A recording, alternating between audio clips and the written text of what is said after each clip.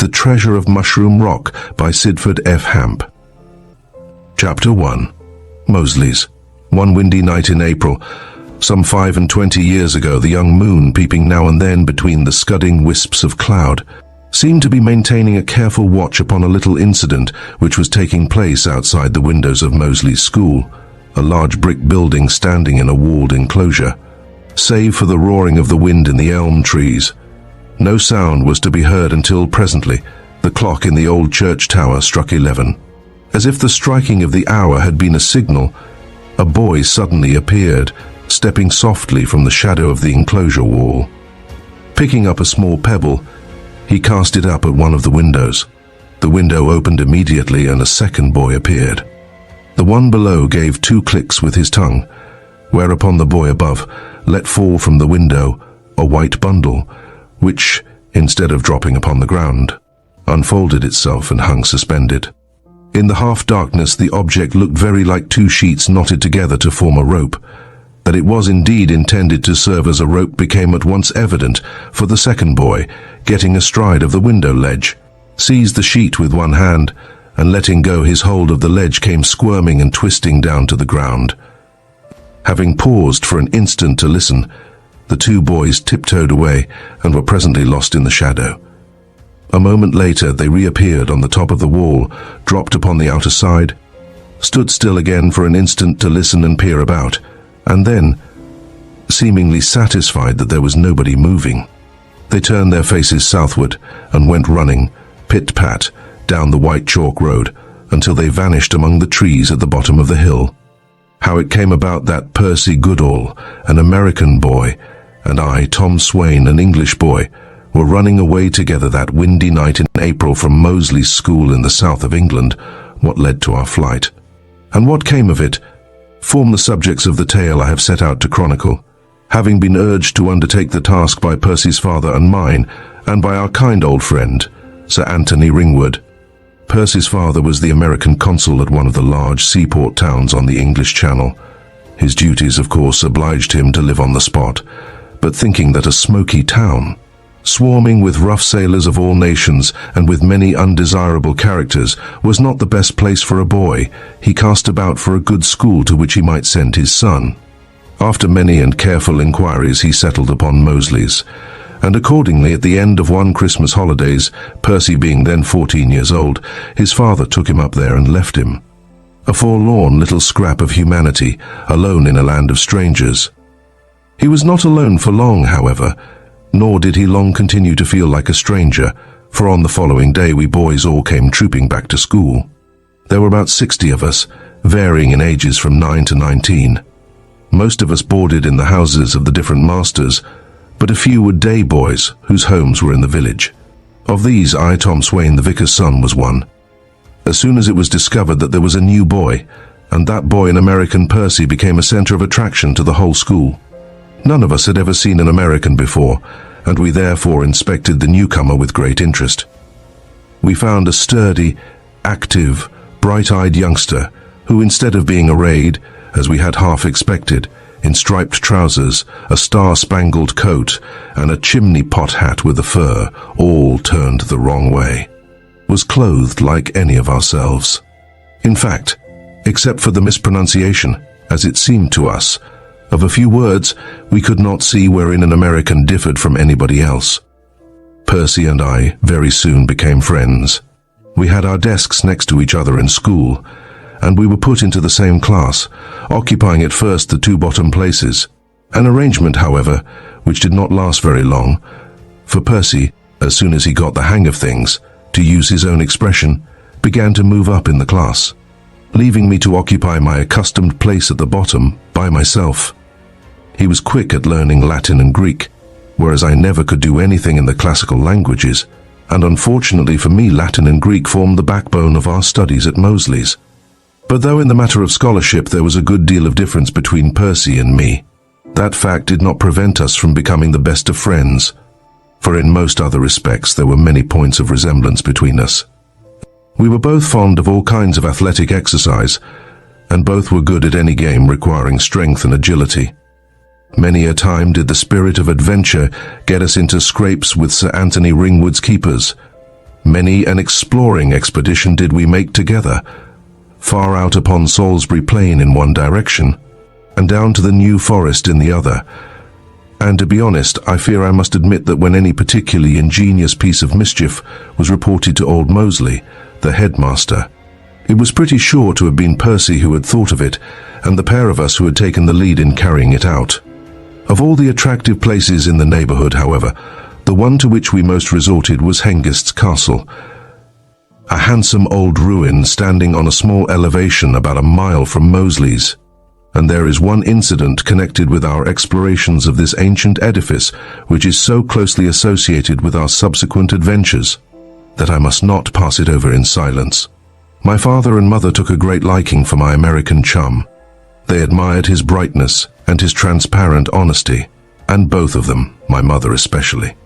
To make him feel that though a stranger in the land he was not exactly a foreigner, as a French boy would have been, made him welcome to the vicarage whenever he chose to come, and as we were always together. That was pretty often. On one of these occasions, a wet Saturday afternoon, Percy, poking about among the neglected volumes on the top shelves of the library, came upon a musty old leather-bound history of Hengist's Castle. Among the many anecdotes scattered through this book, there was one in particular which attracted his attention.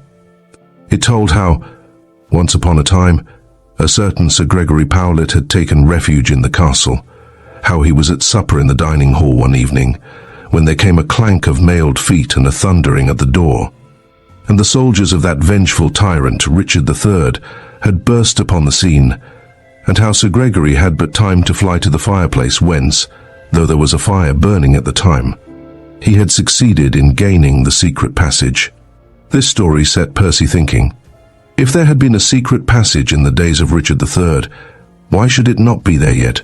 He communicated his idea to me, and we determined to set about a systematic search for it. From the diagrams and pictures with which the history was embellished, we made out the situation of the dining hall and the fireplace.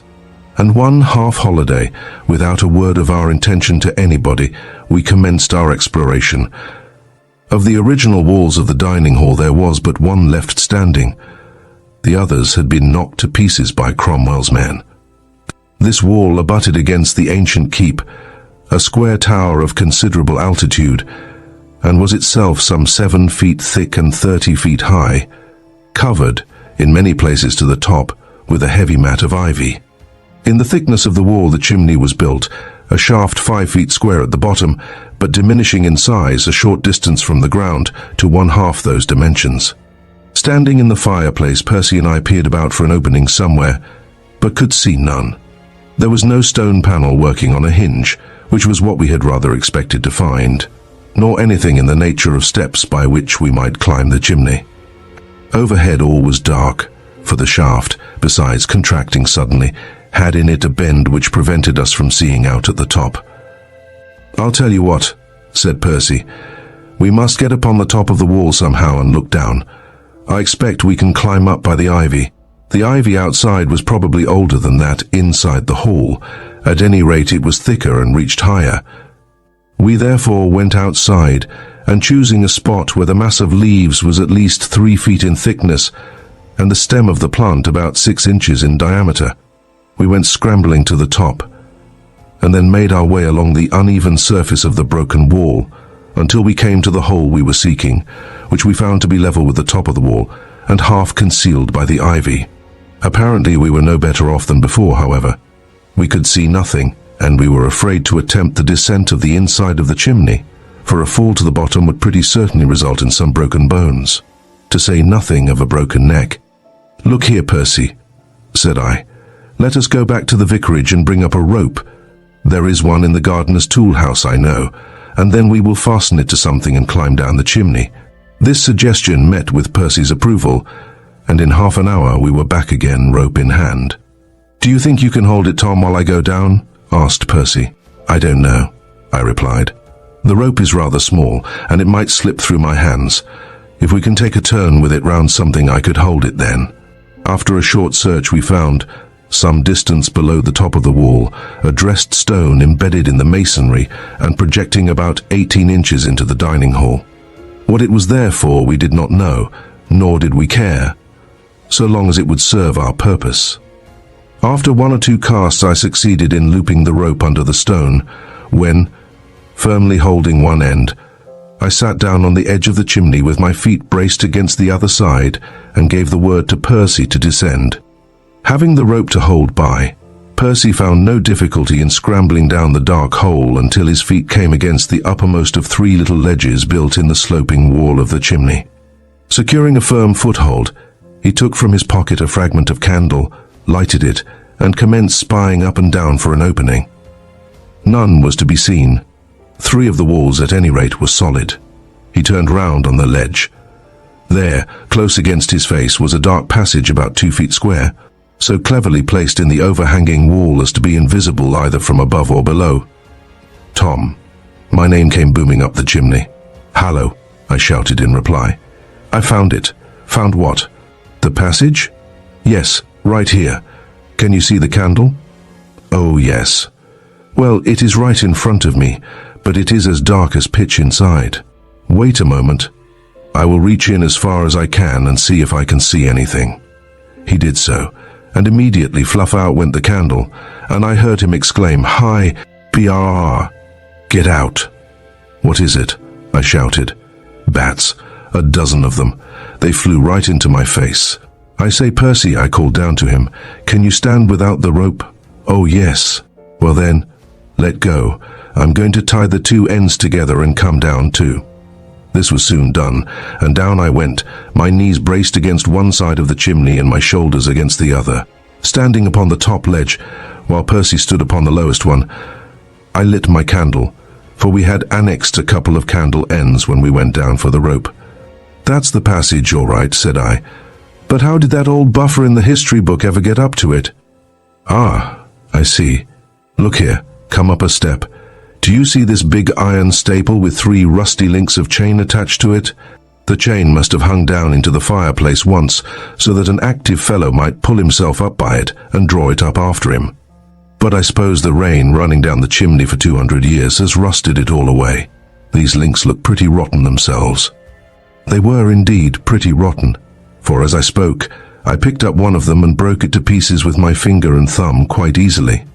The staple itself, however, being thicker and being placed farther inside the passage, was still perfectly sound. "Come on," said Percy. "Let us crawl down the passage and see where it leads to." After crawling for a short distance, we found that the roof of the passage rose sufficiently to enable us to stand upright, and directly afterwards we came upon a flight of stone stairs ascending into the darkness.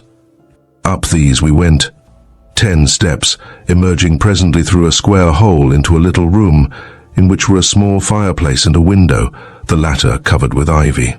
Looking through this window we could see the school and the village, and we guessed at once that the room was built in the wall of the keep, which we knew to be immensely thick. As may be supposed, we were highly jubilant over our discovery.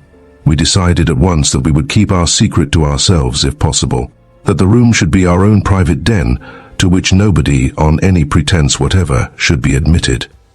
The first thing to be done was to provide some ready means of access to the passage, and this we accomplished before the day was out. Procuring from the village blacksmith a stout iron bar, we laid it across one corner of the chimney top in receptacles made for the purpose by prying up some of the stones, and having reset the stones as well as we could. The first part of our task was completed. The next thing was to attach to the bar one half of the rope, which I had begged from my father, and after tying a short, stout piece of wood every 2 feet of its length, to drop it down the chimney.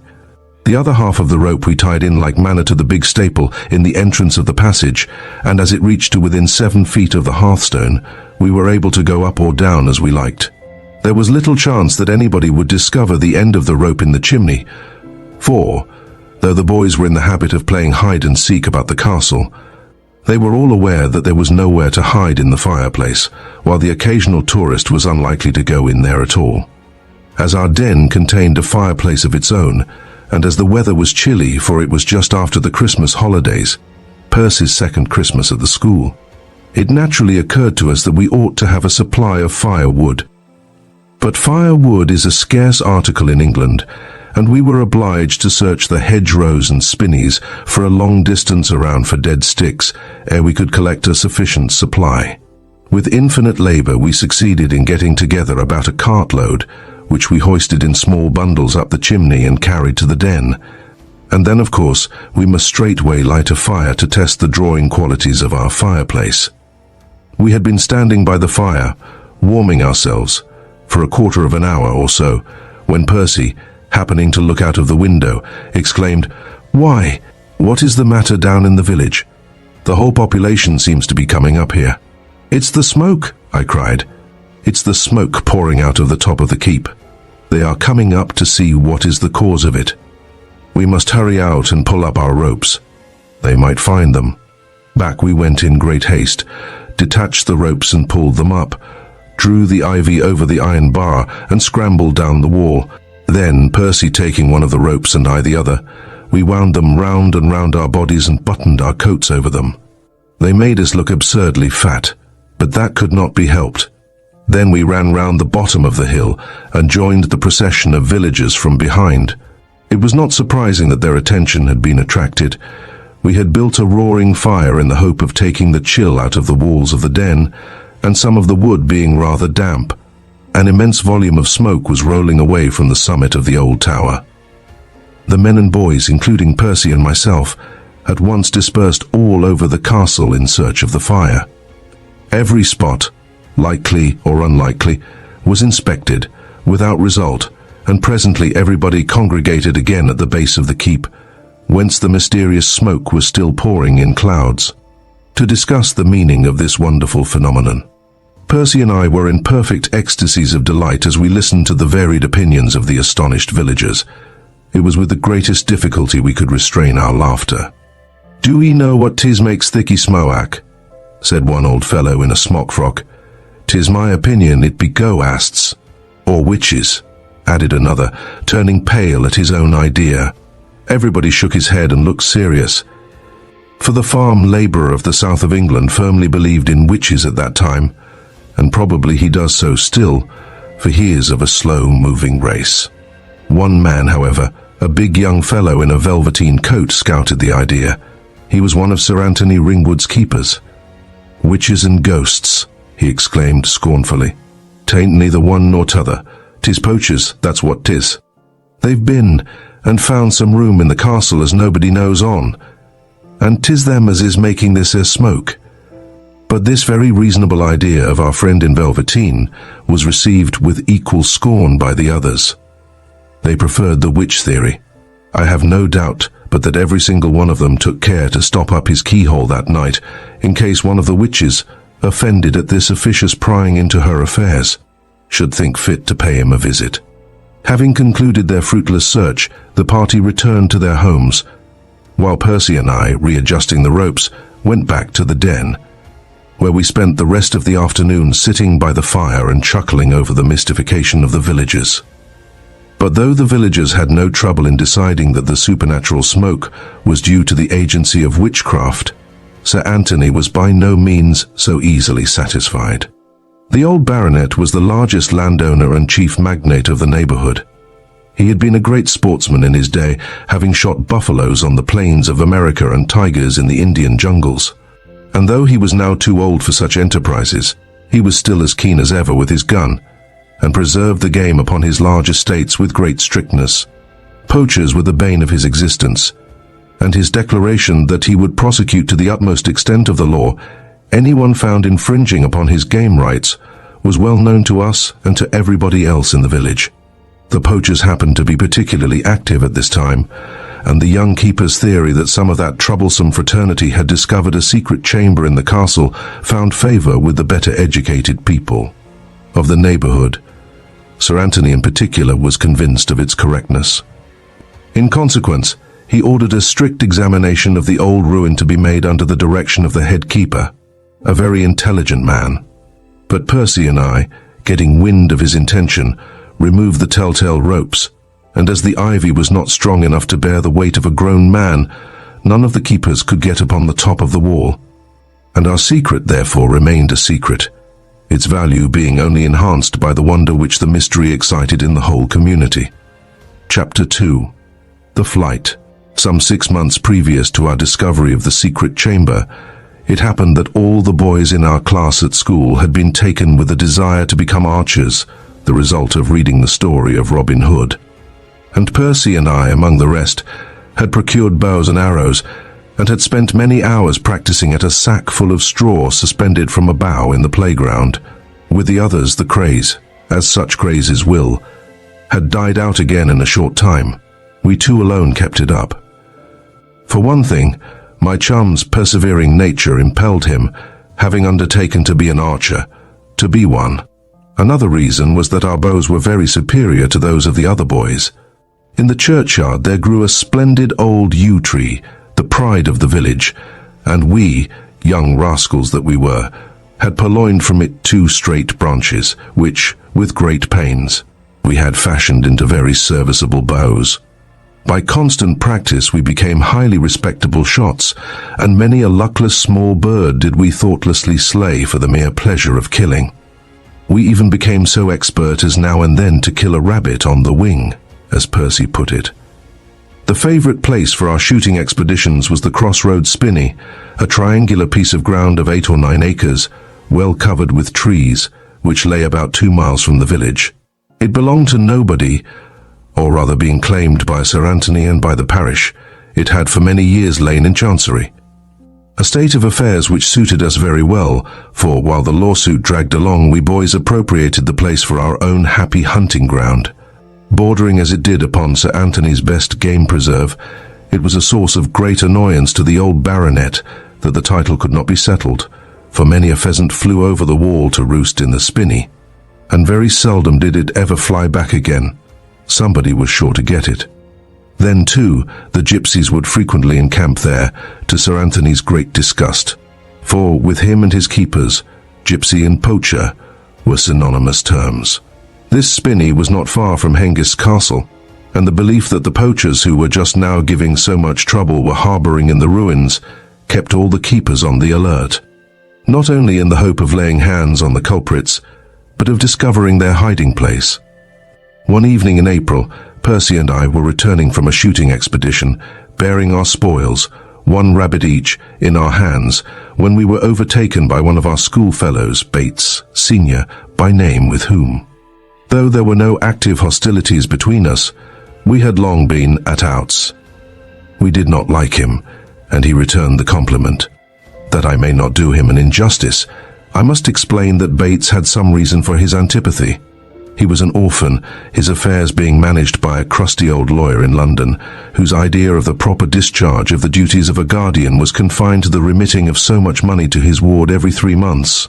More money than a boy ought to have at command, and in taking no further notice of him until next quarter day came round. Bates was thus in a manner thrown upon the world to follow his own bent, and unfortunately for him, his bent had one very serious twist in it. He was a born gambler. Old Mosley was aware of his pupil's proclivities.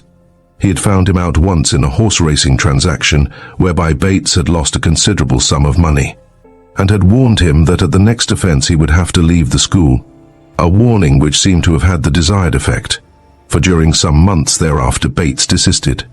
One day, however, Percy and I, ranging the woods in search of birds' nests, came suddenly upon Bates and a stranger seated on the ground with a handkerchief spread between them, shaking dice for shillings. The disconcerted gambler, when he saw he was discovered, sprang to his feet and advanced upon us with a threatening air, but though he was 3 years older and 3 inches taller than either of us, Percy and I were not afraid of him, and Bates, knowing probably that we were a pair hard to beat, which I think I may assert without risking the charge of bragging, thought better of it, and, changing his manner, invited us to join the game, an invitation we promptly declined. He then fell to begging us to say nothing about it.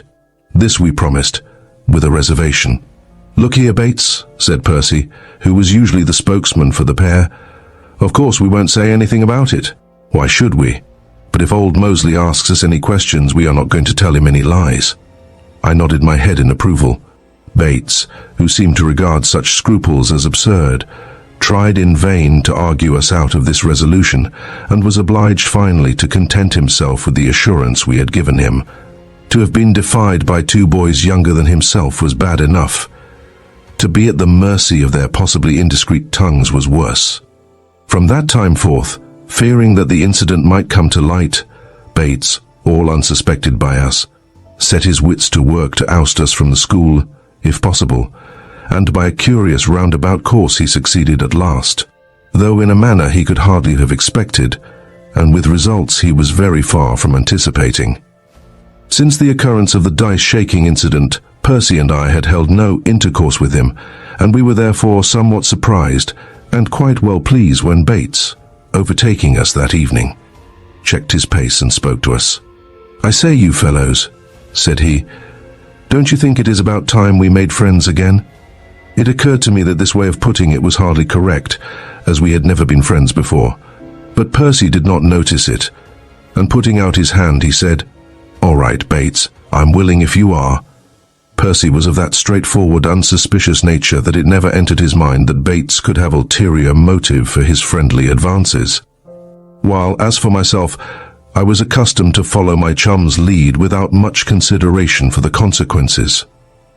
Accordingly, we shook hands all round and walked on side by side, glad to think that the feud was ended. "You haven't been to the spinney today, have you?" asked Bates. "No," replied Percy. "We went up the Roman road to Crabtree's farm. There are lots of rabbits there, and old Crabtree is glad to have them shot. They are so thick as to be just a nuisance." "Well," said Bates, "I've just come by the spinney, and I saw something that made me think of you two fellows and your bows and arrows. I had an idea, and you can help me to carry it out if you like. In fact, to be honest, that was why I proposed to you to be friends again." We were rather pleased at this honest confession. Bates was not such a bad fellow after all, perhaps. "What is your idea?" asked Percy. "I'll tell you. As I was coming along, I saw 5 pheasants fly over Sir Anthony's park wall and alight in the spinney. I crept in there, and there they were, all settling themselves for the night in a young fir tree. Then I thought of you. What do you say to going out tonight and having a try for them? You can bring your bows and arrows, and I'll show you the place. What do you say?" "But look here, Bates," said I, "isn't it against the law to shoot pheasants?" "Oh, no," said Bates confidently. "If you were to shoot them on Sir Anthony's land, that would be poaching, of course. But in the spinney a pheasant belongs to anybody who can get it." "Are you sure?" asked Percy. "Certain, quite certain," Bates declared with much emphasis. "You would not catch me going after pheasants if there was any fear of getting into prison for it. No, thank you. You may be sure of that." "It does seem pretty reasonable," said Percy. "That game found on land that belongs to nobody in particular should be the property of anyone who can get it. And if you're sure you're right, Bates, I think we may as well go." "Eh, Tom?"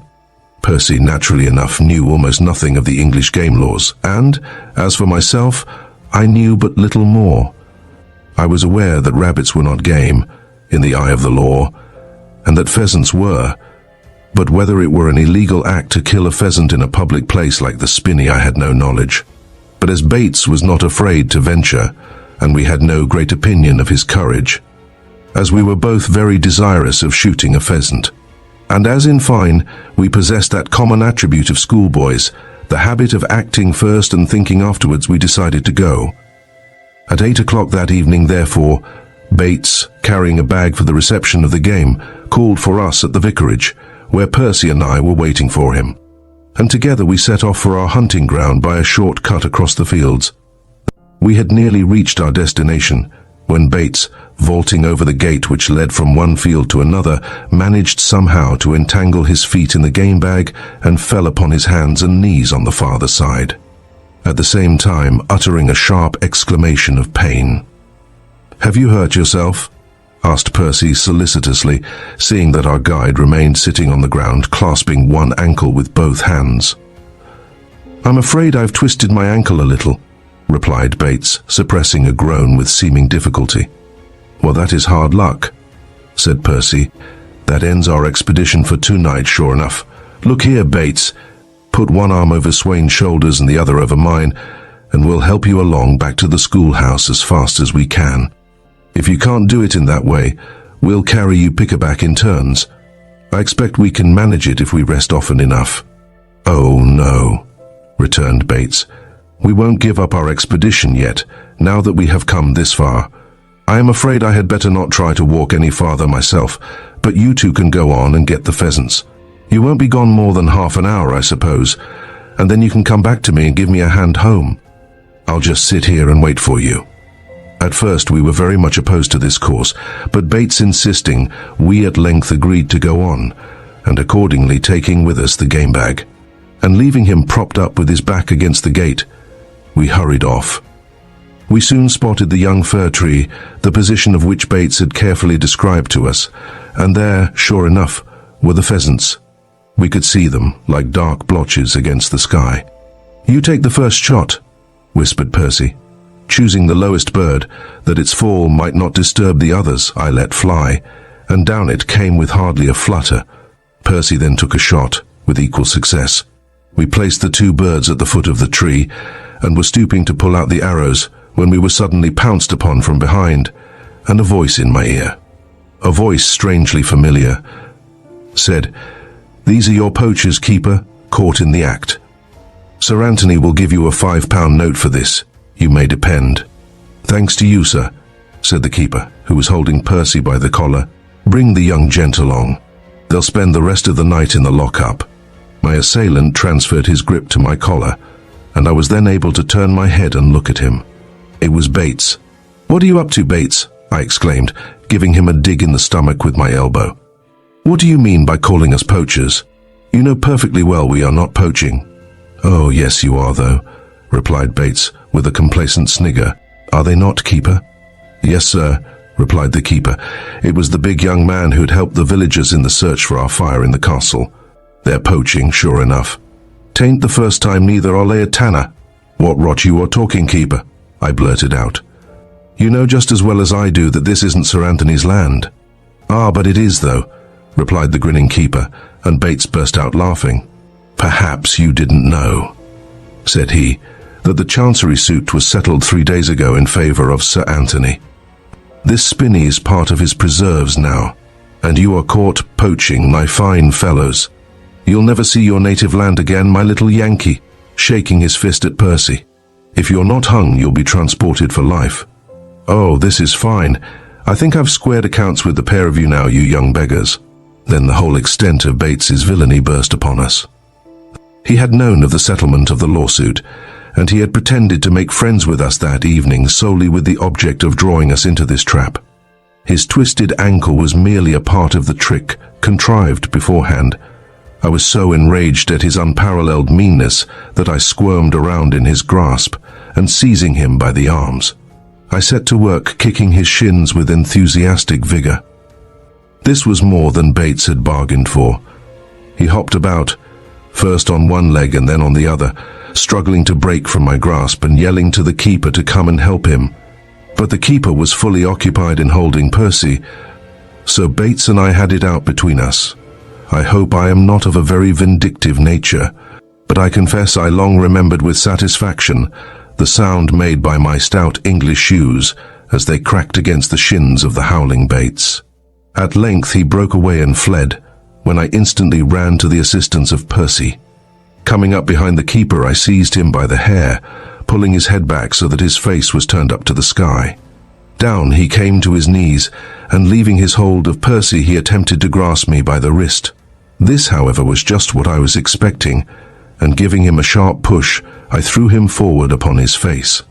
The next moment, Percy and I were out of the wood and scudding down the road. The indignant keeper was up, and after us like a shot. We could hear his heavy shoes coming, clip-clop, on the hard road behind us. We were just beginning to think we should outrun him when he blew a shrill whistle, in response to which 2 other keepers suddenly appeared in the road 100 yards ahead. They supposed they had caught us then, but they were mistaken. Without an instant's hesitation, Percy swerved to one side, put down his head, shut his eyes, and dashed at the quickset hedge which bordered the road. He burst halfway through, when a push from me sent him forward upon his hands and knees on the other side. I dived into the gap he had made, and Percy, seizing me by the arm, dragged me through, just as the young keeper came panting up behind. Away we went across country, heading straight for the castle, and after a smart run of nearly a mile, we dashed into the old dining hall, still 50 yards ahead of our pursuers. Calling to Percy to take to the chimney, I bolted through the arched doorway of the hall and scrambled up the ivy, reaching the top in time to see the young keeper pop into the fireplace down below. He had evidently seen Percy go in there, and supposed he had caught him as in a trap. Great was his surprise, therefore, to find the place empty. Soon Bates and the other 2 men came up, and as I lay on the top of the wall peeping over, I could hear their conversation. "Gone up the chimney, have they?" said Bates. "Then they can't escape. They will have to come down again sometime. I'll tell you what it is, men. These are the poachers who have been making this smoke that has been puzzling everybody so much. They have found some secret chamber up the chimney here.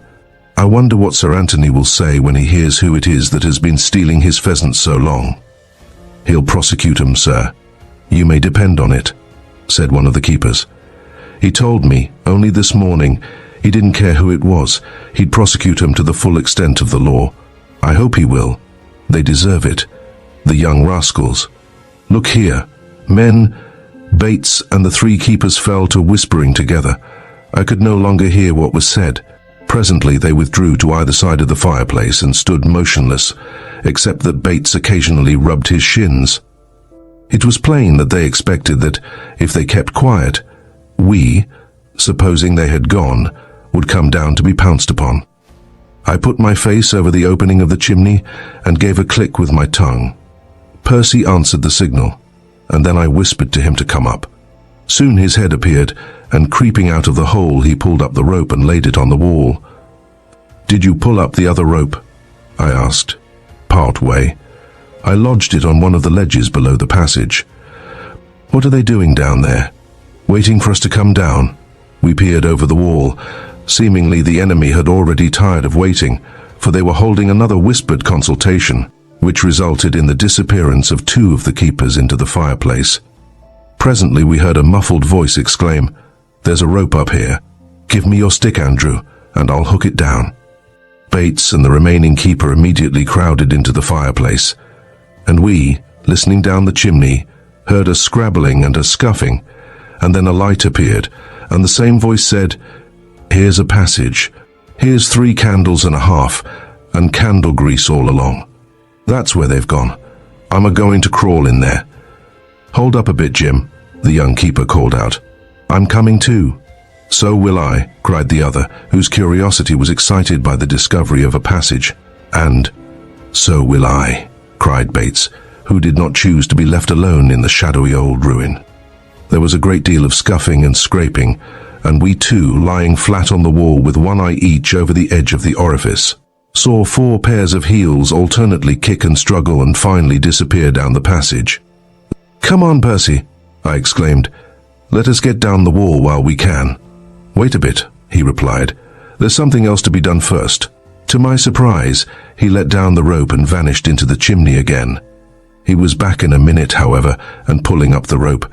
He sprang to his feet and cried, "Now we're all right. They won't catch us tonight, I think." "What did you go down for?" I asked. "I cut the other rope and dropped it into the fireplace. Instead of the enemy catching us, we had caught the enemy. We were soon down upon the ground again, and on our homeward way. But on rounding the corner of the keep, we espied a glimmer of light coming through the ivy leaves which covered the window of our private den. "Let us hail them," said Percy, and on my acquiescing he called out, "Hallo, up there!" Immediately the leaves parted, and a face, illuminated by a candle, appeared. It was Bates. At his exclamation of surprise on seeing us, for the moon was up, his face was at once surrounded by those of the 3 keepers, who gazed in wonder at our unexpected appearance. "Goodbye, keepers," cried Percy. "I've cut the rope in the chimney and you can't get out. I'm sorry to inconvenience you, but I'm afraid you are likely to starve to death. There's plenty of firewood, and there are 3 sparrows and a blackbird hanging on a nail in the corner. They will keep you alive for a day or 2. After that, you can cook Bates. Goodbye." With that, we turned our backs upon the prisoners and set off at a brisk trot for the vicarage. There was a summer house in one corner of the vicarage garden, and to this we repaired in order that we might consult as to our future proceedings.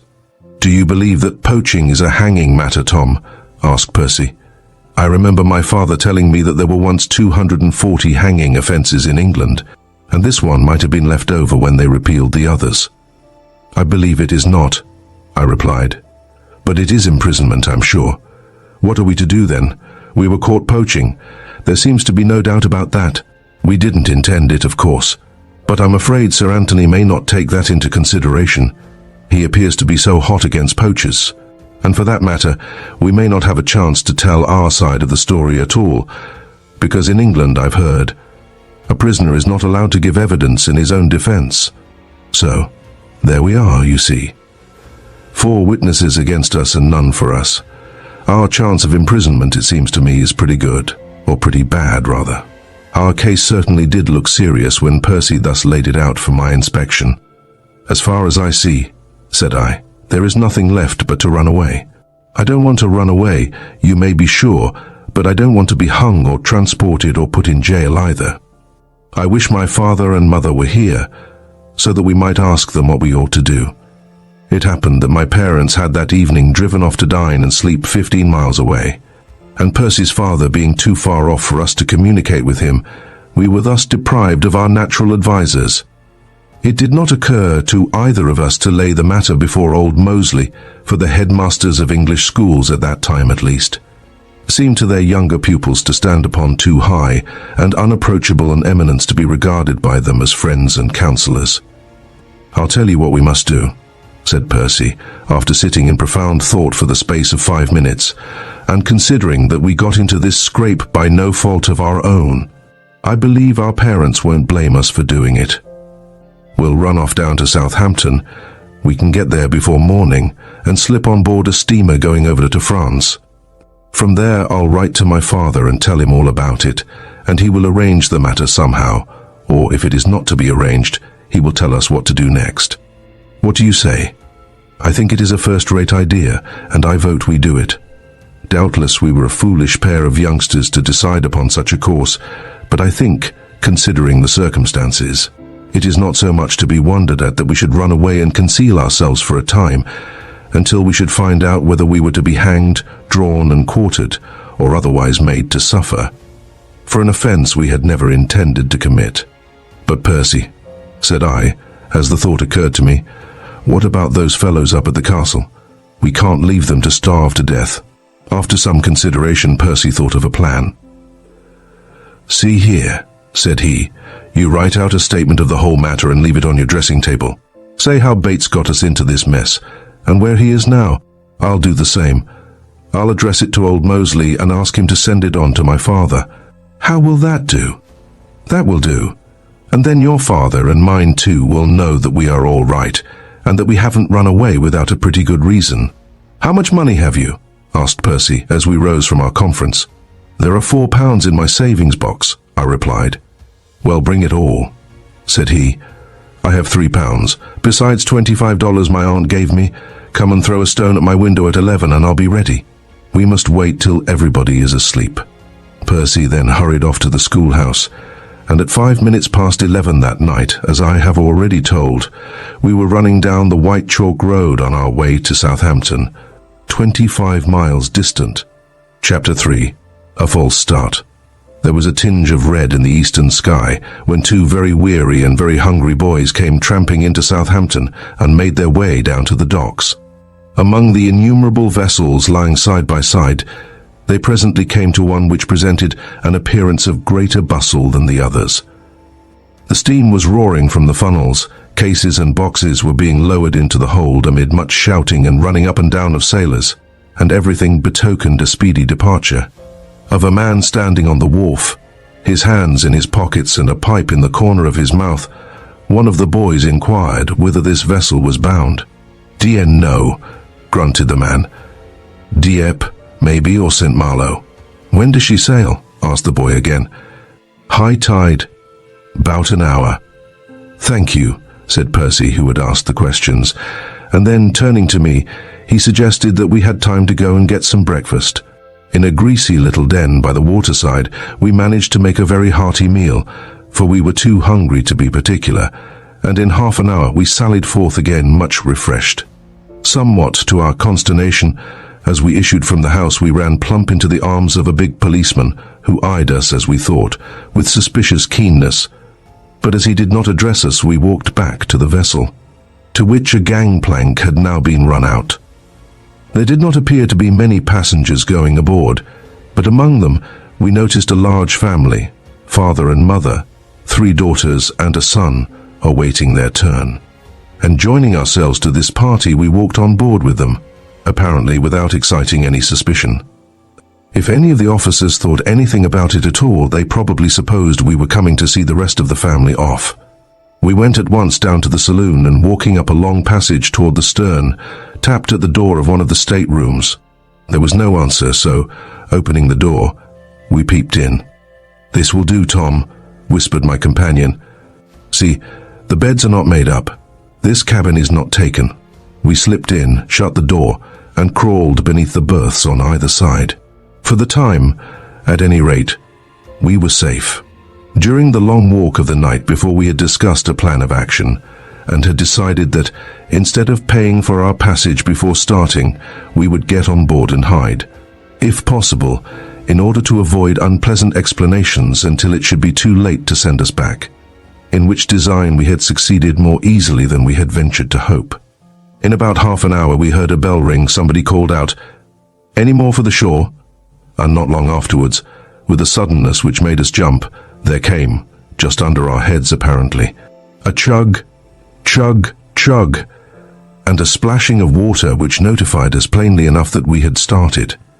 Presently, from the slight motion of the vessel, we guessed that we were clear of the docks and were steaming down between the Isle of Wight and the mainland. This motion continued for a long time, and then the boat suddenly heeled over and rolled back with a creaking of timbers and a slamming of doors which proclaimed the fact that we had rounded the Needles and were out in the English Channel. "Percy," I whispered, "I wonder what they are doing at home now. They found your sheets hanging out of the window long before this." "Yes, and Tom, I wonder if Bates has ventured to climb down the chimney yet." "Not he," I replied. "The keepers might, but Bates won't." We lay silent again, and presently, worn out by our long night's tramp, and by the exertions and excitement of the day before, we fell asleep. It was towards evening when the ringing of the dinner bell woke us up, thinking it was the calling bell at school. Percy started up, and was at once brought to a sense of his present situation by cracking the back of his head sharply against the bottom of the berth. Seeing that I was moving, he whispered across to me, "Tom, shall we go out now? We must be nearly across." "How long does it take to get over to France? Do you know?" We had both crawled from our hiding places and were enjoying a hearty stretch. I had opened my mouth to reply to Percy's question when we heard footsteps in the passage and a voice saying, "Number 4, lower berth." "This is number 4, Percy," I whispered hastily. "Shall we hide?" "No," said he stoutly. "And all right," said I, and standing side by side we looked expectantly and with something of a tremor at the door. The door opened, and a large man in a gold-laced hat put one foot inside the cabin and stopped, regarding us with wide-opened eyes. Behind him we saw a steward carrying an armful of bedding. "Well, young gentleman," said the gold-laced man, whom we took to be the captain, "where did you spring from?" "We came on board this morning, sir," said Percy, "and we've been asleep ever since." Then, seeing that the man looked serious, he hastily added, "We are ready to pay for our passage, sir." "And if you please, sir," I asked, "shall we be able to get something to eat before we land?" For I was ravenously hungry. At this the big man broke into a big laugh. "Well, yes," said he, "you will be more than hungry if you don't. Where do you suppose you are going to?" "France," we both answered together. At this the big man's countenance fell again. Telling the attending steward to leave the bedding, he shut the door and said, "Boys, I'm afraid you have made some grievous mistake. This boat is not going to France. We are bound for New Orleans." It was our turn to look grave. Instead of a passage of 6 or 8 hours, we were in for a sea voyage of 2 or 3 weeks. Added to this, if we should give up all our money, it would hardly suffice to pay our way, and moreover we should on landing be stranded, penniless, in a strange city in what was, to me at least, a foreign land. The situation was decidedly serious. "How did you ever come to make such a mistake?" our interlocutor went on.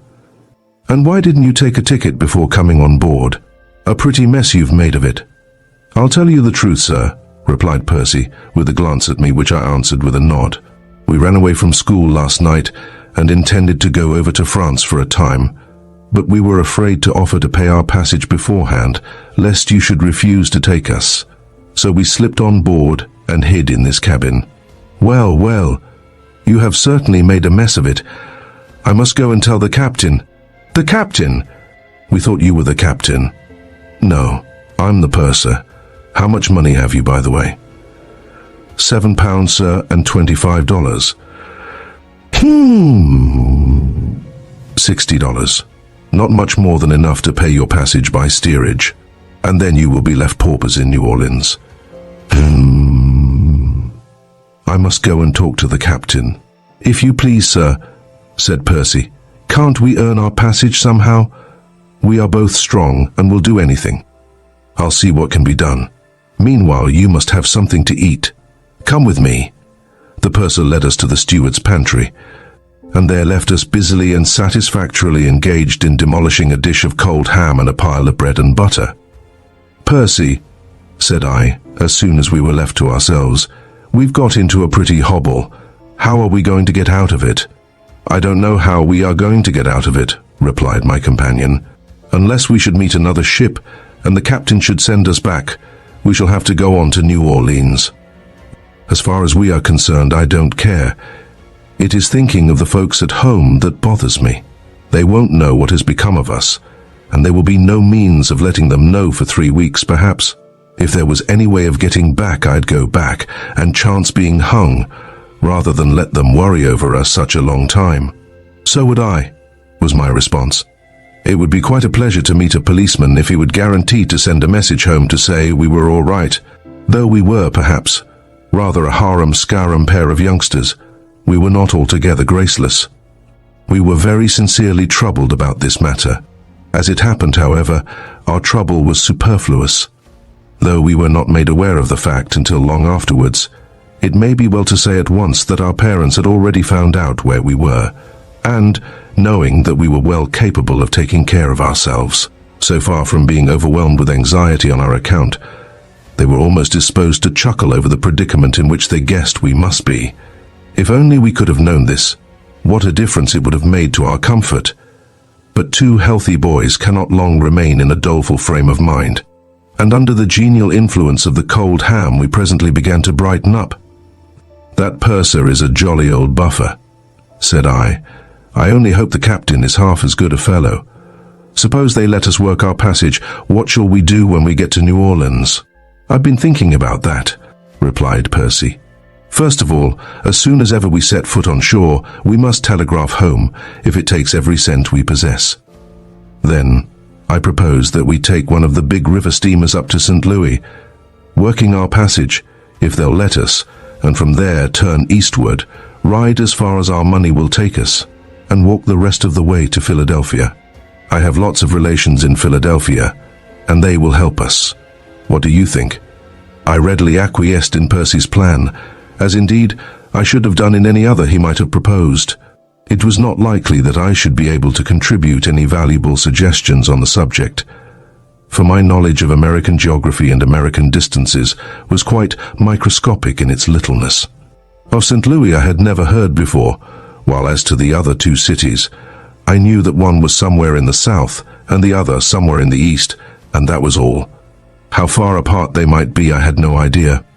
It was well we settled upon a plan of action while we had the chance, for, as it happened, we were destined to have few opportunities of conversing during the rest of the voyage. One of the stewards presently came in with a message from the purser to say that the captain could not see us until next day, and that he, the steward, would find us a bed. Accordingly, After going on deck in the forward part of the ship to get a breath of fresh air for half an hour, we went to bed and slept soundly until next morning. Soon after breakfast, our friend, as we had come to regard him, the purser came and told us to follow him to the captain's cabin. It was with a good deal of apprehension that we entered the sanctum of the monarch of this little floating kingdom. But as there was nothing else to be done, we plucked up such courage as was left to us and stepped over the threshold. The captain was a grey-haired, clean-shaven little man with a keen eye and a quick manner. He looked up as we came in. "Oh, these are your stowaways, are they, Mr. Purser?" said he. "So you have run away from school, have you, you young scamps? Do you know I could put you in irons and take you back to Southampton if I chose? I'm not sure but that I ought to do it. How am I to know that you are not running away from the law?" At this accidental shot, Percy and I felt very uncomfortable, perceiving which, and supposing that he had hurt our feelings, the captain changed his tone. "Well, well," said he good-naturedly, "I don't think that. Your appearance is in your favor. You look like an honest pair of youngsters. So you want to work your passage, do you? Is either of you any good at figures?" "Yes, sir," said I, brightening up in a moment, and pointing with my thumb at Percy. "Goodall here is a regular nailer." "Oh, Goodall is a regular nailer, is he?" repeated the captain, relaxing into a smile. "Well, Mr. Purser, suppose you take this nailer and set him to work in your office. Keep him tight at it, make him earn his passage, and you great hobbledehoy to me, what can you do? Your hands are more use to you than your head, I'll wager." I suppose my wits were somewhat confused by this sudden address. At any rate, after a moment's consideration, I commenced the enumeration of my capabilities by saying thoughtfully, "Well, sir, I'm a pretty good shot with a bow and arrow," to which absurd reply both the captain and the purser burst into peals of laughter. "How old are you, boy?" asked the former as soon as he had recovered his powers of speech. "16, sir." "16? I thought you were 18. Are you willing to shovel coal for a living for the next 2 weeks?" "Yes, sir," said I eagerly. "Very well, then. The chief engineer tells me, Mr. Purser, that one of his firemen is laid up with a sprained wrist, so find this boy a suit of overalls if you can and turn him loose in the boiler room. It is a good hot job, and it will take off some of his flesh. He's a deal too fat. Now, get along with you, you young scamps, and mind you behave yourselves." "Well, boys," said the purser after we had retired, "you have come out of that scrape pretty well." "Thanks to you, sir, I expect," said Percy. "I put in a good word for you, I admit," replied our big friend. "I was pleased with the way you spoke up last night. Now I must see to putting you to work. Come along." As a result of the purser's arrangements, Percy and I were separated, he being pretty closely confined by his duties in the purser's office, while I, dressed up in a canvas suit, was sent down into the black depths of the ship to shovel coal. It would be needless repetition to go into all the details of our voyage, every day being but a counterpart of the day before.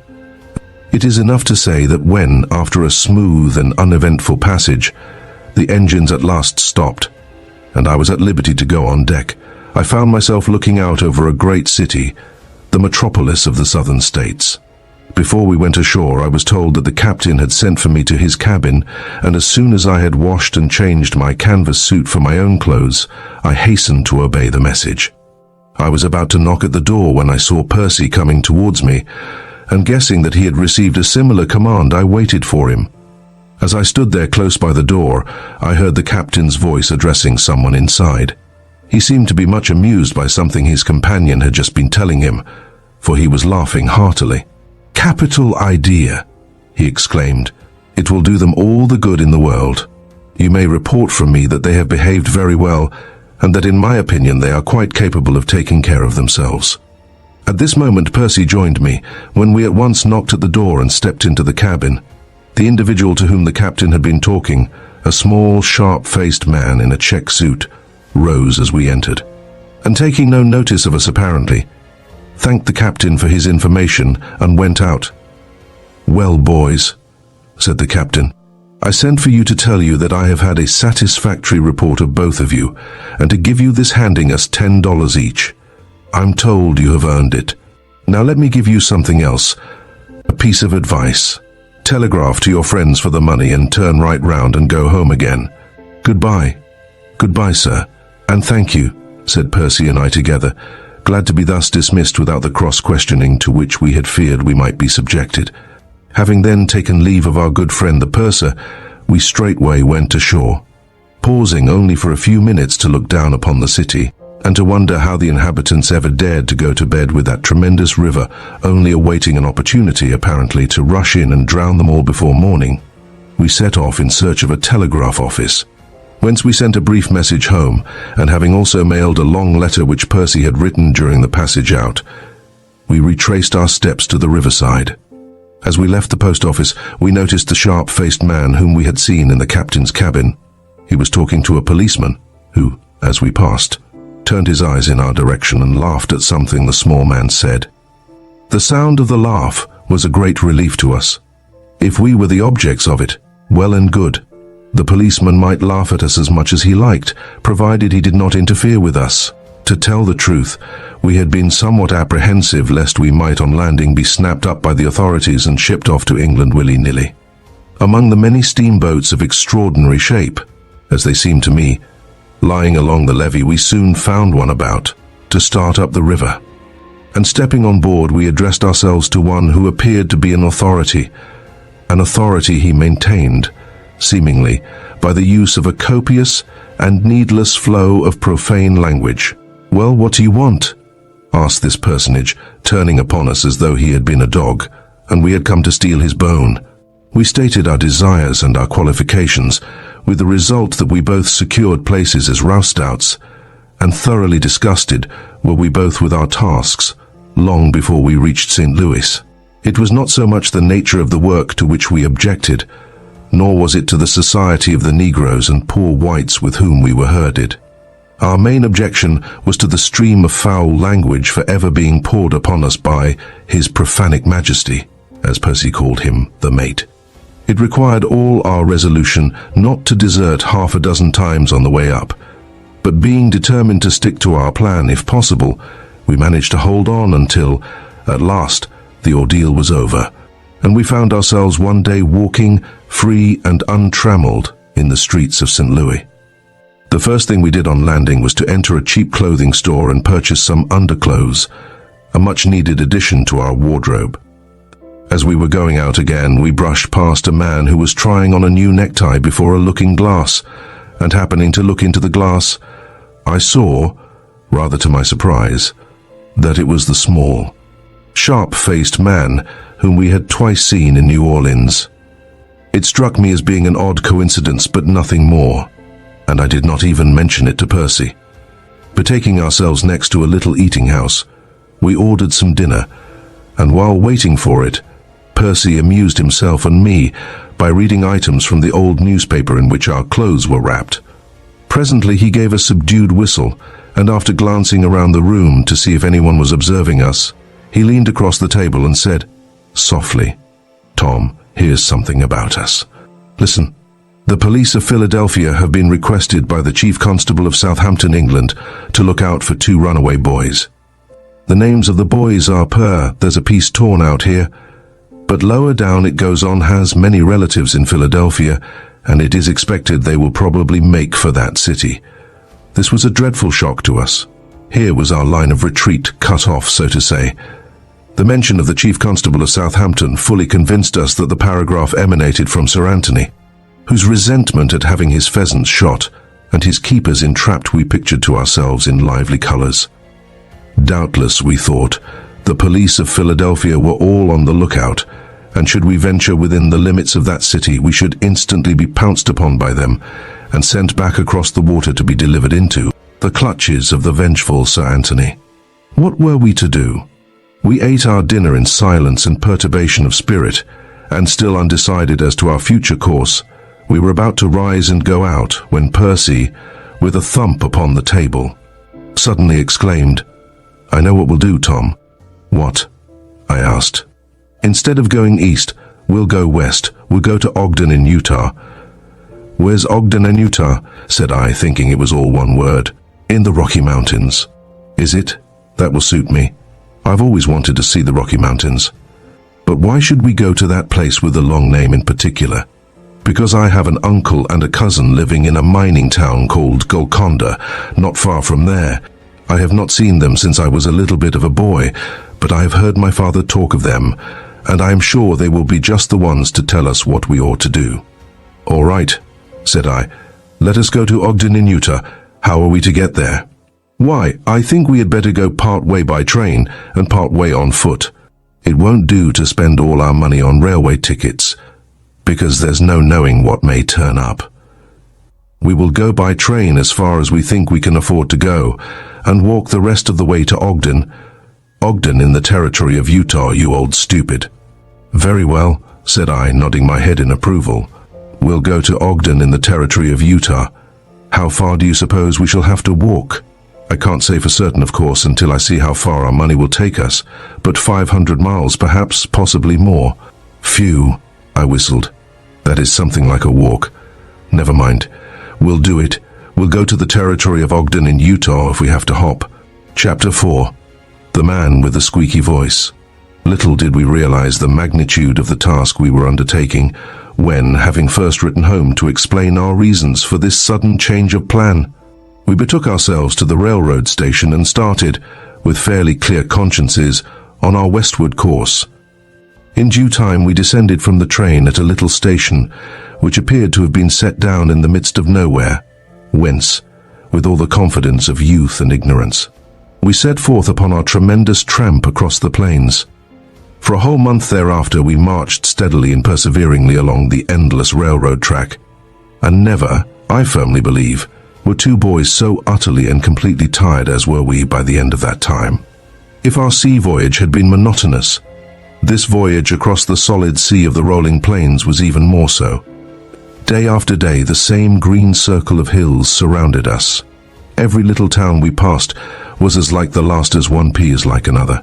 Such a perpetual sameness in the landscape was there that we might have thought we were walking in a circle, but for the sun, which every morning rose behind us, and every evening shone in our faces. The only break in the monotony of our wearisome task was an incident which occurred perhaps half a dozen times. An incident with which we could very well have dispensed, for the reason that by no means could we make head or tail to it.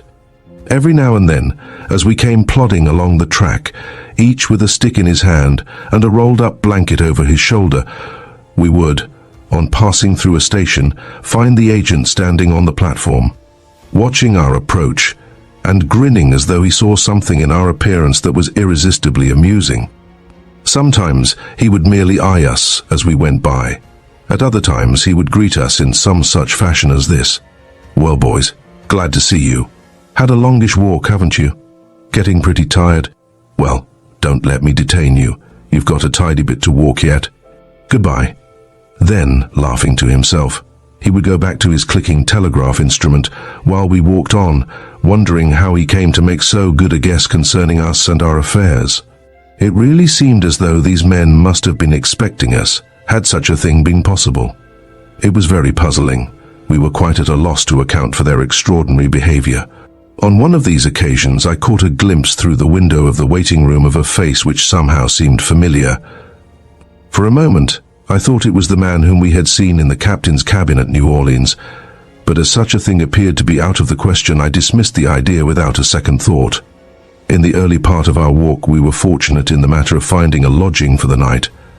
Our practice was, when the sun began to get low, to look out for a farmhouse of decent appearance, and having first washed off the dust of travel, and made ourselves as presentable as possible, to apply for leave to sleep in the barn, a permission which was nearly always accorded.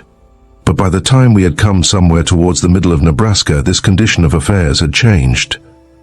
It is true that we were still kindly received at the farmhouses, but the farmhouses were more widely scattered, and the farther we advanced, the less frequent they became. In consequence, we had now and then been benighted on the prairie, on which occasions, especially if it happened to be a windy or a rainy night, we found that the pleasure of camping out lay more in the imagination than the reality. The farther we went, too, the more tired we grew. It seemed almost impossible sometimes to summon up energy enough to go on when the rising sun warned us that it was time to start on another day's tramp.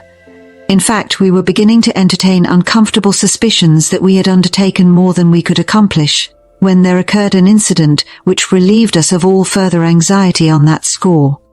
We had been toiling all day against a strong west wind. The sun had gone down an hour ago. We were out on the wide open plain, with never a house in sight, and thoroughly weary. We had decided to camp in the first sheltered spot we could find, when we came upon a small trestle bridge spanning a narrow but deep gully. Across this bridge we had walked in order to get under the lee of the creek bank, when, looking back, we saw on the side we had just left a little tumble-down cabin. We at once retraced our steps, and scrambling down the side of the gully, we approached the building. It was evidently very old. The door was gone, the mud filling had all fallen out, while of two bunks built against the end wall, one above the other, the upper one only was sound.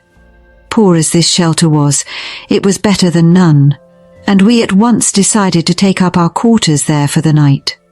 We were too tired to go and hunt for firewood in the dark, so, unwrapping from a greasy newspaper some slices of cooked ham which we had purchased that morning, we made a chilly and comfortless meal, and then, having re-wrapped and re-pocketed the remnants of the ham, we climbed into the crazy upper bunk, rolled ourselves in our blankets, and were soon sound asleep, in spite of the insinuating draughts, and the trembling of the rickety old structure before the assaults of the blustering wind.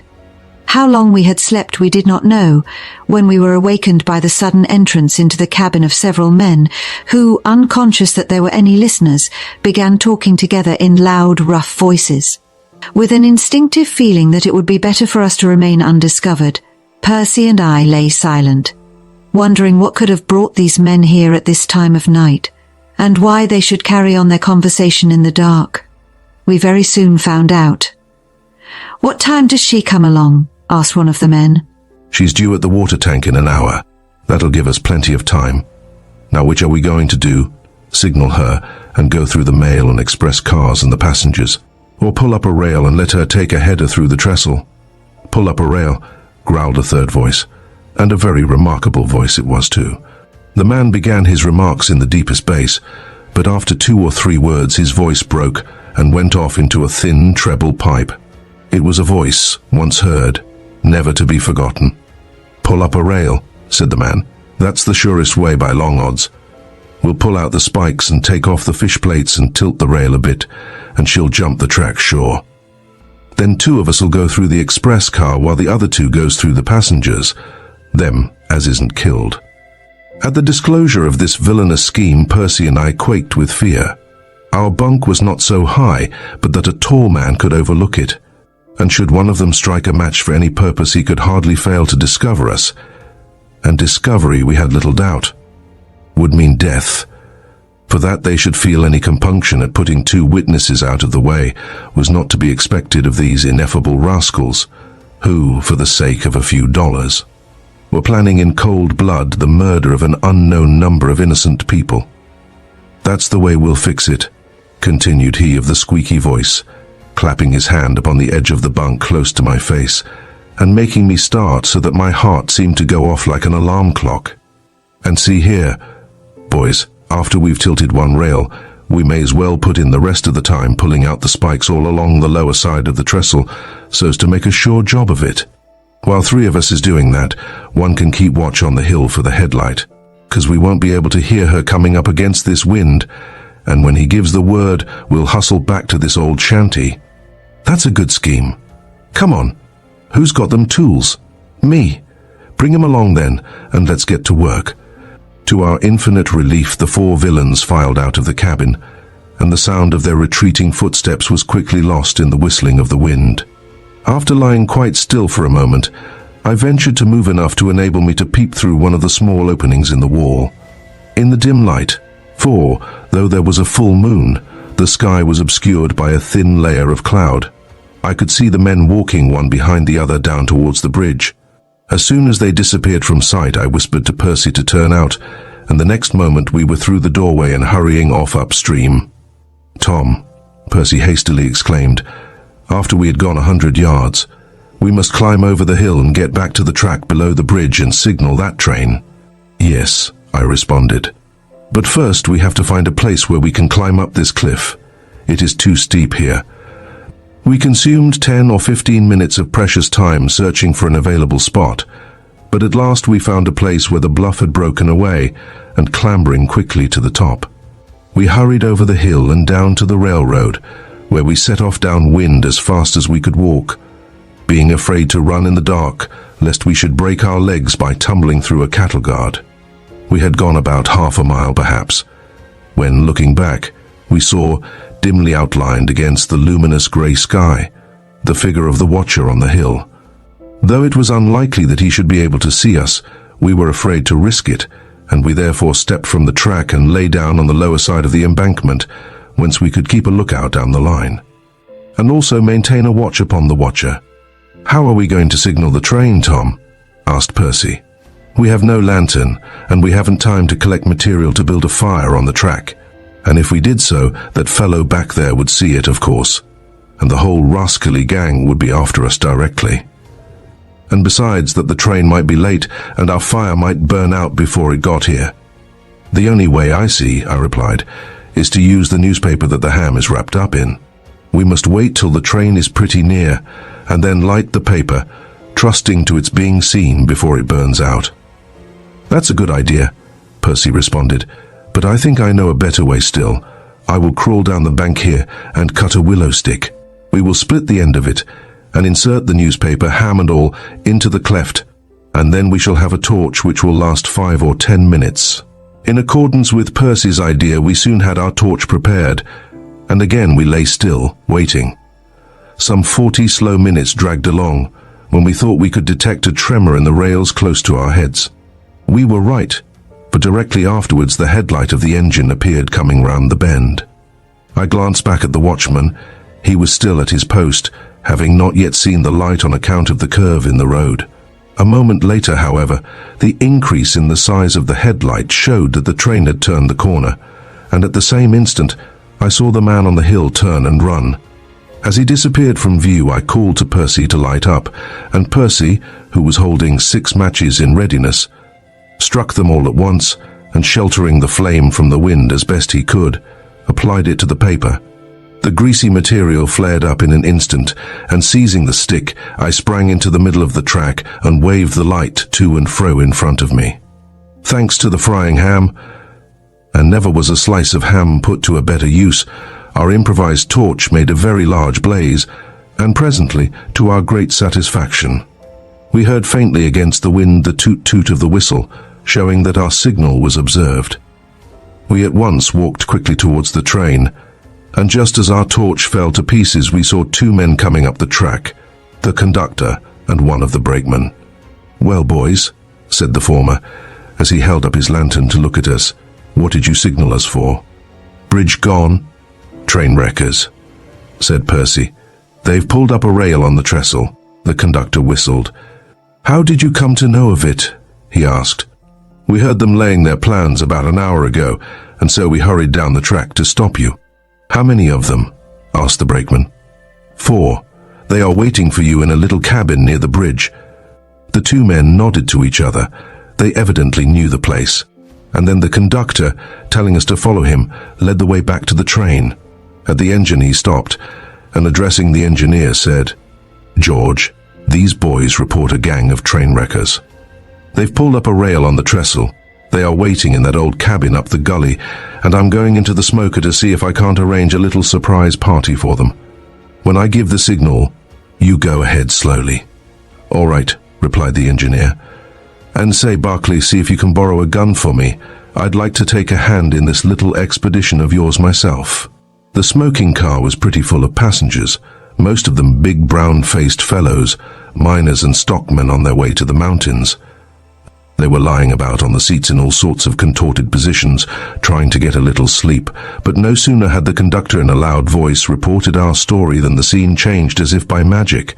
Each one of these peaceful citizens appeared to have a big revolver concealed somewhere within easy reach, and about 20 of them instantly volunteered to take a share in the proposed surprise party. The signal, therefore, being given, the train moved on towards the bridge. In about 5 minutes it stopped again, and the conductor, with an extra revolver in his hand, stepped from the car. followed by his volunteer posse, we boys wisely remaining behind. For half an hour the trainmen and all the other occupants of the car stood around the panting engine, whispering together and waiting for a shot. No shot came, however, and presently we saw the party coming clambering up again from the gully. We looked in vain for prisoners. They were returning empty-handed. Without doubt the robbers had taken alarm and fled, for the posse had found no sign of them about the cabin save the marks of their boots in the dust and an odor of bad tobacco.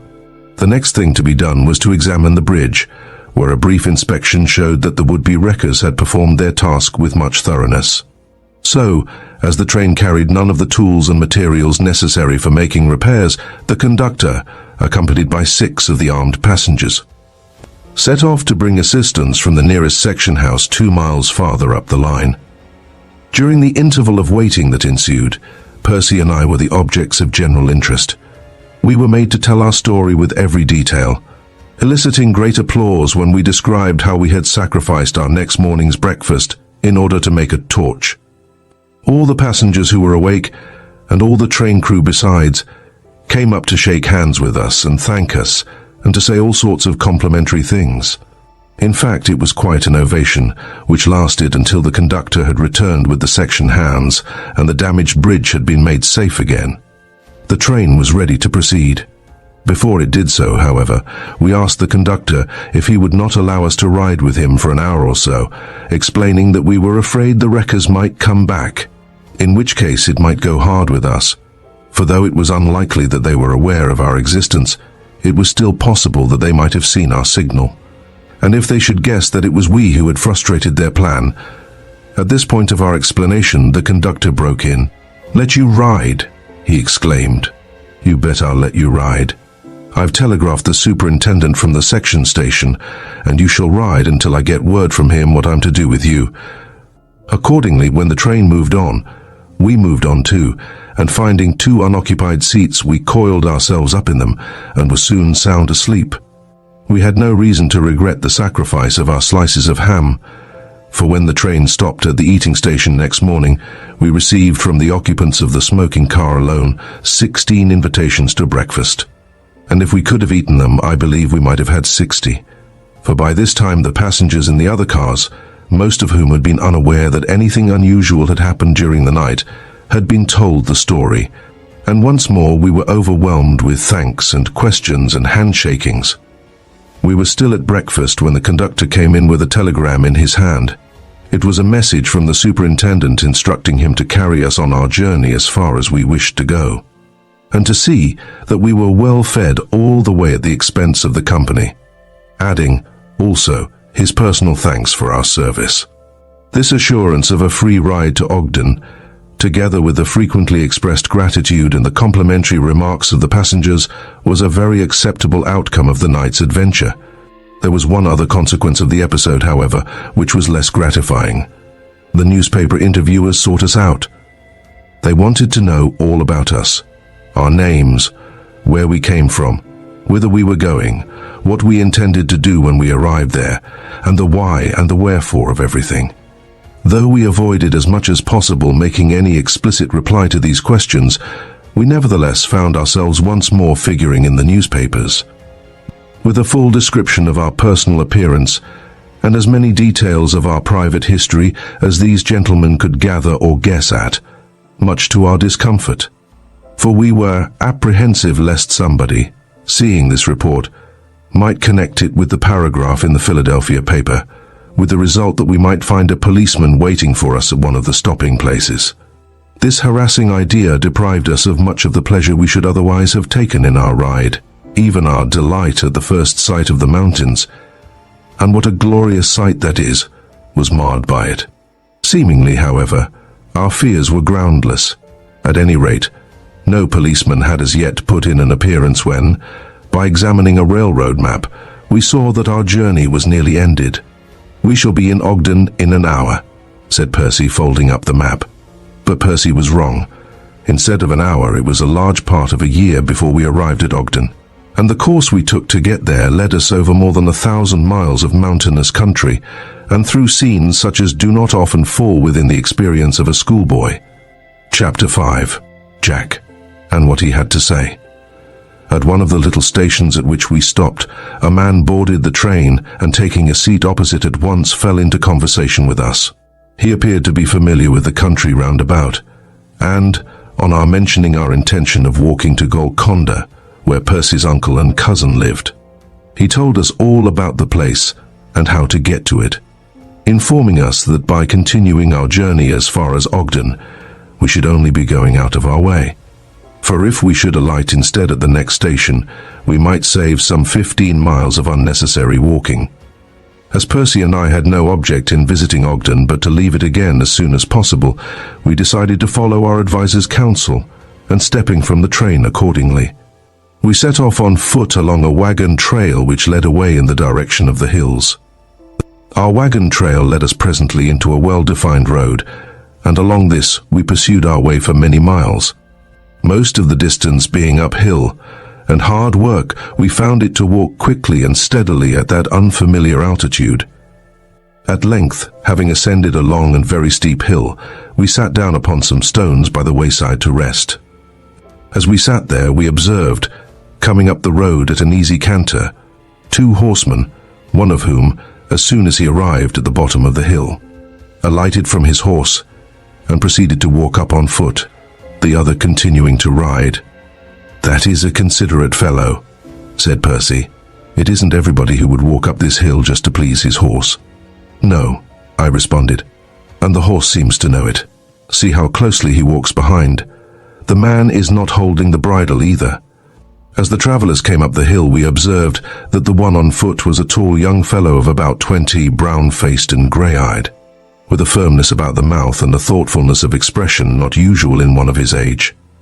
But the other, to my great astonishment, the other was the small, sharp-faced man of whom I have made mention on 2 or 3 previous occasions. How came he here? Had his presence anything to do with us? Before I could come to any conclusion or say anything to Percy on the subject, the pair came opposite to where we sat and stopped. "Good morning," exclaimed the young fellow, mopping his face with his handkerchief. "Pretty hot, isn't it? Which way are you going, up or down?" "Up," replied Percy. "We are on our way to Golconda. Do you happen to know the place?" "Oh, yes." "Very well. I live there." "Do you? Then do you know a gentleman there named Harding, or his son, Jack Harding?" "Yes," replied the stranger. "They are living there still, I suppose," said Percy, with some anxiety, for, though he had said nothing to me on the subject, he had been worrying himself a good deal over the idea that his uncle might have left the place. And what would become of us then? Instead of replying, the stranger looked hard at Percy for a moment, and then, breaking into a smile which displayed a row of strong white teeth, he stretched out his hand and said, "How are you, Percy?" For an instant we stared at him in astonishment, when, all at once, it flashed upon us who it was. "Why, it's Jack!" cried Percy. "It is you, isn't it, Jack?" "Yes, it's me, all right," replied Jack, forgetting his grammar for the moment. "And this is your English friend, Tom Swain, of course." "Yes," said I, shaking hands with him with great satisfaction, "and uncommonly glad I am to see you." "But, Jack," Percy exclaimed, as the thought suddenly came into his head, "how did you know I had an English friend named Tom Swain?" At this question Jack, by way of reply, burst into a merry laugh, in which, to our surprise, the small man on the horse joined. "Well, Mr. Harding," said the latter, "I may as well turn round now and go back to Ogden. My part of the business is completed with the delivery of the goods. You might just give me a receipt for them, if you will." "All right, Jenkins," replied Jack, and taking a pencil and a piece of paper from his pocket, he wrote rapidly, and then went on, "Will this do? Received of Hiram Jenkins 1 Percy Goodall and 1 Tom Swain, in good condition. John Harding." "That will do, sir, thank you," the small man answered, laughing and pocketing the paper. "Goodbye, sir." "Goodbye, young gentleman. I'm glad you've got here at last. You've been a longish time about it, though, haven't you? Goodbye." With that he turned his horse and rode off down the hill, while Percy and I, in a state of the blankest bewilderment, looked alternately at each other and at Jack, who, standing with his arm across his horse's neck, was regarding us with a broad and cheerful grin. "Jack," exclaimed Percy at last, What's the meaning of all this? What has that man to do with us? How? Why, what is the meaning of it?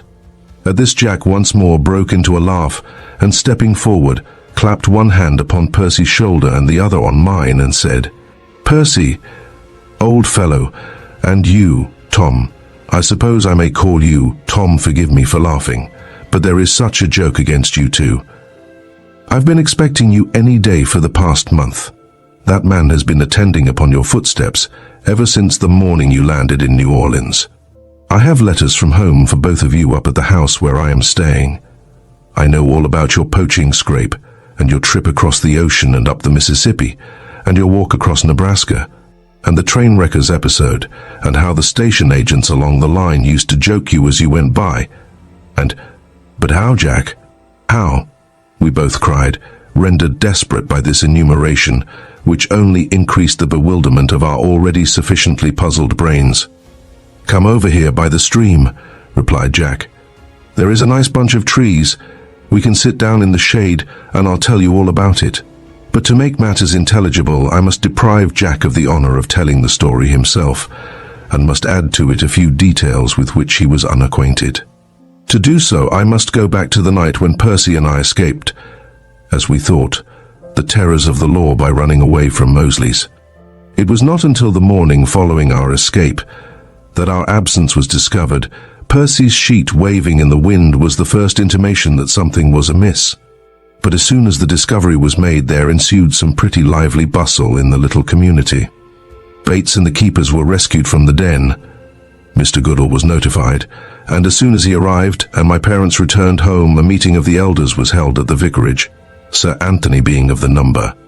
The old baronet was half amused and half indignant that we should have supposed him to be so harsh and undiscriminating as to prosecute two thoughtless boys for an offence which they did not know was an offence. "But it is just like boys, though," said he. "They never do stop to think." The witnesses were examined, and with the help of Percy's and my letters, a pretty true understanding of the incident was arrived at. To dispose of one part of my story at a time, I may say that Bates's share in the transaction showed up so unpleasantly that, as a consequence, he drove away late that evening to the railway station. His school days were over. Going up to London, he there had an interview with the old lawyer, his guardian, to whom he expressed his determination to return to school no more. He had had schooling enough. He was 19 years old.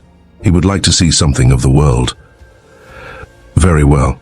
What part of the world would he like to visit? France, Italy, Germany? No. What was the use of going to countries where he could not speak the language? He would like to visit the United States. To this desire his unsympathetic old guardian, glad to be rid of him, gave his consent. And so it came about that, while Percy and I were working our passage to New Orleans, Bates was suffering all the miseries of seasickness somewhere between Liverpool and New York, we being, of course, as ignorant of his movements as he was of ours. Little could Bates have imagined, when he laid his plot to oust us from Mosley's, that the result of its success would be to lead us, all three, such a wild dance as it did. But to return to the conclave assembled in the vicarage parlour. My father and mother, Mr. Goodall, the headmaster, and Sir Anthony. A liberal use of the telegraph soon settled the question as to what had become of us. In reply to a message to the Chief Constable of Southampton, information was received that a policeman had that morning noticed two boys, calling each other Tom and Percy, looking very tired, dusty and unwashed, go on board the Louisiana, Captain Murchison, bound for New Orleans, and that they had not come ashore again. Further inquiry having made it quite certain that we were the unwashed boys referred to, our seniors fell to discussing the course of action that should be adopted. Sir Anthony and my mother represented the two extremes of opinion. The former advised that as we had brought ourselves into this scrape, we might very well be allowed to get ourselves out again. We having, he was kind enough to say, plenty of sense and plenty of courage. My mother, on the other hand, was for telegraphing the passage money to New Orleans to bring us back instantly. But, as Mr. Goodall, being an American, was much more likely than anyone else to be able to suggest a feasible course of action, the others turned to him for his opinion. "I think," said Mr. Goodall, "that we can make a compromise between Mrs. Swain's idea and Sir Anthony's. It would be interesting to see how the boys would get out of their scrape by themselves, and this, I believe, may be done without running any risk of permitting them to get into trouble. I will tell you my idea, and if you agree, I will see that it is carried out. The boys, presumably, have not much money. It is possible that they may, on landing, telegraph home for funds. If they do not, there is no doubt, I think, but that they will try to make their way to Philadelphia, my home, you know, by some means or other. Now this is what I propose to do. There is in Philadelphia a man by name Hiram Jenkins, whom I have frequently employed on private and particular business, a thoroughly trustworthy and most astute fellow. I will send full instructions to Jenkins to go at once to New Orleans, and there to await the arrival of the Louisiana. He shall keep a close watch upon the boys, follow their footsteps wherever they go, and, should the occasion arise, shall make himself known to them. Otherwise, if no such occasion should arise, he shall not interfere with them, but shall allow them to get out of their difficulties by their own wit. He shall communicate with us at frequent intervals, so that we may know all the time what the boys are doing and where they are. Thus, Mrs. Swain, your mind will be relieved, and the boys will have an opportunity to show how much of resourcefulness there is in them. Now, what do you think of that?" The three gentlemen at once declared their approval of the plan, and after a thorough discussion, my mother too, albeit with some reluctance, gave in to their opinion.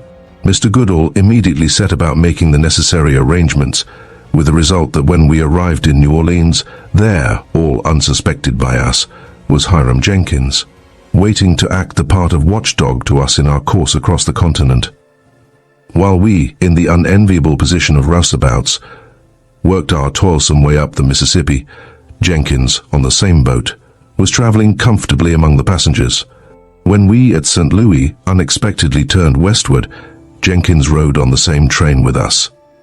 When we set out to walk across the plains, Jenkins, procuring a horse and light cart, trotted along the country roads which followed the railroad track, stopping at the different stations until we made our appearance, and then driving on to the next one. It seemed to him such an exquisite joke that two boys should thus painfully tramp across the country, perseveringly running away from nothing that. Feeling sure the station agents would appreciate the joke too well to spoil it, he would let them into the secret.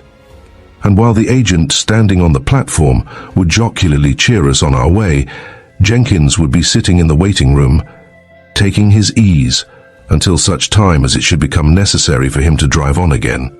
After the episode of the train wreckers, Jenkins might perhaps have lost us for a time, had it not been for the fact that he was staying for the night at the station to which the conductor had gone for assistance, and walking back with him to the train had heard our request to be carried on.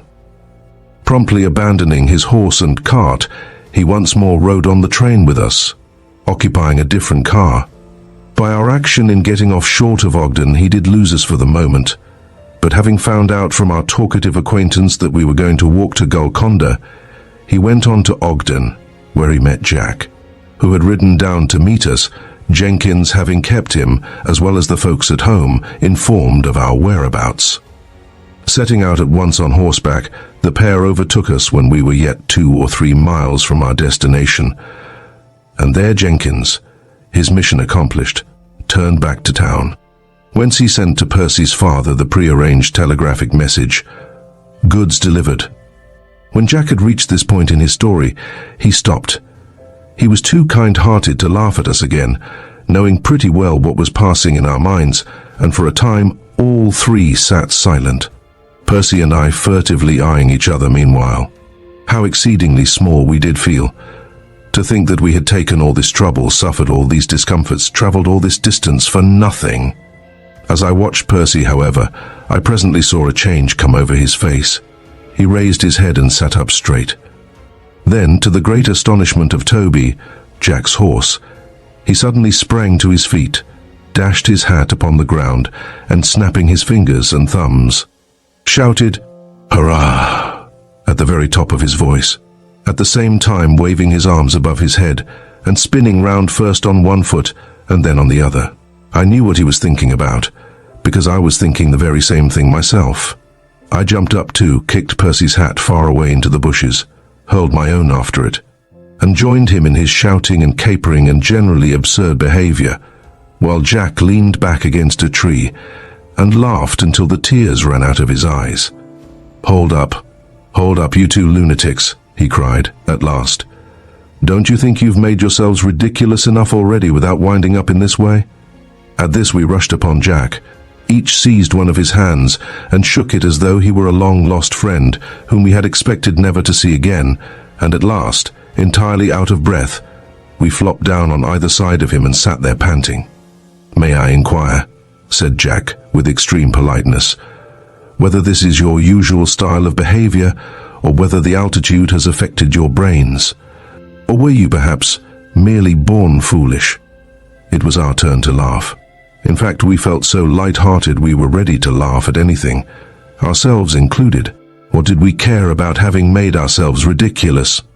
When we thought of how our parents had never been worried about us all this time, how they had kept watch over us without our knowing it, how, too, Sir Anthony had never thought of putting us into jail at all, the relief to our minds was such that it was no wonder we carried on in this flighty manner. For the first time in 6 or 7 weeks, we felt free from anxiety. All the policemen in England and America could not make us tremble. We were fugitives no longer. "But Jack," said Percy, after we had sat for some time asking innumerable questions of our new friend, "what is going to become of us now?" "That is for you to say," replied Jack. "I have a letter of instructions up at the house. You are to have your choice. You may go straight home again if you like, or—" Jack paused and sat eyeing us in a critical manner, as if he were taking our measure, sizing us up, as he would have expressed it. "Or what?" exclaimed Percy and I, together. "Or this? What do you say to cutting loose from civilization altogether, riding away into the mountains, camping out all summer, living on what we can shoot, and prospecting for gold as we go?" So magnificent an idea fairly took away our breath for a moment, but then, with one voice, we cried enthusiastically, "I say yes." "All right," said Jack. "Then that is what we will do, and uncommonly glad I shall be of your company. You can be of great help to me, for as soon as you have learned to shoot straight, I shall leave to you the task of providing the camp with game, and that will set me free to go prospecting. You see," he went on, "I am very anxious to find gold if possible. For this reason, my father owns a silver mine here in Golconda.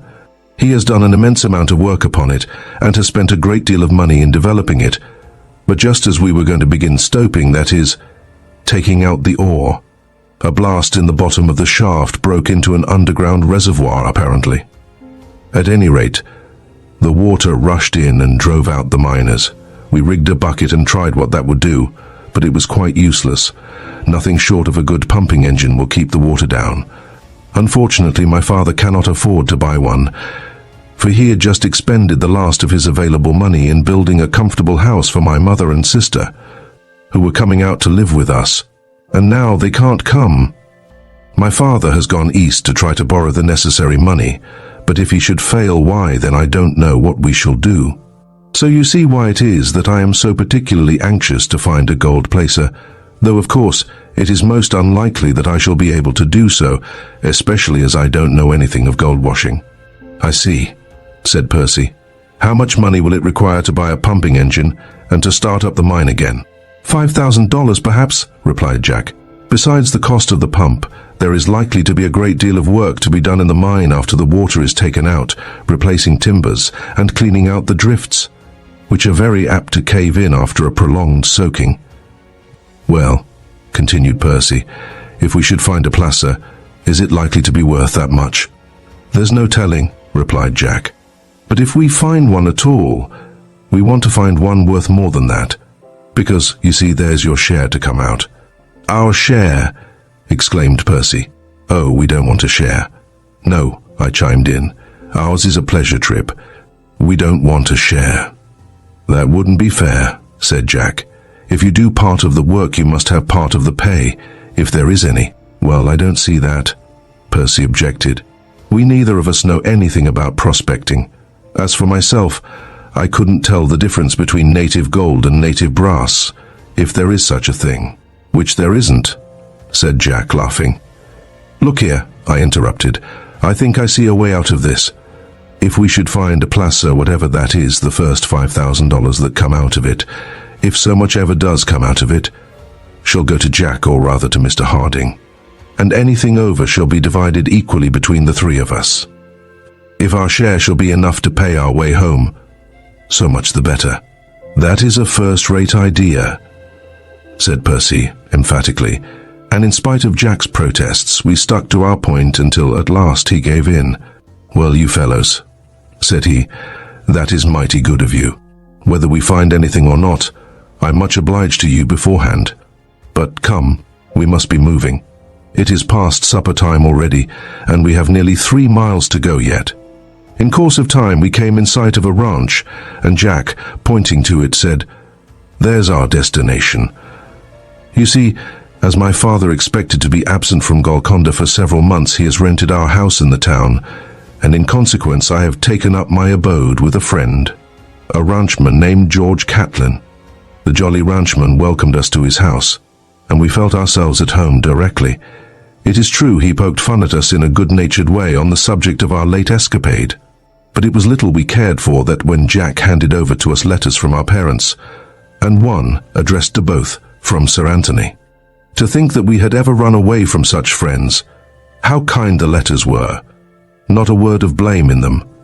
Merely an intimation that we had acted too hastily and rather foolishly, and an assurance that had we been twice as hasty and twice as foolish, it would have made no difference in the welcome that was always awaiting us at home.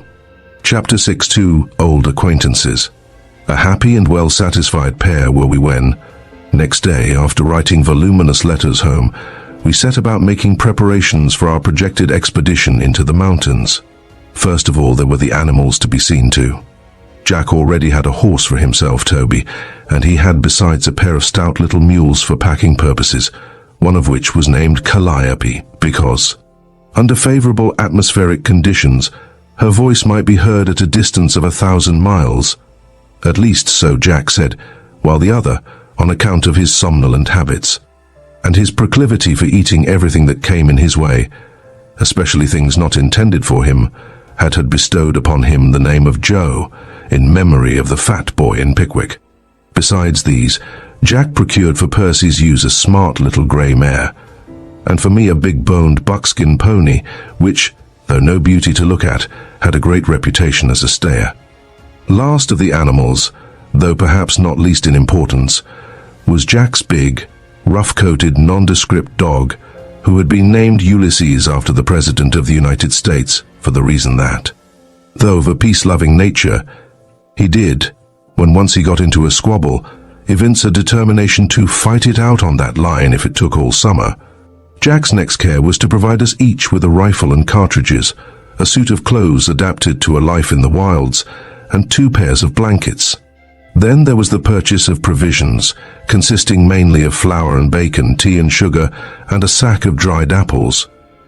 And lastly came the necessary utensils, a few pots and pans, tin plates and cups, a shovel, a pick, an axe, and the gold pan, the last named being a large copper pan with flaring sides which Percy and I supposed to be a dishpan until Jack explained its use.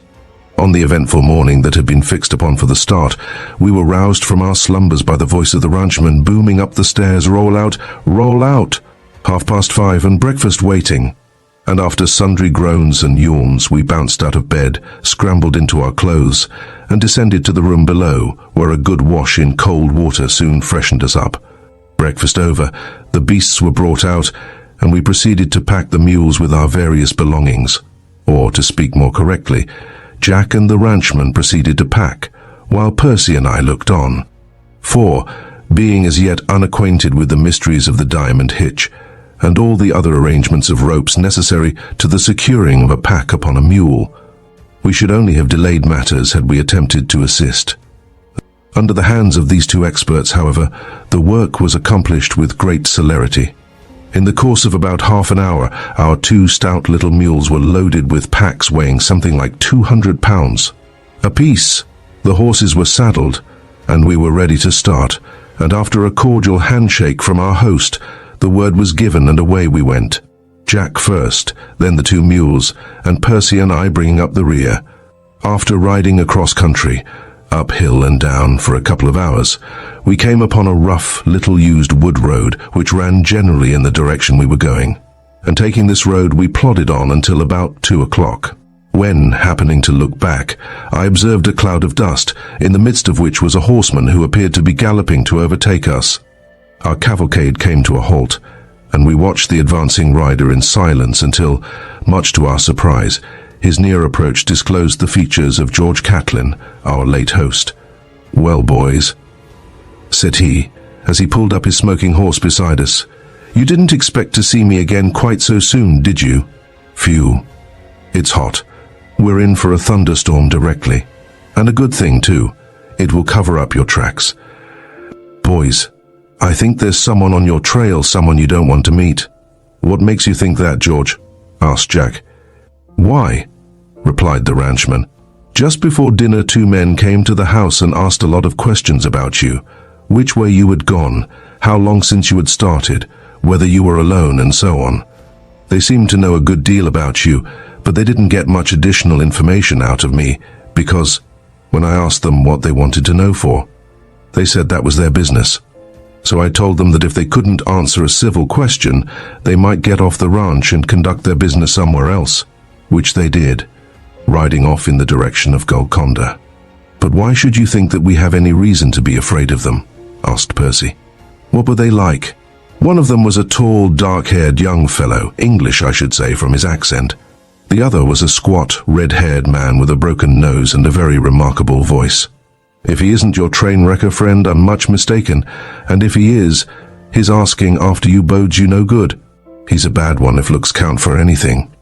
This was disquieting news to Percy and me, for we had a lively dread of the man with the squeaky voice. Instinctively we turned to our leader for counsel. "What are we to do, Jack?" I asked. "Get off the road," replied Jack promptly. "And the sooner that thunderstorm comes along the better, for our trail must be as plain as daylight all the way." "Is there a stream, George?" "Yes, right ahead. Let me go first, Jack. I know this country better than you do. I've ridden all over it after cattle. You'd better lead the mules." Soon we were strung out in line, and for half an hour we pegged along, every now and then casting back an anxious glance to see which was likely to overtake us first, Squeaky or the thunderstorm. Presently we came to a shallow stream rippling merrily across the road, and having advanced halfway across it, the ranchman turned short to the right and proceeded to ride up its gravelly bed, the rest following behind him. After splashing along in this manner for some distance, our guide scrambled out at a point where the stony nature of the ground would prevent the hoofs of the animals from leaving any trail, and thence he conducted us to a secluded hollow between 2 hills, completely concealed from the view of any traveller down upon the road. "Now, Jack," he began, and then stopped. "Hark!" he cried, holding up his hand. "Do you hear that roaring noise? It's hail. That will wipe out your tracks. But we must get under the lee of this rocky ledge, or it may stampede the stock. Here it comes," as a blast of cold air swept along the little valley. "Hurry up." We had hardly taken our positions under shelter of the rocks when the light of the sun was suddenly cut off and the temperature went down. I should think 50 degrees in as many seconds. Then came a rumble of thunder. There was a spat-spat as half a dozen big hailstones came hopping along the hard ground. And then, all at once, the storm seemed to leap upon us, and for the next 5 minutes one could not hear himself shout for the roaring of the thunder and the rattling of the hail. The commotion ceased again as suddenly as it had begun. Out came the sun once more, and in another 10 minutes the whole country was steaming with the moisture of the melted hailstones. "Now, Jack," said the ranchman, continuing the speech he had begun when interrupted by the storm, "what do you think of camping here? You have made a very good distance for the first day's march. This is a good spot for a camp, and what I was thinking of mostly is that we can watch the road from the top of this hill and see if that fellow goes by. What do you think?" We all agreed that this was a good idea, and accordingly, while we 3 proceeded to unload the mules and make camp, George Catlin ascended the hill with Jack's field glass in his hand. and lying down among the rocks near the summit, kept watch upon the road with little danger of being seen himself. The grateful mules, relieved of their burdens, were still rolling on their backs, kicking their heels in the air and grunting with satisfaction. When we observed that our sentinel was making signs to us to come up the hill, we therefore hurried to his side. When he informed us that he had caught sight of two men riding along the road, whom he believed to be the two who had called at the ranch that morning. "I shall know as soon as they come in sight again round that bend," said he. After lying for a minute or two, peering through the glass, he backed carefully down the hill a little way, and said in a low voice, "Those are the men. Take a look at them, Jack. The one on the grey horse is the man with the squeaky voice." Jack examined the men and handed the glass to Percy. No sooner had the latter obtained the focus than he uttered an exclamation of astonishment. "Tom, Tom," he ejaculated. "That other fellow, the one on the black horse, is Bates." "Get out," said I, incredulously, and seizing the glass I gazed long and earnestly at the younger of the two riders. It was Bates, sure enough. Here was an astonishing thing. To us it was a fact absolutely inexplicable that Bates, whom we had last seen peering through a hole in the wall of Hengist's castle, should be down there, riding along a disused road in the mountains of Utah, presumably looking for us. How came he there? And why, of all people in the world, should he have chosen that squeaky-voiced reprobate as his companion? There was no telling. We were completely at sea. It was evident that our tracks had been obliterated, for as we watched them, the riders splashed across the creek and continued on their way at the same pace. Quite unsuspicious of the fact that the farther they went, the farther they were leaving us behind. Presently they disappeared again from our view, when, leaving the hilltop, we returned to the camping place and resumed our preparations for the night. It was not until darkness settled down that we ventured to light a fire, fearing that the smoke might betray our whereabouts. And it was pretty late that night ere we retired to our beds upon the bare ground, after a prolonged and entirely unsatisfying discussion of the subject of Bates's mysterious appearance and of his and his companion's object in seeking for us. Percy and I felt rather stiff and extremely sleepy when Jack aroused us next morning while yet the stars were shining, and prodigious were the yawns with which we greeted our companions and each other. A hot and plentiful breakfast, however, soon put us to rights, and as soon as it was dispatched, Jack and the ranchman set to work packing the mules, while we two subordinates looked to the saddling of the horses. Everything being ready, we climbed into the saddles, and bidding a final adieu to our good friend George, we set out over the hills on our second day's march. Just as the first reddening of the eastern sky proclaimed that the punctual sun was preparing to get up for his day's work.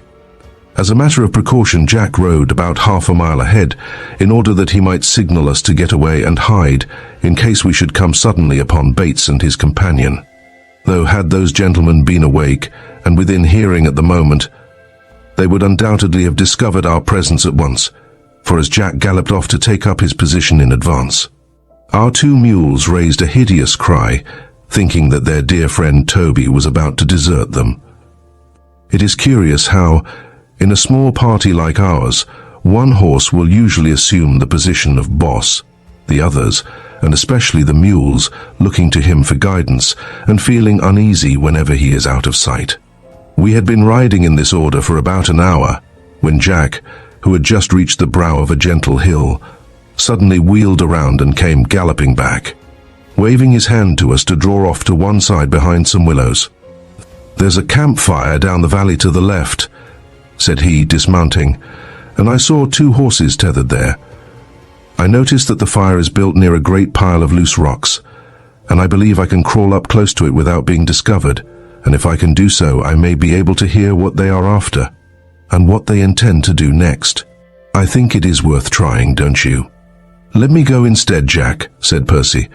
"I should like to get up close to them so that I may make sure it is Bates. I only half believe it yet." "All right," replied Jack. "You shall crawl up to their camp and I'll stand guard a little way behind you. Tom shall stay here and take care of the horses." This arrangement was followed out. The animals were driven in among the willows, and I, who stayed to look after them, watched my companions as they went dodging and stooping around the end of the hill until they disappeared from sight.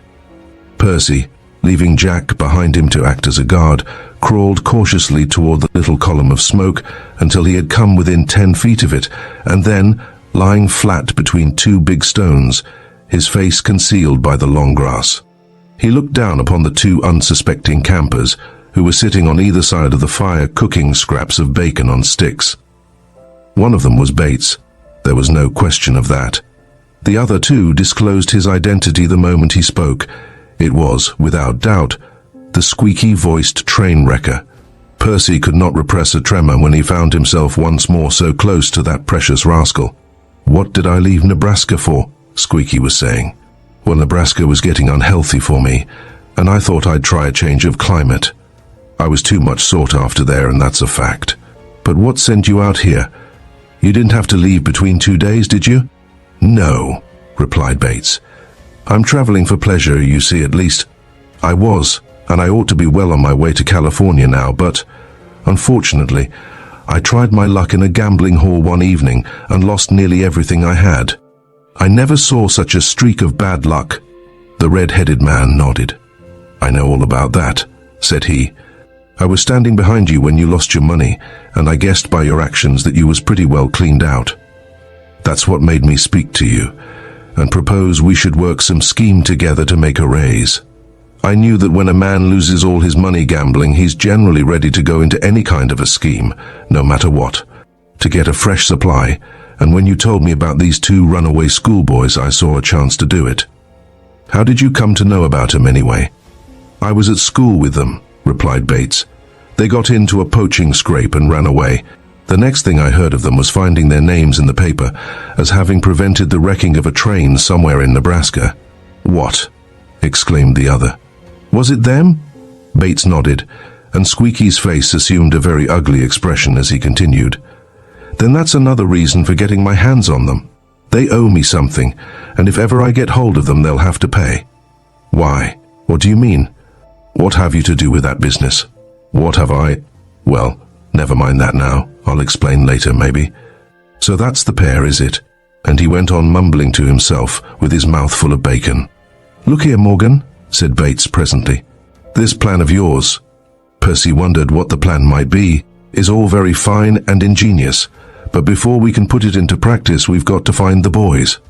Not such an easy thing, it seems to me, in this wide open country." "You're right enough there," replied Squeaky.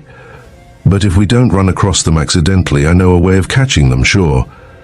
"How's that?" inquired Bates. "We know they're bound for Montana, don't we? Found that out in Golconda. Just now they may be before us, or behind us, or on either side of us, and if we waste time prospecting around this neighborhood after them, they may get clean away from us. Now, as far as I'm concerned, I'd just as soon go to Montana as anywhere else. I've been there before, and I know the country. And my scheme is to go straight ahead and ride along the stage road until we come to the Snake River Bridge, and if they haven't gone by, to sit down there and wait for them.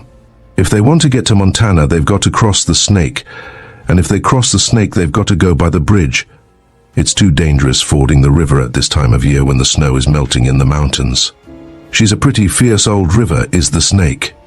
"But," Bates objected once more, "supposing they don't come to the bridge at all, supposing they do manage to get across the river somehow, what are we going to do then? The money I have left won't last very long." "We'll wait for them at the bridge a week," replied Squeaky, "and if they don't come, we'll go on to Montana. As to the money, there's ways of making money. There's the cards. I know all the tricks in that line, and I can teach you. Then there's mining deals. That's a good notion. That's got to be thought about. Here's you, a rich young Englishman, looking for an investment. And here's me, the honest miner. Yes, that's got to be thought about. Then there's stage coaches to be held up. That's a bit risky, and so is running off horses. But a man must live, and if we've got to do it, we've got to, and that's all there is about it."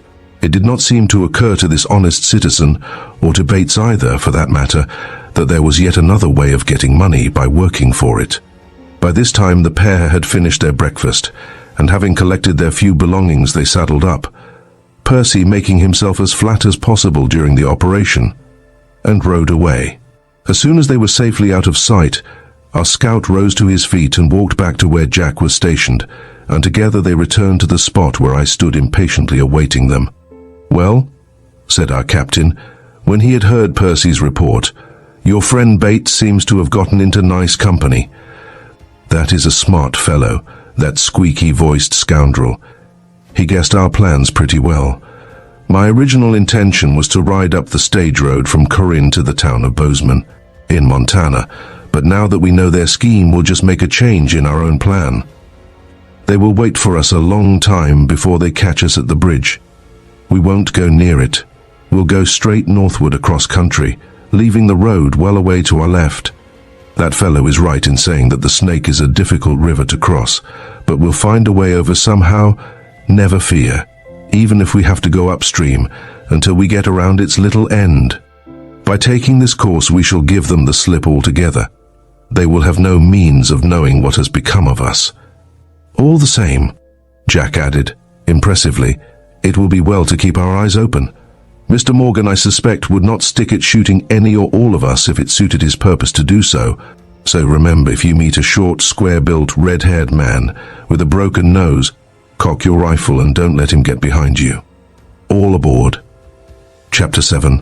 Into the Wilderness.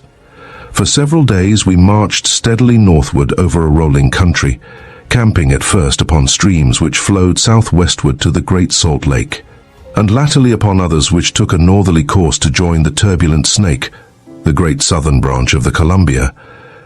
During this time, Percy and I, by systematic practice, became fairly expert in the art of packing.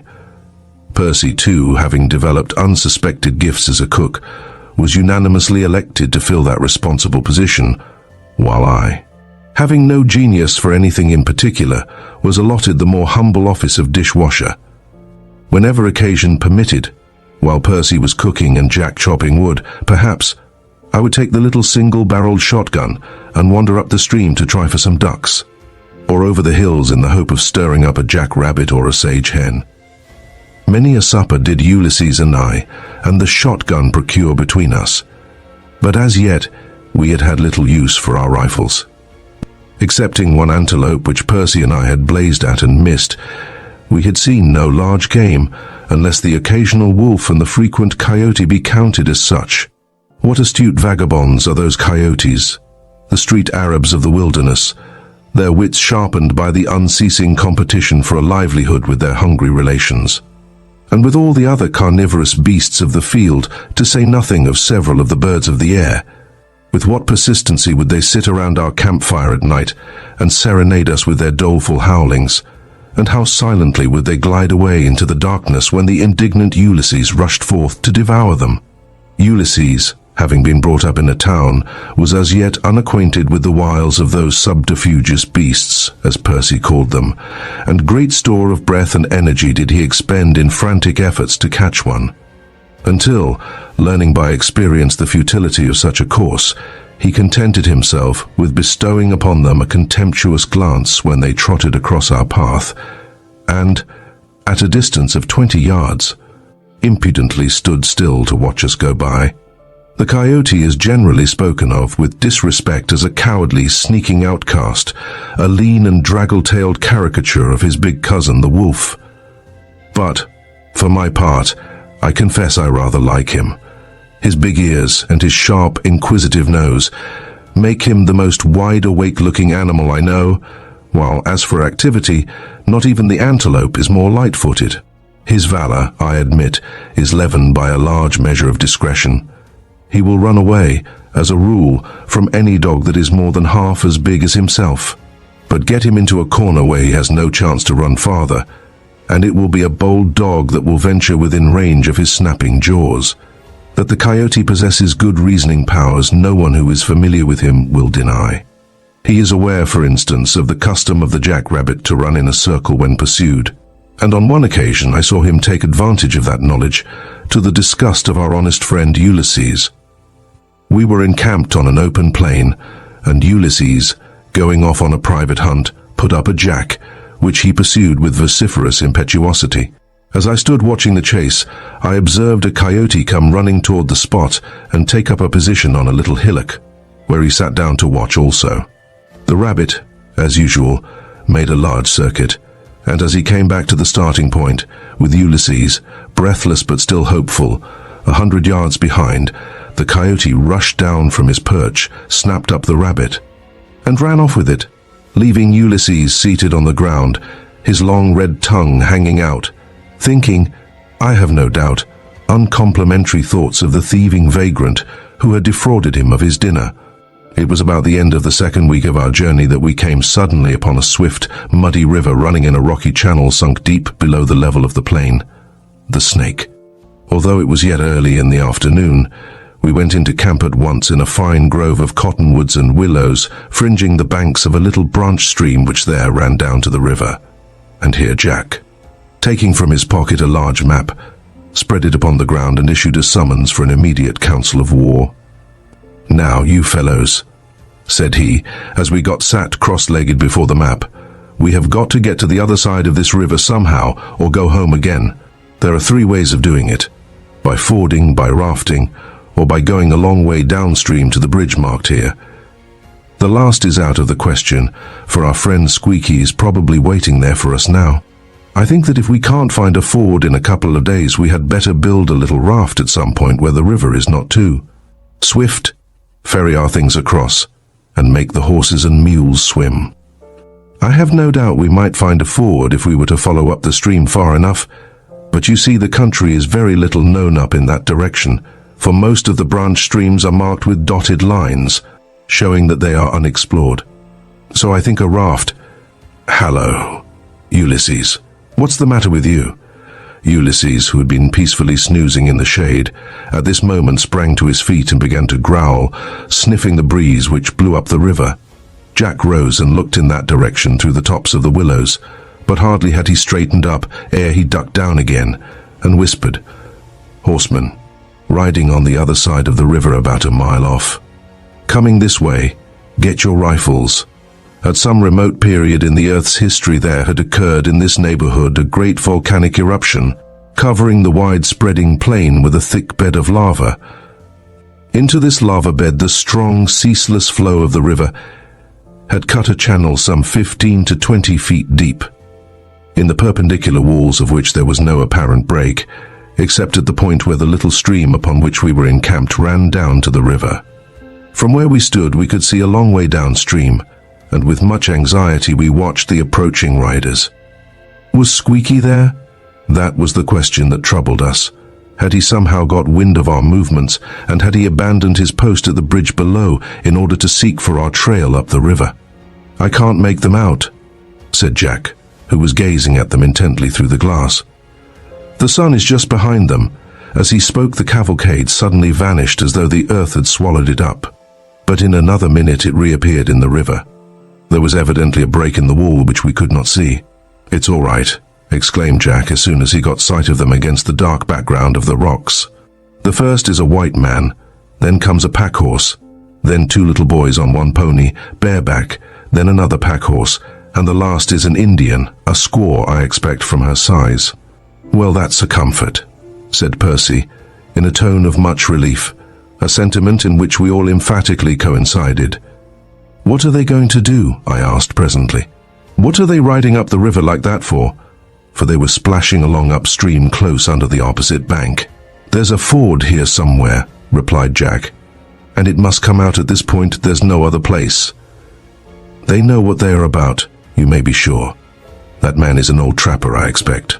The party kept on upstream until they were nearly opposite the mouth of our little creek, and then the leader, turning short to his right, headed his horse across the river, the rest following.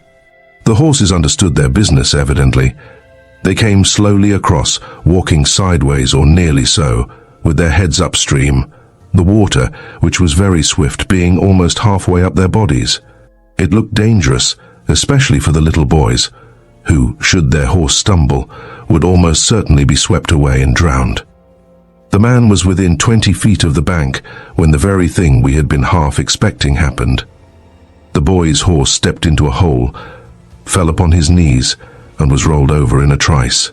The smaller boy was instantly whisked away, but the elder, having the reins in his hands, held on to them. At the cry of the children, the man looked back, and promptly swung his horse round to go to their assistance. But seeing that the elder boy still had hold of the bridle, that the horse had regained his feet and was standing steady with his legs wide apart, and seeing also that the woman was making all possible haste to the rescue, he turned back again and came splashing towards the bank, with the intention of galloping downstream and heading off the other boy, who, small though he was swimming along like a cork. The very instant that this catastrophe happened, Jack burst out of the willows and ran down towards the river. But Percy, having caught a glimpse of the small boy's head bobbing along downstream, grabbed up a long picket rope which fortunately lay near at hand, and calling to me to follow, set off as hard as he could run down the bank. Having caught up with and passed the boy, who, with the stoicism of his half-Indian nature, was all this time swimming along without making a sound, Percy flung the coil of rope to me with a "Hold on to that, Tom," seized the end between his teeth, scrambled down the rocks, waded out as far as possible, and then, throwing himself forward, struck out for midstream. As the little brown-faced youngster came sweeping by, Percy grasped him by the shirt between the shoulder blades, gripped the rope with his left hand, and called to me to haul in. It was all very well to say haul in. The best I could do, sitting with my feet braced against the rocks, was to avoid being hauled in myself. The current was so strong. The moment the rope tightened, down went Percy, and the boy under the water, reappearing directly with much spluttering and gasping. And then for the first time the little shaver began to cry and struggle. At the same moment there was a rush of footsteps, and Jack was down in the water pulling on the rope, which, between us, we drew in hand over hand. Percy and the boy were almost within reach, when I heard a clatter of hoofs behind me, and a tall man threw himself from his horse, half climbed and half tumbled down the rocks, waded into the river, and seized the boy by the shoulder and Percy by the wrist. None too soon either, for Percy's arm was almost pulled out at the socket. 2 minutes more, and we were all high and dry on the bank again, shaking hands with each other and praising the little whimpering youngster for being so brave. The whole thing, I believe, occupied hardly 5 minutes. The tall stranger, who stood there still holding his shivering little son in his arms, was evidently a man of few words.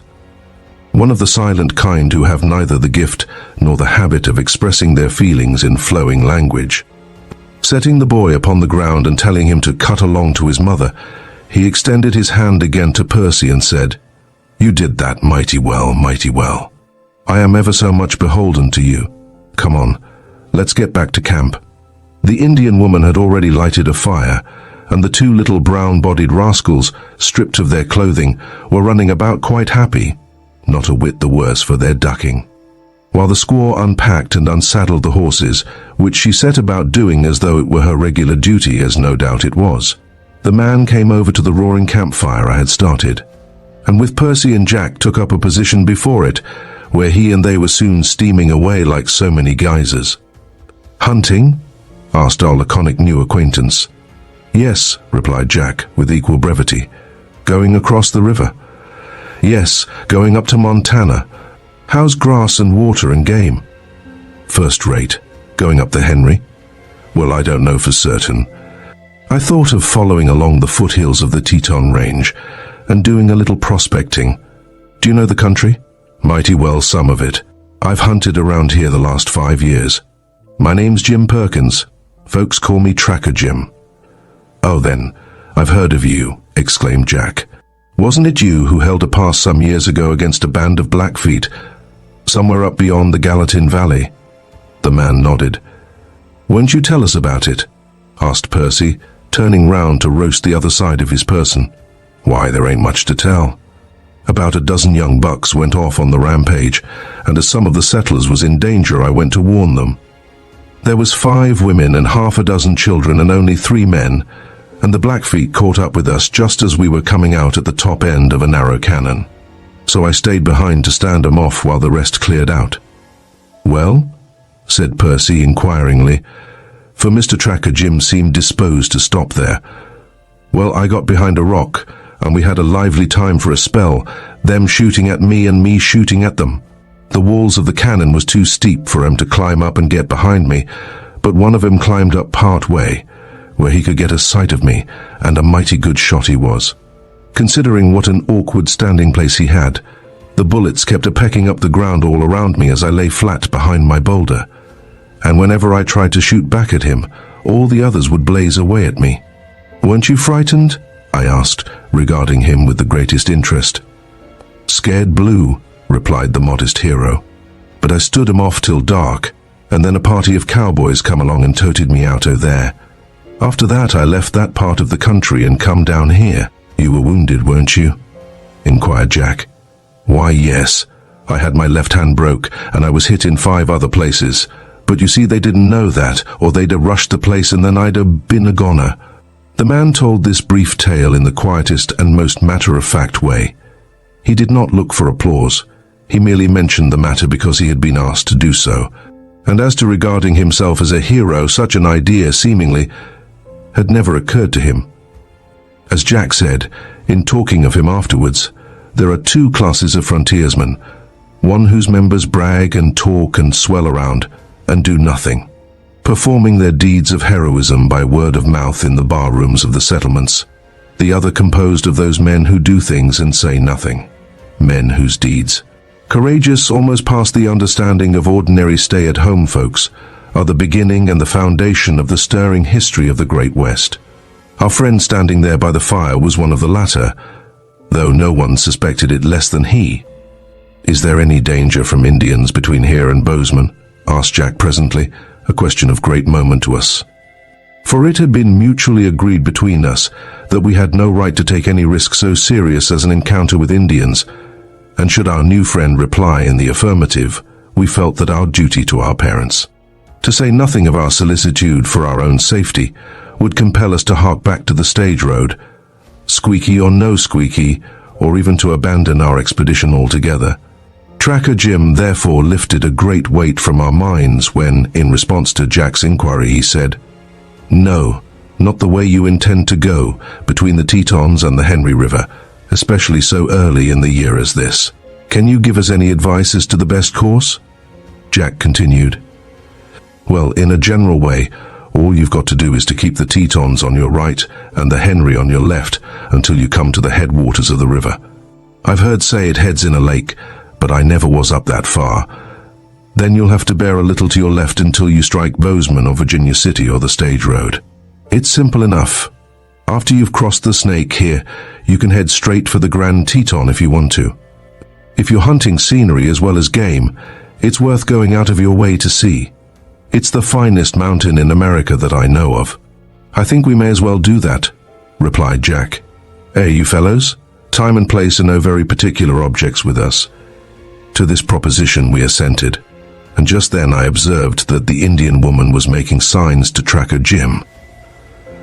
"The woman says supper's ready," he remarked. "Come on if you're dried out enough."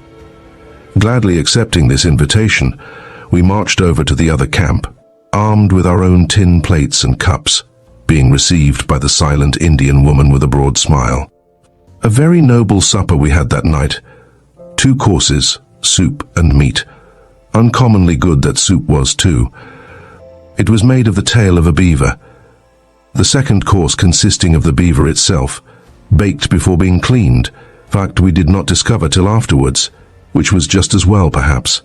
Our new friend having volunteered to show us the way across the dangerous ford, we followed him next morning into the river and shortly found ourselves standing in safety upon its northern bank, where, with mutual good wishes, we took leave of Tracker Jim and turning our faces toward the east plunged into the unknown wilderness. Highly delighted at the thought of how we had circumvented Squeaky, who, we had no doubt, was at that moment impatiently awaiting our appearance at the bridge below. We had not long passed the Snake ere we discovered that we had come into a country very different from that we had hitherto been traversing. For one thing, game of all sorts became abundant. One could not ascend a hill without seeing at least one band of antelope, and more often 3 or 4. While as we approached the mountains, blacktail and whitetail deer began to make their appearance, elk were occasionally seen, and now and then a bear. These last by mutual consent, we very carefully left alone, we decided that we had no right to take any risks with them. With all this game to practice on, Percy and I soon became fairly expert hunters, and it was not long ere Jack abandoned to us entirely the fascinating duty of supplying the camp with meat. Another particular in which the passage of the snake had produced a great change was in the nature of the country itself. In place of the long stretches of barren sand, we found rolling hills covered with luxuriant grass, intersected by deep canons which sometimes forced us to go several miles out of our course in search of a crossing place. We discovered also that as a guide our map was now practically useless. Such features of the country as the mountains of the Teton Range, the most conspicuous objects within a circle of 100 miles, or a great river like the Snake, were set down with some pretensions to accuracy, but otherwise our speculative mapmaker had committed sins both of omission and commission. He had decorated his map with streams and mountains which did not exist, while a trifling feature such as the Teton Basin, a district containing some 800 square miles of the finest grassland, he appeared to think unworthy of notice. At any rate, he had neither named nor indicated it upon his map. Evidently this important basin, though well known to trappers and hunters, was a terra incognita to the world in general, and to our geographer in particular. But it was little we cared about that. We were not afraid of losing ourselves. We could not well cross the Teton Range to the east without being aware of it, while we knew that by turning westward and continuing in that direction for an indefinite number of miles, we should eventually come first upon the Henry River, and later upon the stage road. In fact, the unreliability of our map rather added zest to our enterprise. It proved, to our satisfaction at least, that we might with justice lay claim to the proud titles of pioneers of the wilderness, explorers of the Great West. So strong, indeed, was this feeling of self-complacency that as we rode along in the glorious sunshine, with the peak of the Teton straight in front of us, Percy burst forth singing Hail Columbia with great gusto. He was obliged to desist, however, after the first verse, for Calliope insisted upon joining in, with disastrous results. Calliope might be a good singer for a mule, but it must be confessed she had one fatal fault. She would not pay attention to the time or the tune, a defect which is ruinous to the proper rendering of a concerted piece. Chapter 8. A Queer Country. An eastward ride of several days carried us to the neighborhood of the Grand Teton, a splendid mountain whose height, isolation, and conspicuous outline have made it a landmark and guide to the trapper and the explorer ever since the days when Lewis and Clark first struggled across the continent. And thence, diverging to the left, we took a northward course along the foothills. Our progress through this thickly timbered country was extremely slow, for we felt it necessary to test for gold every one of the numberless little streams which cut across our path, sometimes making a stop of 2 or 3 days for the purpose. A common obstacle to a rapid advance, too, was the frequent occurrence of swamps, the work of the beavers. The cleverness of these little engineers is matter for admiration, but the result of their labors is apt to be annoying to the traveler. They would build a dam across a stream, backing up the water until it overflowed its banks on either side. Then they would go a little farther upstream and build another, and another, and another, until the valley for several miles of its length would be converted into an impassable morass. These oft-recurring impediments, as I have said, rendered our northward progress very slow. At length, however, sometime early in August as we supposed, for we had but a very indefinite idea of the progress of time, we were forced out of our course by a great series of beaver dams, and going a long way to the left in the attempt to circumvent them, we came upon a good-sized river flowing swiftly toward the south. On consulting our map, we decided that this must be the Henry, or North Fork of the Snake. But our mapmaker, though he had knowledge of the existence of such a stream, evidently did not know many particulars concerning it, for he failed altogether to take notice of the fact that it had its source in a beautiful lake, upon whose shore we unexpectedly found ourselves one day. It was the lake that our friend Tracker Jim had mentioned. By this time Percy and I had begun to understand what was meant by the name Rocky Mountains. Previously, I, at least, had taken my idea of this great system from the maps in common use in English schools, where the backbone of the continent was represented by an object which might be taken for a long, hairy caterpillar crawling up from Mexico to the Arctic Ocean, sometimes with little caterpillars crawling beside it. It had never occurred to me, or to Percy either, I believe, that one might travel from east to west for 700 miles or more and be surrounded by mountains all the way.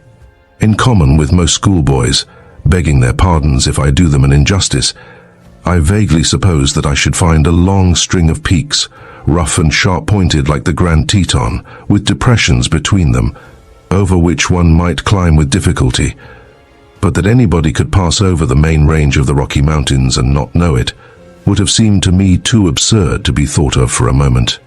Nevertheless, that is precisely what we did, impossible as it may seem. Leaving the lake on our left hands, we rode up a gentle acclivity and down the other side, as we had done 100 times before, and presently found ourselves on the bank of a fine creek running toward the north. Without suspecting it, we had passed from the Pacific to the Atlantic side of the great continental watershed. We were standing by a stream which was flowing to join the Missouri, a tributary of that mighty river upon whose bank we had stepped from an ocean-going vessel so many weeks before. It may appear strange that none of us should have had any inkling of the truth, but as to Percy and me, how were we to guess that the great river upon whose left bank we had landed when coming from the east should have any connection with a stream upon whose left bank, again, we found ourselves when coming from the southwest? We did not take into account the immense bend that the Missouri makes before it enters upon its southerly course. Even Jack, with his greater knowledge and his far greater experience, was deceived by the ease with which we had traversed the pass. He did indeed express some surprise at finding so large a stream on the other side, and wondered if and how it found its way into the lake we had just left. But he was as far as ourselves from suspecting that he had crossed the main range. "Well," said he, as we stopped to let the horses drink, "I'm rather puzzled which way to go, up, down, or across this stream. The country to the right looks most promising for a gold hunter, but we shall be getting a pretty long way from the settlements in Montana if we go in that direction. Besides which, Tracker Jim told us that we must bear to the left after passing the lake. What do you think about it? We have a fair supply of flour and sugar left," said Percy. "So as far as provisions are concerned, there is no need of going near any settlement at present. I should be inclined to say up." "So should I," was my contribution to the debate. "The country in front of us does not look very promising, and as gold hunting is the main object of this excursion, I think we should go where we are most likely to find it, which seems to me to be upstream. So I say up too." "Suppose we go into camp at once," said Jack, "and then we can talk it over after supper. Here's a pretty good place for camp now, in the shelter of this clump of pines." As we rode round the end of the group of trees in order to get upon its leeward side, I caught sight at a great distance of a long string of animals walking in procession across the valley. "Jack," I cried, "look, what are those?" Jack's glass was out in an instant. "Elk," said he, "a whole band of them. There must be 50. Tom, will you make camp by yourself? Percy and I will go after them at once." Accordingly, away they rode, while I unpacked the mules, tethering them to prevent their running off in pursuit of Toby, and made preparations for the night. This occupied me for about an hour, and then, taking the shotgun, I wandered off up the pine-clad spur of the mountain to see if I could get a few grouse. These birds were very plentiful, and either from natural foolishness or because they had not yet learned from experience how destructive an animal is man, they were very easy to shoot. On being disturbed, they would fly up into the nearest tree, and one might shoot 3 or 4 of them before it would occur to the survivors that it might be dangerous to remain there. On this particular occasion, however, my hunt for grouse came to nothing. I was about to walk across a little open space in the woods when, from among the trees on the opposite side, about 30 steps away, there suddenly appeared 2 little woolly animals which, though I had never seen such a thing before, I knew must be young bears. They were evidently out for a spree. They chased each other over the grass, bit, buffeted, and tumbled over each other, growling all the time with a great show of ferocity. I was so interested in watching them that I forgot for the moment the fact that the old bear must be somewhere close by. As soon as that thought did occur to me, however, I prepared to slip away, but just as I was about to do so, the gambols of the little bears brought them over to my side of the open space, when, catching sight of me, they stopped, and with their heads cocked on one side, stood thoughtfully staring me out of countenance. As I remained perfectly still, they gained courage to advance near enough to sniff at my ankles, and finding that nothing alarming followed this act of temerity, they next proceeded to worry the legs of my overalls, just as two young puppies would do. It was great fun for them, and it would have been great fun for me too, had it not been for my fear that the old bear might come and spoil it all. I had about decided that it would be an act of wisdom on my part to kick the little bears and send them off home, when, happening to look across the open, I saw something which sent my heart into my mouth. Her ladyship had arrived. From her great size and her grey colour, I guessed she must be a grizzly, and remembering with thankfulness that the grizzly is no climber, I cast my eyes from side to side in search of a tree to ascend, the one which sheltered me being too big. Fortunately, I was not reduced to this necessity. The old bear, as soon as she saw where her cubs were, uttered a sound which was evidently a note of recall, for the young ones at once ceased to worry my trousers, and ran across to her. The old lady did not appear to be in the best of tempers, for she saluted each of her children with a cuff on the side of the head, which sent him rolling over and over. It seemed to me to be hard enough to knock their heads off altogether, and turning about, walked off, my two little friends following demurely behind. As for myself, as soon as they were out of sight, I departed from the neighborhood with undignified celerity. Coming down to the camp again, I was surprised to observe that Ulysses, who had been left in charge, was standing guard over the baggage with his bristles all erect, growling away to himself at a great rate.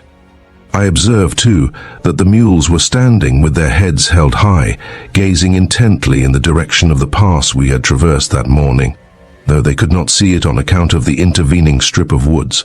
Thinking that possibly another bear might be prowling about, I ran down to the camp in order to exchange my shotgun for a rifle, but as I was slipping a cartridge into the latter, I paused for an instant, for I had heard a sound I had not heard for a long time, the sound of a strange human voice.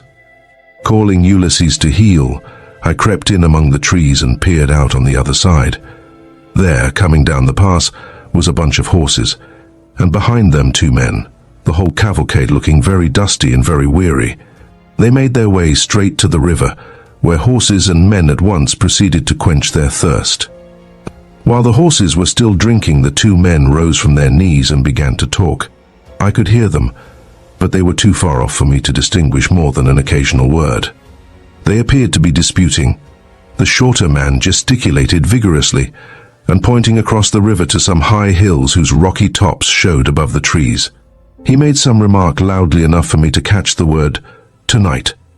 The other, who leaned against his horse as though he were extremely tired, appeared to be remonstrating, whereupon his companion shouted at him, "You young fool, do you want to be hung?"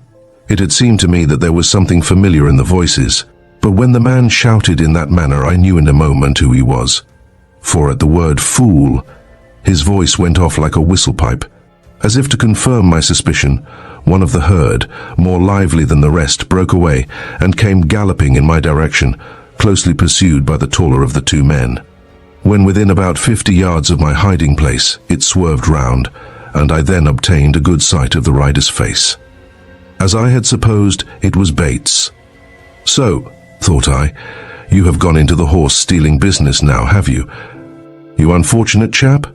All this time I had been on pins and needles lest our mules should bray and thus betray my presence, and in consequence it was with very sincere pleasure that I saw the party splash across the stream and make off in the direction of the rocky hilltops, the men pausing to look back toward the pass ere they plunged into the woods.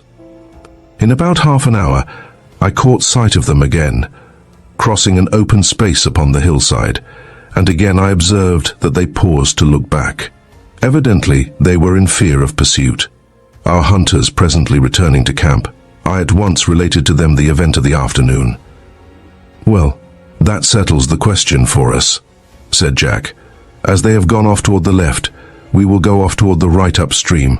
They won't interfere any more with us, I expect, for it's pretty plain that they have given up looking for us, and have taken to horse stealing as the next best thing to boy stealing.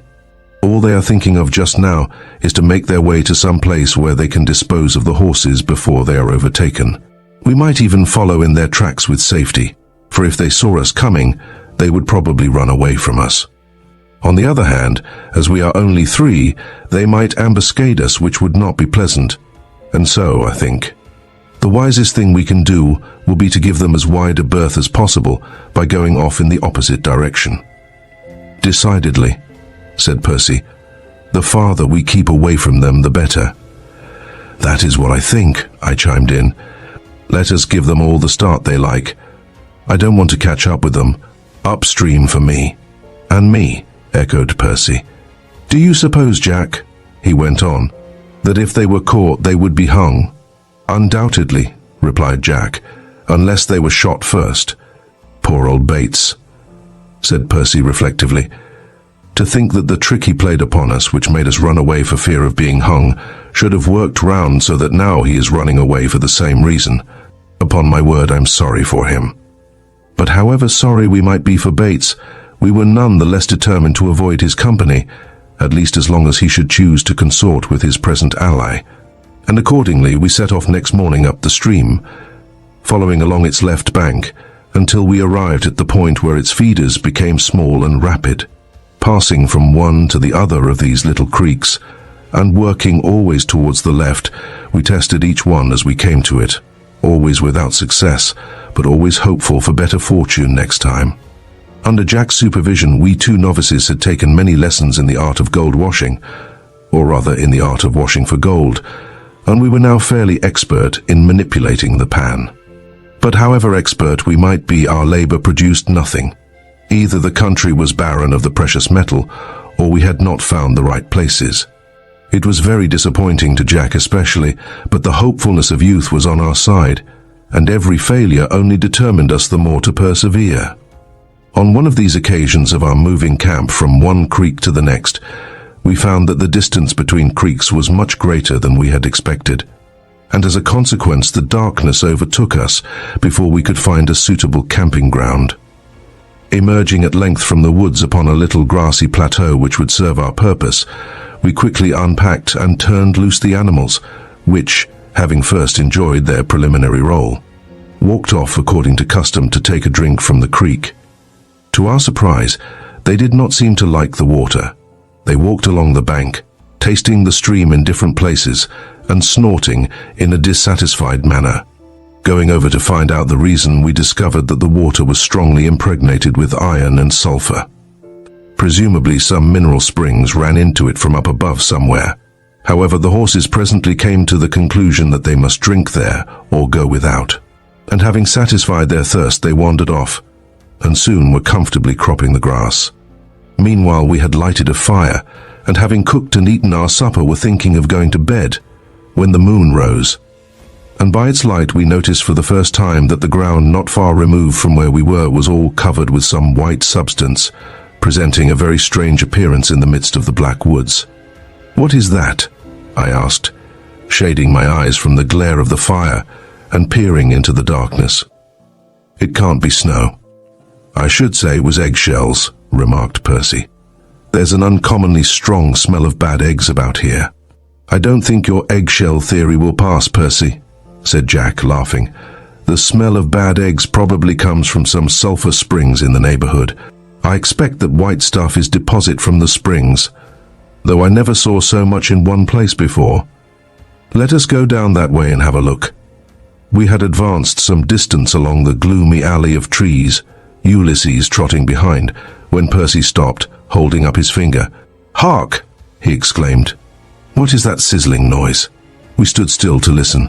Sure enough, there was a sizzling noise going on somewhere near, a noise like the frying of a beefsteak. We went poking forward in the dark with our noses near the ground, and presently Jack, who was on the left, said, "It's just here, whatever it is. Have you a match, Tom?" I struck a match and held it low down where the sound came from. To my great surprise, for there was not a breath of air stirring, the match was instantly blown out. I struck another. The same thing happened. "That's curious," said Jack. "Wait a moment. I'll go back to the fire and bring a lighted stick." He had hardly spoken when a most astounding incident occurred. There was a dull thud like the explosion of loose gunpowder. A shower of mud bespattered us all over, and a cloud of steam puffed into our faces. To say that we were frightened would be to put it altogether too mildly. Ulysses, giving vent to a howl of dismay, clapped his tail between his legs and disappeared into the woods. And as for us, we staggered back and stood for a moment trembling and speechless. One does not, as a rule, care to confess having been afraid, but I own with perfect readiness that I was on this occasion very much afraid, and Jack and Percy, I know, will own as much. If anybody shall choose to scoff at us, he is welcome, but I should like to see the hero who would preserve his equanimity under such circumstances. An unexpected explosion at any time or in any place is a terrifying thing. How much more terrifying must it be then in the darkness and silence of an untrodden wilderness? As Percy afterwards said, it was enough to scare anybody to have the solid earth all of a sudden get up and fly at you like that. As soon as we could collect our senses, we ran back to the fire, and there again we stood still for a short time, gazing apprehensively into the darkness, wondering what was to happen next, and what it was that had happened already. Our captain was the first to recover the use of his tongue. "I wonder what that was," said he. "I never was half so scared in my life. It seems to be all quiet now. Shall we go back and look?" It was not easy to screw up one's courage to go near the place again, but anything was better than uncertainty. Making, therefore, a couple of torches, we walked back to the scene of the explosion.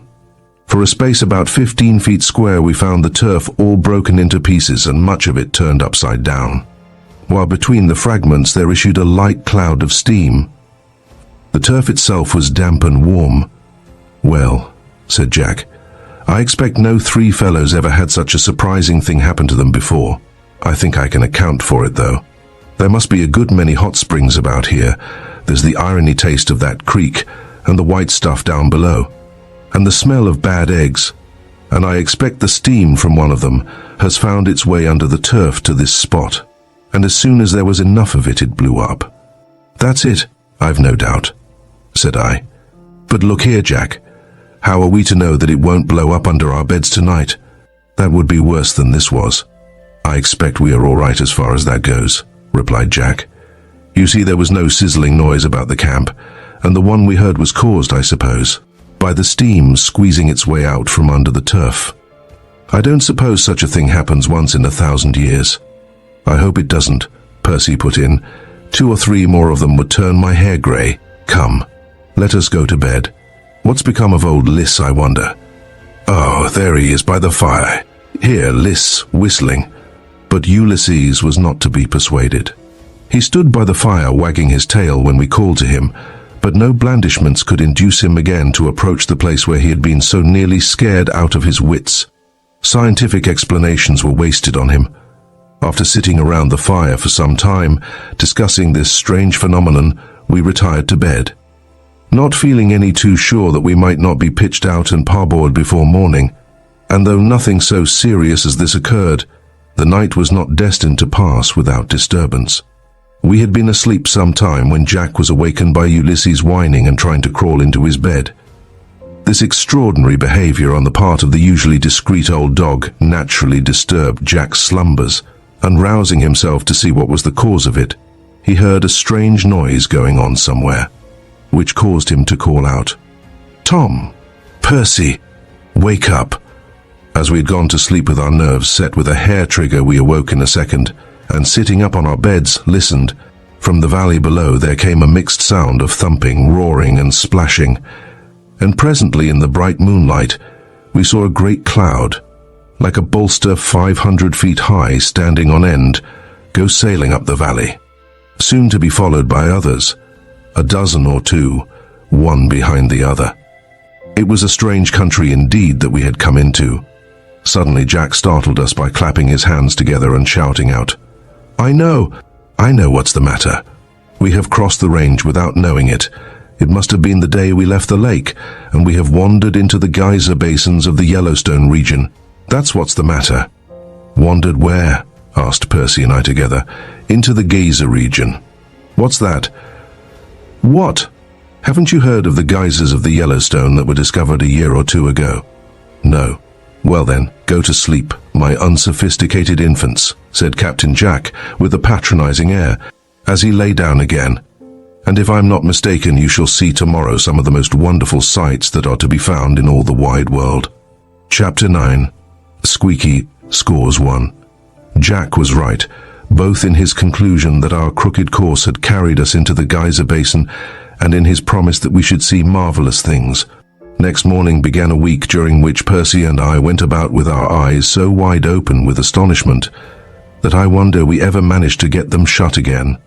Immediately after breakfast, we walked to the edge of the pine wood and looked out over the little valley which lay below us. It was an impressive and rather an awe-inspiring sight, even by daylight. The valley was almost entirely covered by the white deposit I have mentioned. Whichever way one looked, upstream or down, he would see jets and clouds of steam rising in the sharp morning air, while the throbbing, rumbling, hissing noises going on all around gave one an uncomfortable feeling that a great unknown power, which might break out at any moment and from any point, was lying in wait somewhere below the surface. Near the head of the valley, not very far removed from where we stood, was an extensive white mound from which a puff of steam now and then issued as if in warning that something was going to happen. Walking over to this mound and ascending it by a series of natural steps, we peered cautiously down the hole at the top. It was like looking down a rough-walled well, coated with colored plaster. There was a growling and a grumbling going on down below, and presently, puff, came a great ball of steam into our faces. We thought our eyebrows were gone. With admirable unanimity, we jumped back and retreated to a more respectful distance. Soon there was a great spasm, and a mass of hot water, tons of it, was jerked out of the crater. Percy and I, with one impulse, turned to fly, but Jack calling out, "It's all right, it's all right," we stopped again, standing, however, all ready to run at the shortest notice. This casting out of hot water was but the preliminary to a regular eruption. It was followed by volumes of steam which, like the bolsters of the night before, were blown away by the wind. Next, a pillar of water about 20 feet high rose out of the orifice and sank down again. And then the strange monster seemed to take a deep breath, and a roaring column of water, 5 or 6 feet in diameter and 150 feet high, as we judged, was ejected from the crater and stood erect, sometimes rising a little, sometimes falling a little, for 10 minutes. Gradually it subsided, sank down, stopped. The exhibition was over. None of us had said a word while this glorious display was in progress. We were too full of wonder and admiration for speech, nor did we, for a minute or two after it had ceased, break the silence. But then Percy, suddenly stretching out his hands, relieved his mind by apostrophizing our old enemy of Mosley's school. "Bates," he exclaimed. "I forgive you. Bates, I'm much obliged to you. If it hadn't been for you, Bates, my boy, I should never have seen this thing. And it's worth a year in jail to have seen it. How we did chatter when once our tongues were loosened. We were as proud of having come upon this wonderful region as if we had discovered it ourselves. It is a great temptation, and it would be very easy to fill a chapter or two with descriptions of the marvels we saw in this truly astonishing country, marvels at that time almost unknown to the world. The many great geysers and the thousands of hot springs of all sorts, sizes and colors. But I refrain. It is enough to say that for a week we 3 proud and happy explorers went about in a state of chronic ecstasy and amazement, a state from which I, for one, expect never entirely to recover. Much as we should have liked to prolong our stay, we remembered that ours was a business trip and not merely a sight-seeing excursion. We had qualms of conscience too, when we recalled how long it was since we had been near a post office, and accordingly one morning we packed up our belongings and reluctantly rode away from the enchanted valley. We had gone but a short distance when we were startled by the sound of a jolly laugh issuing from the woods before us. With thoughts of Squeaky in our minds, we cocked our rifles and stood waiting anxiously for whatever might turn up, when there rode into sight 4 horsemen, the leader of whom looked so very much more respectable than we did ourselves that our fears were at once allayed. We expected the strangers to be as much surprised to see us as we were to see them, but, strangely enough, they were not surprised at all. "Good morning, gentlemen," said the leader heartily. "I'm glad to see you. Where's the doctor?" "What doctor?" asked Jack, wondering. "What doctor? Why, Dr. Hayden, of course. Don't you belong to his party?" "No, sir," replied Jack. "We don't belong to any party. We are just traveling by ourselves." "Indeed," said the gentleman, eyeing us as though he thought we were rather young to be doing anything of the sort. "I supposed you belonged to Dr. Hayden's branch of the Geological Survey, which is coming up from Bozeman. We are expecting them any day." "Which way are you traveling?" "Why, we are not very particular, sir," replied Jack, "but we want to get down to Bozeman pretty soon, that's all. Can you tell us which is the best way?" "You may follow down the fire hole here," responded the stranger, "or you may cut across country in that direction pointing eastward until you strike the Yellowstone, and follow that. By taking the latter course, you would have the trail of the survey party as a guide." "Thank you, sir. I think we'll go by way of the Yellowstone then. Should we strike due east from here?" "Yes, due east. Or you may bear north of east if you prefer.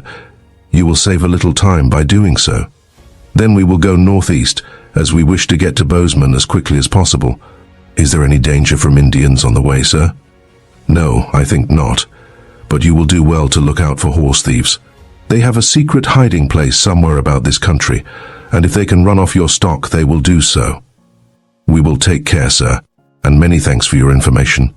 Now, you fellows to us, right about face, and quick march." At which command, waving our hands to the strangers, we turned our backs upon Geyserland, and once more plunged into the woods. In the middle of the second day we came out into a fine park-like stretch of country, and there, straight before us, ran a large, easy-flowing river, the celebrated Yellowstone. Following along this handsome stream, stirring up flocks of wild ducks, and disturbing the snowy pelicans which were fishing in rows upon the banks, we came presently upon the trail of a large number of horses and mules going in the opposite direction. "Good," exclaimed Jack. "Here's our guide to Bozeman. This is the trail of the survey party, whom we must have passed in the woods some time yesterday. With this trail and the river to steer by, we ought to have no trouble in finding our way." The discovery of this trail had a very cheering effect upon us all. Not that we needed any cheering up, for our life in the wilds was, to Percy and me at least, the jolliest time we had ever spent, but after wandering around loose so long, never knowing with any certainty just where we were, it was pleasant to feel that in the winding thread cast down here among the grass we had the beginning of the road home. That by taking up this thread we might follow it to the great waters upon whose farther shore we should find, we were very sure, loving hands outstretched to welcome us. But if the finding of the trail was pleasant to us, there were 2 members of our party who, I almost believe, were still more delighted, namely our faithful mules. Sober old Joe turned into it at once and pegged along with his usual businesslike air, but Calliope, feeling that the occasion demanded a more emphatic expression of her satisfaction, lifted her head and sent forth so piercing a war cry that the ducks and the pelicans fled squawking from the vicinity. The slumbering deer sprang startled to their feet, and even my lord the grizzly, roused from his lair among the distant rocks, indignantly wondered what strange wild beast it might be that thus dared to molest his ancient solitary reign. With merry chatter, and with pleasant thoughts of the folks at home, we jogged briskly along, camping that night on the verge of a magnificent chasm which, Jack said, would someday be known all over the world as a sight to come and see.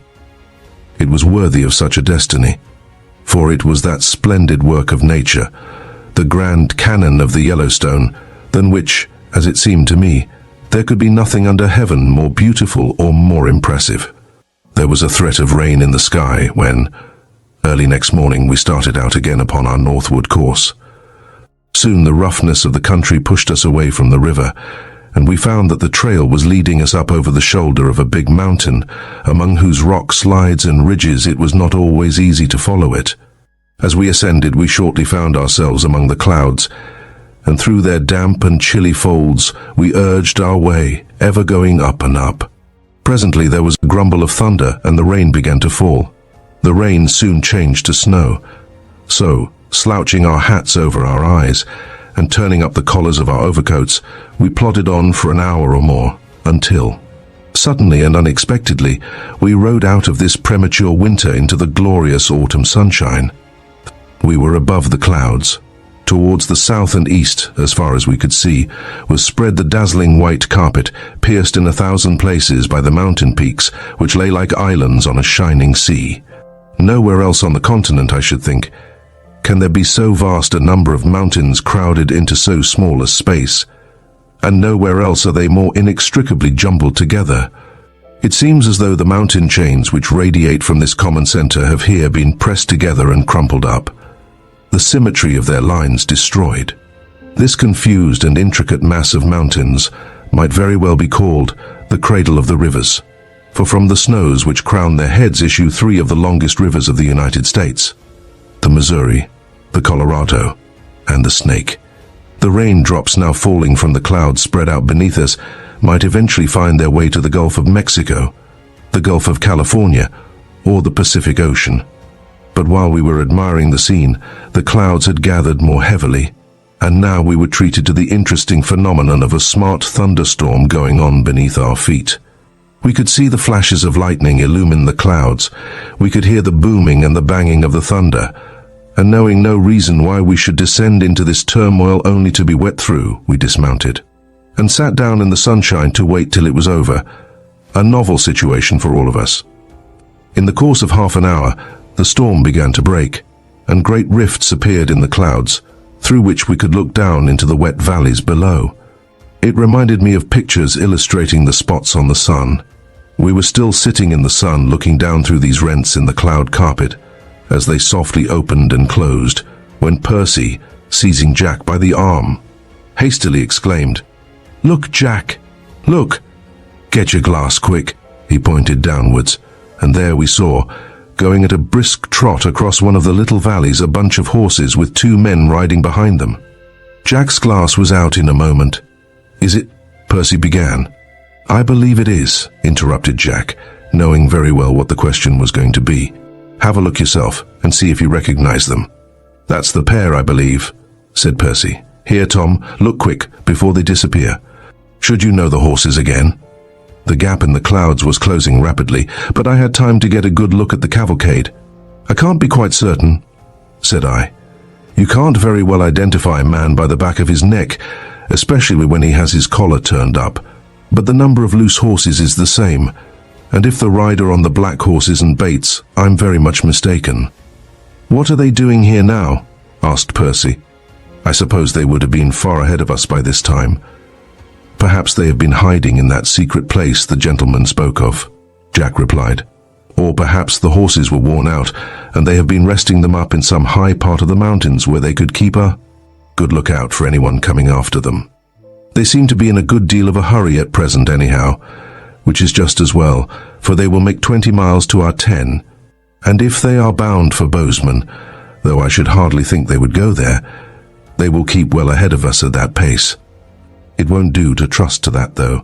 I think we must set a guard at night for the rest of the distance, especially as they might even reach their destination, turn round again, and meet us on their way back, if they should return this way. And that, I think, is rather probable, for all those horses and mules of the survey party must be a great temptation to gentlemen in their way of business." This decision of the commander-in-chief met with our cordial approval, and for the next few days we moved cautiously forward, keeping a sharp lookout by day and setting a guard at night. And a most unpleasant duty did we find it, after a long day's march, to stand guard through the hours of darkness, when, by rights, we should have been asleep. For there being only 3 of us, and the nights being divided into 2 watches of 4 hours each, we could each secure but 1 clear night's rest out of 3, a great hardship to youngsters of our age. It will be readily understood, therefore, that we had no spare blessings to bestow upon Squeaky for putting us to all this extra trouble, and that it was with much pleasure we went into camp one evening, believing that 2 more days' march, and consequently only 1 more night of guard mounting, would bring us to our destination. We had unsaddled and turned loose the horses and mules that evening as usual. Percy was on his knees, making the fire. Jack, followed by Ulysses, had gone off to the creek for a bucket of water. I was in the act of stooping to pick up my rifle preparatory to making a tour of our camping ground, for it was my first watch that night, when a voice behind me said in a low but peremptory tone, "Drop that." I looked round sharply to find, pointed square at my chest, the muzzle of a rifle in the hands of a squat, red-haired man, while another taller man was covering Percy. That their intentions were evil it was easy to guess, for each of them was disguised by wearing a strip of rag across the upper part of his face, having holes cut in it to look through. "Come here," said the short man in a low voice. "Quick, both of you." We advanced towards him. "Sit down," he commanded. Having no means of resisting, we sat down, side by side. "Now, keep quiet," said the man, and turning to the other he went on, "Partner, get behind them. If either of them moves, blow his head off." This gentle hint was not lost upon us. We sat silent and motionless, while the red-haired man, slipping away among the trees, disappeared in the direction of the creek. In half a minute we heard his voice again. There was some angry growling of old Ulysses, a few loud, sharp words, and directly afterwards Jack appeared, carrying a bucket of water in one hand and dragging Ulysses by the collar with the other, urged upon his way by the persuasive influence of a rifle, the muzzle of which was being held within 2 feet of the small of his back. "Tie up your dog," said the man, "if you don't want him shot, and then sit down by your friends."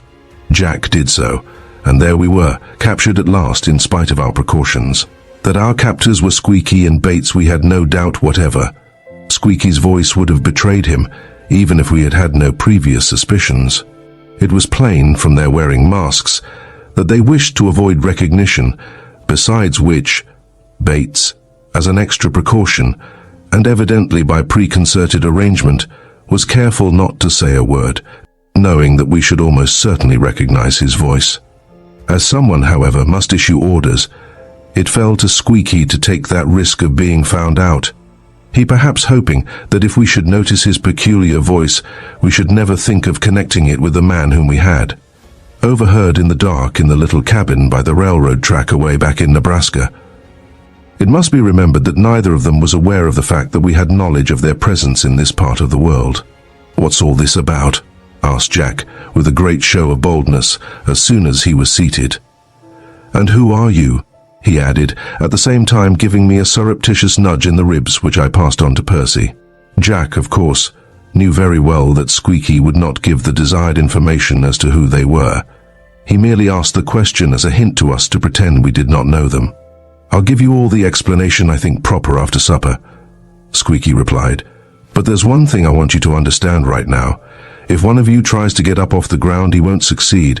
He'll be dead first. I mean it, mind you.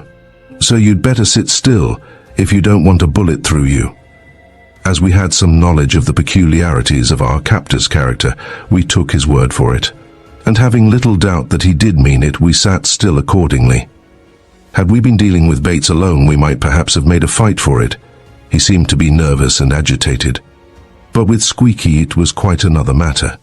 He had no nerves, and we felt pretty sure that if he should think it a good stroke of business to shoot one or all of us, no tenderness of conscience on his part would withhold him.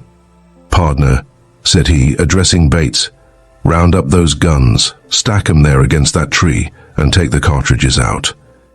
Bates did as commanded, always in silence, and then Squeaky said, "That's good. Now you'd better go and bring down the horses. I'll hold the prisoners." Bates retired into the woods, and in a quarter of an hour reappeared, riding the black horse and leading another, both of which he proceeded to picket in a little open space below the camp. "Which of you boys is cook?" then asked the leader of this gang of 2. "I am," replied Percy. "All right. Get up then and cook supper for 5. And don't try any tricks. I'm a pretty good shot. Partner, take your stand by the guns. Percy rose to his feet, and for half an hour we sat still while he made tea and cooked steaks of deer meat enough for us all. Bread we already had in plenty, for only the day before he had made a batch large enough to last us until our journey's end, as he supposed. He had not reckoned upon entertaining 2 uninvited guests. Squeaky was a methodical rascal. We could not help admiring the orderly manner in which he conducted this affair. He must have thought out all the details beforehand, or else he had been engaged in a similar transaction on some previous occasion. As soon as the simple supper was ready, he proceeded again to issue his orders. "Cook," said he, "feed your friends." Percy brought our suppers to Jack and me and set them down before us. "Get your own share and come and sit down again." Percy did so. "Partner, help yourself." We 4, having eaten our supper, Bates, at the command of his leader, once more took up his station behind us, while Squeaky helped himself to something to eat. Kneeling on his right knee, his rifle held ready for use in his left hand, he took a large piece of meat from the frying pan, and holding it in his fingers, he tore big fragments from it with his teeth, all the time keeping his watchful little eyes upon us. He reminded me of the Mississippi steamboat mate, in that he resembled a dog engaged with a bone, who suspects that some other dog might like a share of it. "Now cook," said he, as he wiped his greasy fingers upon his trouser leg. "You can wash up. I guess you may as well help him," nodding at me. "Finished?" inquired the systematic villain as soon as the culinary operations had been completed. "Well then, just you sit down again, close together. I want to have a little talk with you. Partner, stand a little way off from the end of the row, so as you can rake 'em if desirable." Having made these dispositions, Squeaky upturned our bucket and sat himself down upon it about 10 feet away from us, his rifle across his knees and his finger on the trigger, and thus addressed us. "Well, boys, I'm glad to see you at last. We've been looking for you for quite a spell, me and my partner. We thought we'd lost you. It was just a chance we see you coming along this evening, and decided to look you up. Hope you've had a pleasant trip since you left Golconda." Squeaky made this final remark with so evident an expectation that we should be overcome with astonishment, that we hastened to accommodate him by looking as surprised as we conveniently could at such short notice. "What do you mean?" asked Jack. "How do you know we came from Golconda? We've never met you before." "Oh, we know a thing or two, me and my partner." "Eh, partner?" Bates nodded. "We know who you are, well enough. Don't we, partner?" Again Bates nodded. "Can't your partner speak?" asked Jack innocently. "Born deaf and dumb," replied Squeaky, without the slightest hesitation.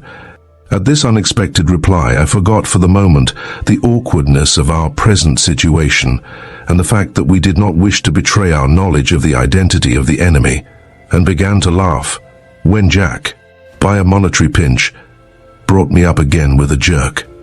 "What are you laughing at?" asked Squeaky, scowling. I became preternaturally solemn in an instant, and by good fortune I thought of a reasonable reply to the question. "Why?" said I. "I was only thinking that your partner seemed to understand pretty well for a man born deaf." "Yes, he does that," assented Squeaky, in such a matter-of-fact manner that I nearly laughed again. "Well," he continued, "we must get to business, because we won't have any time tomorrow morning. Now just listen to me, and you pointing at Jack. You just pay attention, because the lives of these 2 boys depends on you. Just you keep that in mind now. This is no laughing matter, you'll find, young fellow," with a grim nod at me.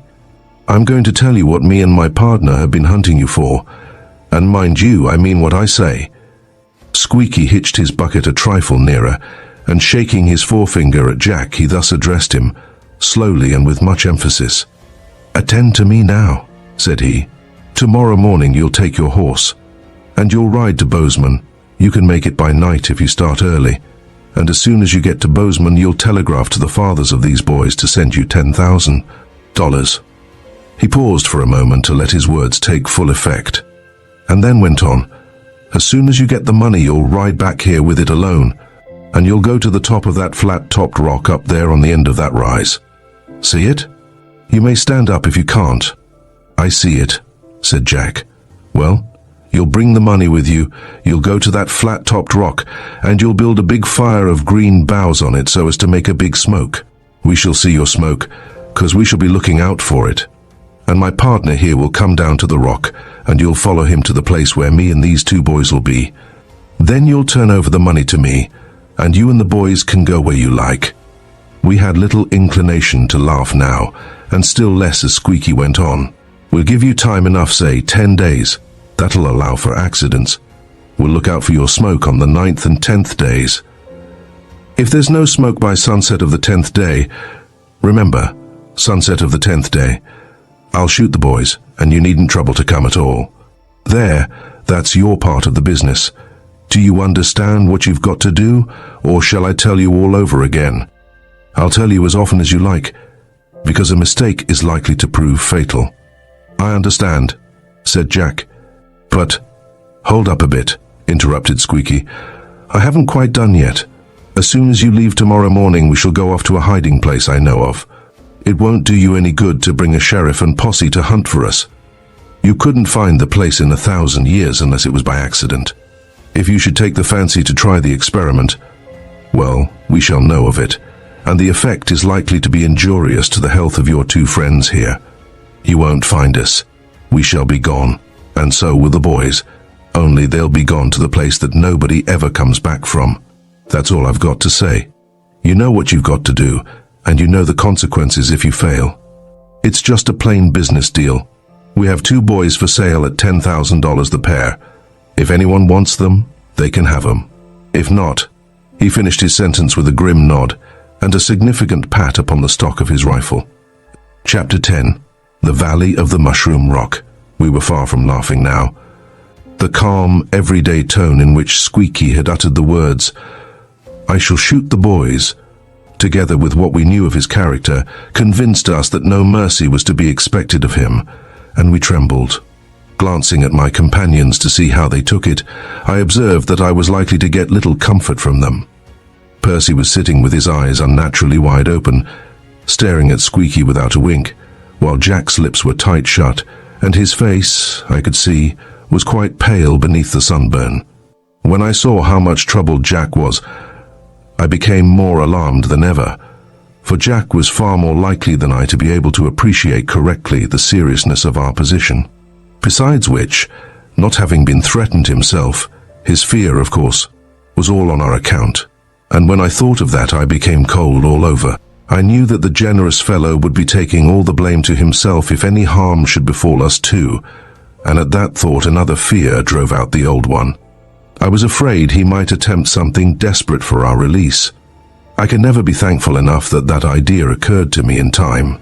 Even as I thought of it, I heard a rustle in the grass, and I saw that Jack, who had been sitting with his elbows on his knees, had drawn 1 foot beneath him and had placed 1 hand upon the ground, all ready for a spring at Squeaky. It would have been madness to make the attempt, and without a second's hesitation, I flung my arms around him, crying, "No, Jack, you shan't." "Very well, old chap, I won't," he whispered in my ear, with a rather husky voice, and at this assurance I sat up again, still holding him by the arm, however. Squeaky had sprung to his feet, and covering Jack with his rifle, he said, quietly, "I wouldn't if I was you." "I don't intend to," replied Jack, whereupon our captor sat down again, and Percy, who had half risen, sank back upon the grass. It was a rather curious fact, and it showed the comparative estimate in which we held our 2 enemies, that, had the rush come, all 3 of us would have gone straight at Squeaky, entirely forgetful of Bates.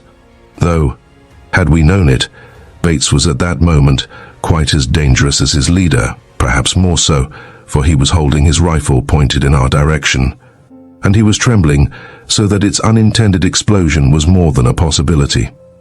The temporary excitement of this incident having abated, our captain once more assumed his former position, and, addressing Squeaky, said, "Look here, Mr. Never mind names," interrupted the other. "Mr. is good enough." Jack nodded. "All right," said he. "Then, mister, I have 1 or 2 things to say. First, $10,000 is too much." "No, it isn't," Squeaky promptly contradicted. Me and my partner has means of knowing the financial standing of these boys' fathers, and we have fixed upon that amount. We're not going to bait as much as a 10-cent shin plaster, so you needn't waste your breath on that point. Jack nodded again. Well, said he, then there's another point. 10 days is much too short a time. No, it isn't, interposed Squeaky firmly. Yes, it is, Jack repeated with equal firmness. Just consider a minute. It will take me one long day to get to Bozeman. If my horse should fall lame, he has no shoes, it would take 2. It might take me 2 to get back. There are 4 days out of my 10. Then the boys' parents may not be at home. They may be traveling on the continent of Europe. Them 2 or 3 days to get home, besides which $10,000 is a very considerable sum, and it may take them several days to raise it. I thought Squeaky seemed to be impressed, and I thought too how clever Jack was to think of all this when his thinking faculties had just received such a shaking up. But Jack had not finished yet. He had reserved his most telling argument for the last. There's one thing more, he went on. You want this money in cash, I suppose. Well, do you think the town of Bozeman could get together $10,000 on the spur of the moment? Of course it can't. The money will probably have to come up from Salt Lake City by stage, and that, as you know, will take 4 or 5 days itself. Your 10 days limit is absurd. You'll beat yourself if you stick to that. You ought to make it a month. I half expected that Squeaky would be offended at Jack's emphatic manner of speech, but I was mistaken. You're a smart chap, said he admiringly. That sounds like a sensible argument. Shut up now and let me think about it. After sitting for some time with his chin in his hand, frowning at the landscape, the chief bandit straightened himself up upon his bucket and delivered his final decision. We'll give you 3 weeks, said he. That will allow plenty of time for accidents and delays. 2 days each way for you to ride to Bozeman and back. That's 4. 10 days for the people on the other side to raise the money and send it out. That's 2 weeks. 1 whole week for the money to come up from Salt Lake. That's 3 weeks. You'll be back here with the money in 3 weeks. If you don't get here by then, well, I needn't go over all that again. You know what'll happen if you don't, that's all. So, now we've got it all comfortably arranged. We'll go to bed. Squeaky here arose, and taking up his old position behind us said, Here, you know, not the cook, the other one. Get up and bring all your blankets. Seeing that I was the other one alluded to, I brought the blankets and threw them down in a heap. Make your bed, was the next command. I did so. Roll yourself up tight, I obeyed. Now then, next one, do the same, close to number 1. Percy, and after him Jack, followed my example, and in 10 minutes we were lying side by side, tightly encased in our wrappings, like 3 cocoons. It was an excellent arrangement from Squeaky's point of view, for it was impossible to rise in a hurry. Now, partner, he continued, I'll go to bed myself. You shall take the first watch. Wake me at midnight. If any of the prisoners tries to get up, you know what you've got to do. Shoot first, and inquire into it afterwards.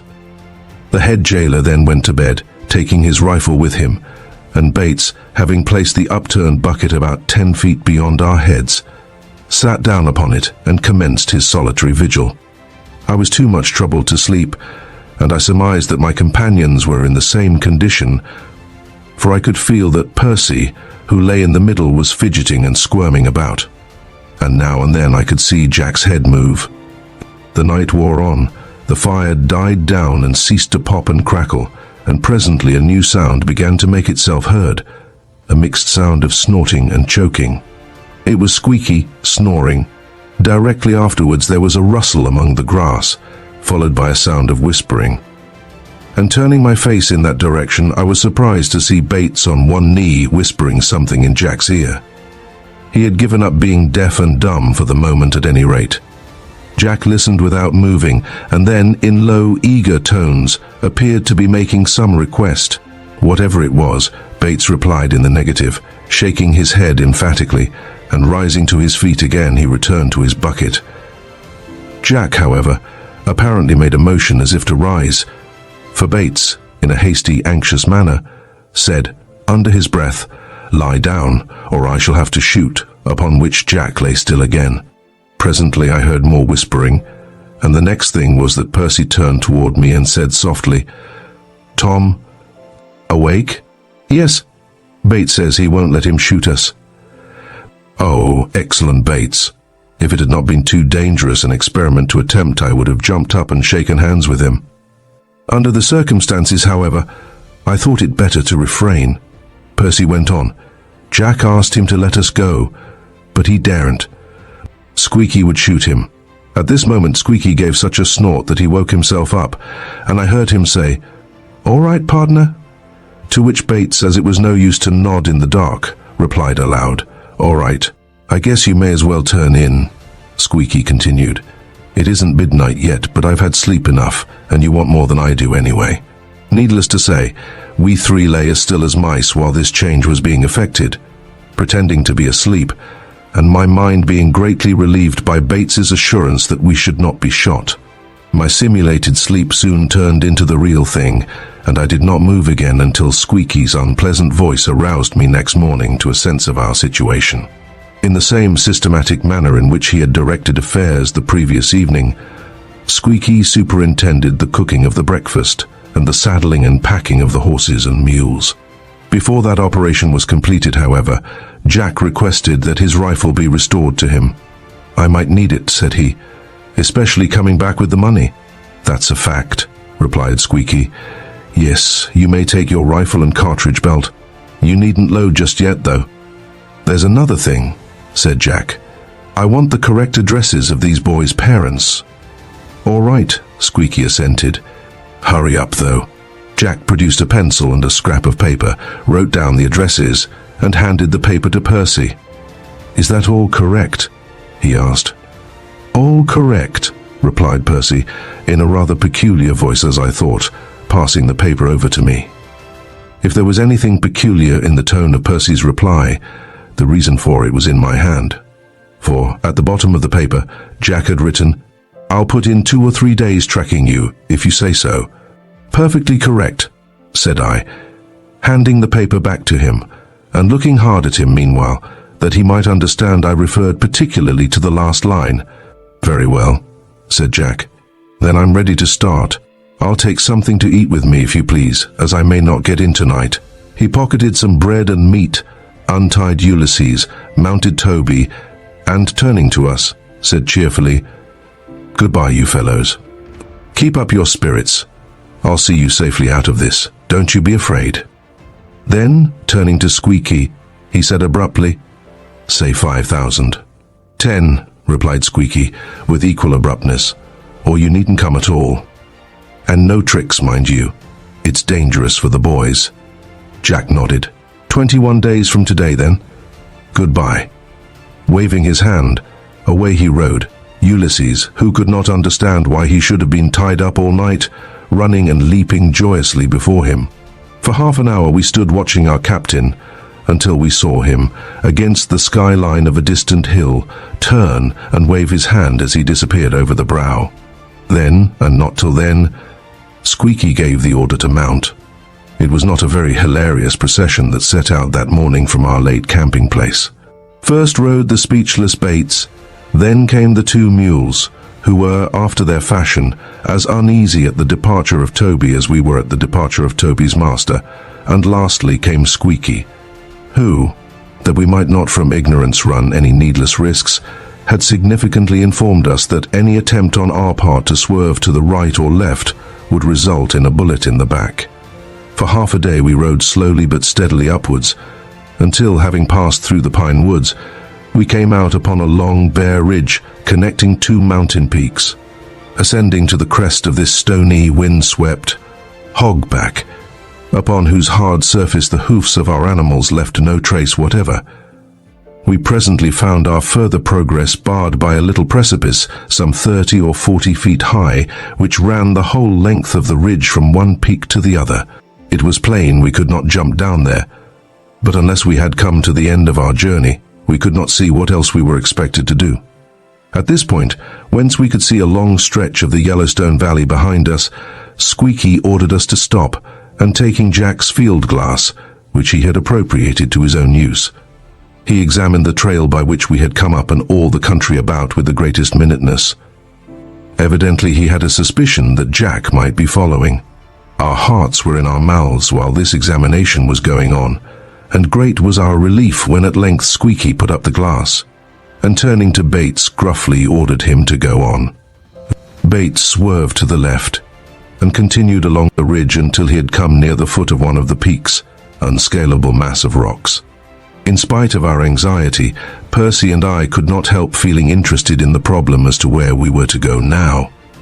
With a precipice on the right and an impassable mountain in front of us, it seemed as though the only course remaining would be to turn still more to the left and descend again into the valley.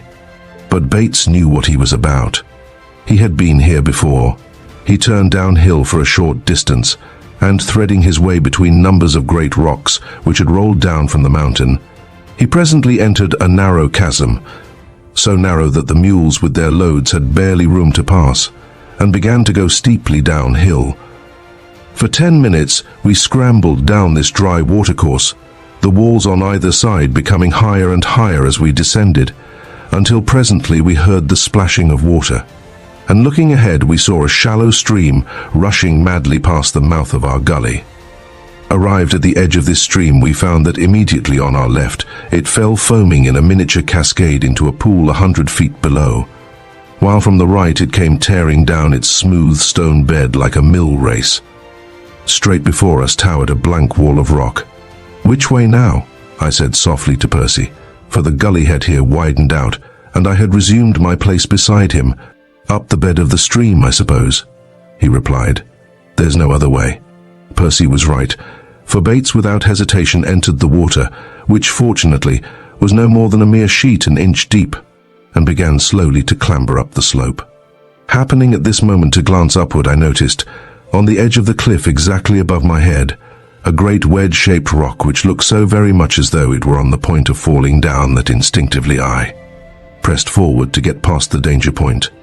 As I did so, Percy, who was slightly in the rear of me, whispered hastily, "Tom, hold back, let me get in front of you. I have a shotgun cartridge in my pocket, and I want to drop it near the water as a guide to Jack, in case he should be able to trail us this far." "All right," said I, without looking round, and forging ahead he succeeded in dropping the cartridge without exciting the suspicions of our watchful guard, with great circumspection making it appear that he was intent only upon urging the reluctant mules to follow Bates's horse.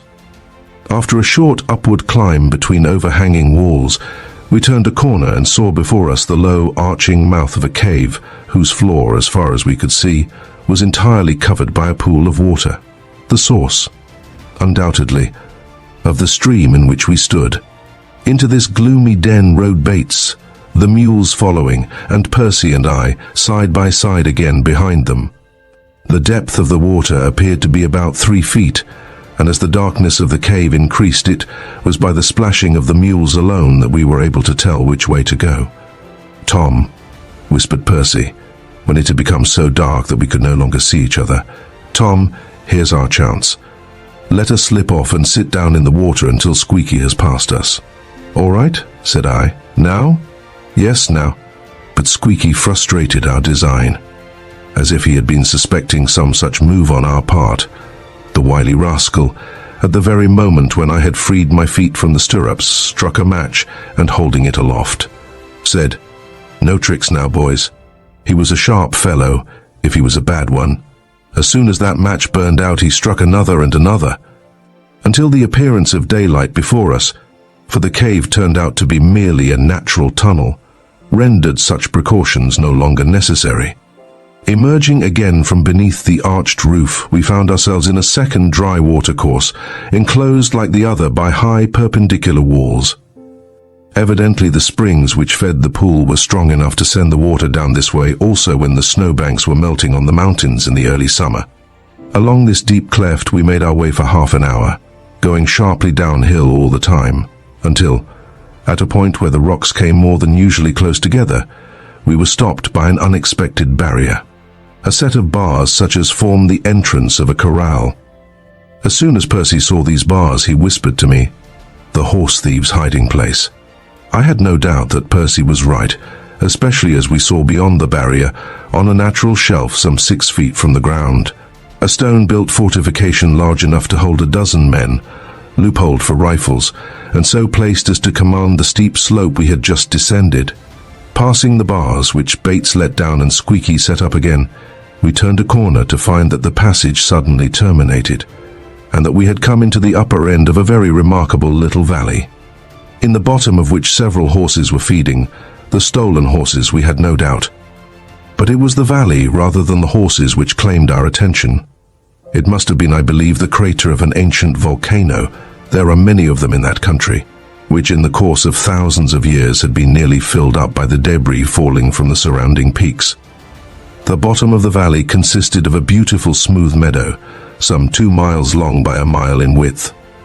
Around this meadow were high banks composed of earth and fragments of stone, thickly covered with pine trees, while behind the trees, encircling the whole valley, was a wall of rock from 50 to 100 feet high. As far as we could see, the wall was without a break, excepting only that at its northern or right hand end it was split from top to bottom, the split forming a narrow gap through which a voluminous stream went boiling and foaming over the stones. The stream was much larger than one would expect from the limited size of the valley, but we observed that at least 6 little waterfalls, and how many more we did not know, came pouring over the edge of the valley wall, having their sources in the mountains, which on every side rose high above the rim of the wall itself. To all appearance, there was no way in or out of the horse thieves' hiding place save through the passage by which we had come down, unless, possibly, one might pass down the gorge where the stream ran out. That the elevation of the old crater was pretty considerable was evident from the fact that, though the slopes below the wall were well wooded, the mountains above were bare, or nearly so, a few stunted. Twisted trees growing here and there among the rocks showing plainly enough that we were but a short distance below timberline. As soon as we had descended through the fringe of trees which bordered the grassland, we descried upon the opposite side of the valley a little roughly built cabin, standing with its back to the wall and its face toward us, a wretched little hovel with a stumpy stone chimney and a doorway without any door. Behind the cabin rose a fine peak from whose sides there had fallen so large a heap of loose rocks as to make it appear that at that one point perhaps it might be possible to climb out of the valley. Percy quietly called my attention to the fact as we rode across the meadow. Beside a stream which came down from this peak, and not very far removed from the cabin, there stood an object which at once attracted our attention, a rock of very peculiar shape. It was like a gigantic mushroom, 40 feet high, the stalk, which must have been 30 feet thick, constituting about half of the total height, while the cap, projecting on all sides far beyond the stalk, must have been more than twice as wide as the latter. Indeed, considering how much the cap overhung, and considering, moreover, that it was split in 2 across the middle, it was a wonder to us that it did not fall off. One would think that a good stiff breeze might blow it down. Having traversed the little valley at its upper end, we drew up before the cabin, and there dismounted. By command of Squeaky, Percy and I unsaddled the horses and unpacked the mules, which at once wandered off to fraternize with the strange horses, they with equal curiosity having galloped up to see who we were.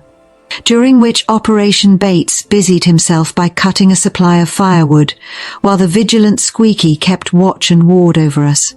After a hearty supper, which Percy and I cooked, and of which, in spite of our unpleasant situation, we ate a very fair share, we were ordered into the cabin for the night. Our blankets were thrown upon the floor, and a fire of big logs was started in the fireplace.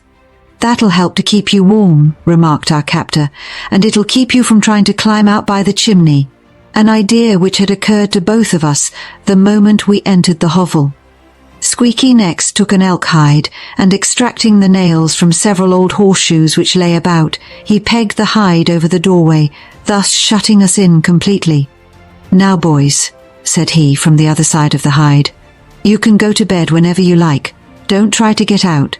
One of us will be on guard all the time, and if we hear you trying to scratch out, we shall just fire through the doorway or through the gaps, and you'll have to take your chance of being hit. So take my advice and go to bed like good boys. Good night." Chapter 11. A Counterstroke. It was all very well for Squeaky to recommend us to go to bed. We had something else to do first, namely to talk over the situation. The possibility of escape was naturally the first subject to be discussed. "I don't see any chance of it at present," said Percy.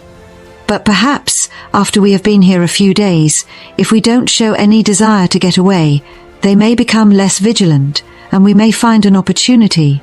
If Squeaky for any reason should go away and leave Bates in charge, that would be our best chance. We might tackle Bates. I'm not very much afraid of him, but I am afraid of Squeaky, most decidedly afraid." "So am I," I responded. "I'm pretty certain he would kill us if he thought proper, and though Bates might try to prevent him, I'm not so sure that he could do so." "If Jack—" "Shh," whispered Percy, tapping me upon the knee and pointing with his thumb toward the doorway. There was a rustle in the grass and the sound of breathing close to the elk hide. Somebody was listening. "Jack is sure to be back in 3 weeks," Percy announced in an audible voice for the benefit of the listener. 3 weeks ought to be ample time, and you may be sure he won't let the grass grow under his feet.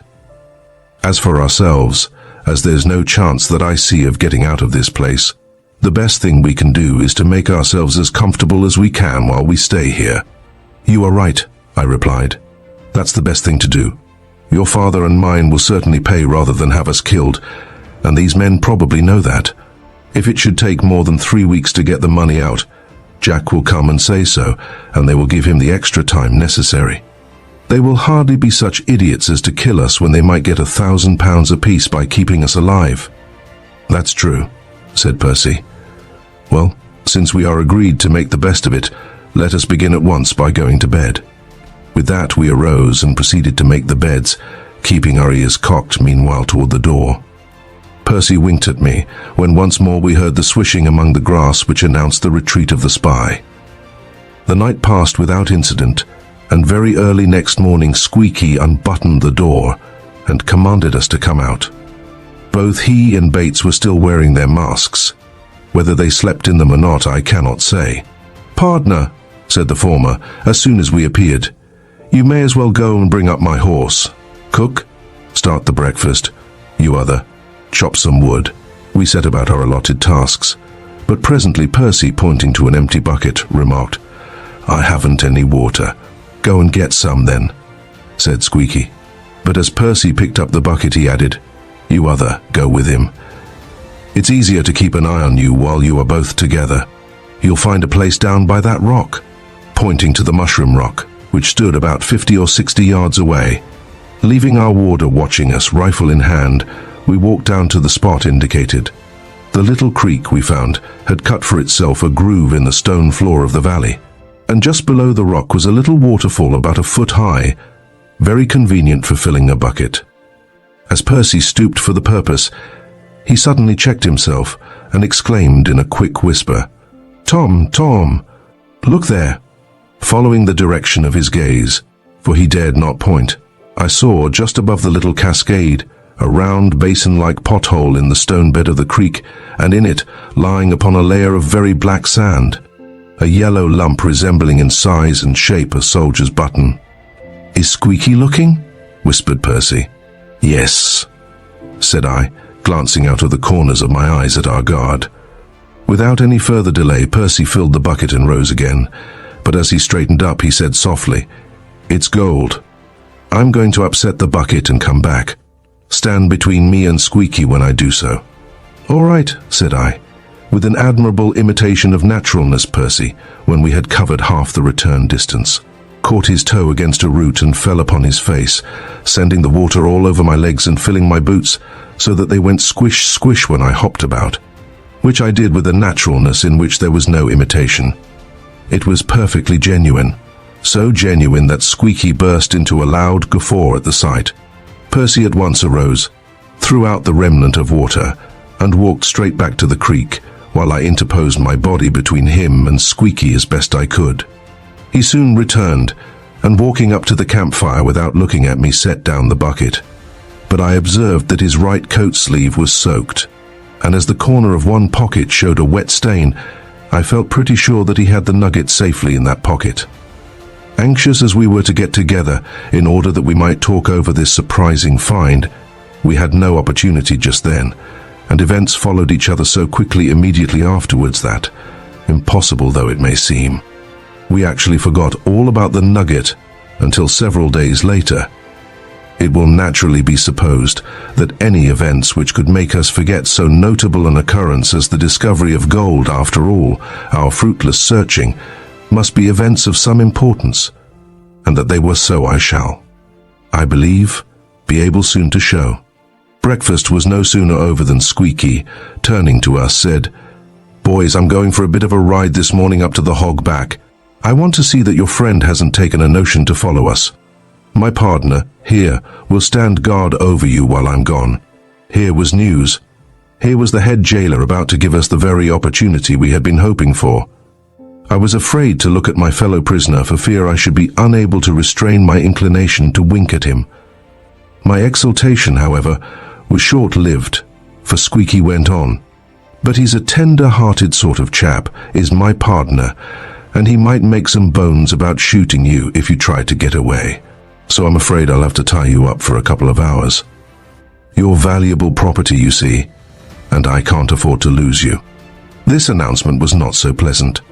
I wondered if Squeaky could possibly have overheard us speaking of our chances of escape if he should leave us in charge of Bates.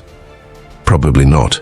It is more likely that his natural acuteness led him to suspect that we might make the attempt if only he himself were out of the way. This time, though, he was not quite sharp enough. My quick-witted chum very cleverly stole a march on him. I was on my knees at the time, washing up. Percy was kneeling beside me, drying the things with our own private dish rag, while Bates stood a little distance off saddling a horse. Not the same horse, I noticed, that Squeaky had ridden the day before. Percy also noted this fact, and, with a presence of mind I have never ceased to admire, he took instant advantage of it. Nodding his head toward Bates, he remarked in a casual manner, "Isn't he saddling the wrong horse?" The remark caused Squeaky to turn his head, and in that brief instant Percy slipped the knife he happened to be wiping into his high boot, snatched up another, and in a perfectly unconcerned manner went on rubbing away with the dish rag. "No," said our unsuspecting proprietor. "He's all right. Come, hurry up. I've no time to waste." Our task completed, Squeaky instructed Bates to cut off a length from one of our picket ropes, which being done he unraveled the piece, and taking a couple of strands he tied Percy's arms behind him, just above the elbows. Having performed the same office for me, he stood for a while contemplating the result. "Put your hands in front of you," he commanded.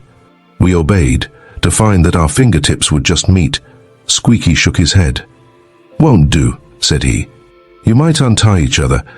I may as well make a good job of it while I'm about it. It'll be a bit uncomfortable, but it won't be for very long.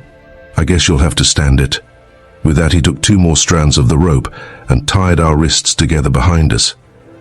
Once more he examined his handiwork, and this time appeared to be satisfied. "That'll do," said he. "Now get into your cabin." Having driven us in like a couple of sheep, he fastened the hide over the doorway and left us with the information that he would be back in about 2 hours. Unless, indeed, he should happen to get sight of Jack prowling around, in which case it might take him another 2 hours to stalk and shoot him.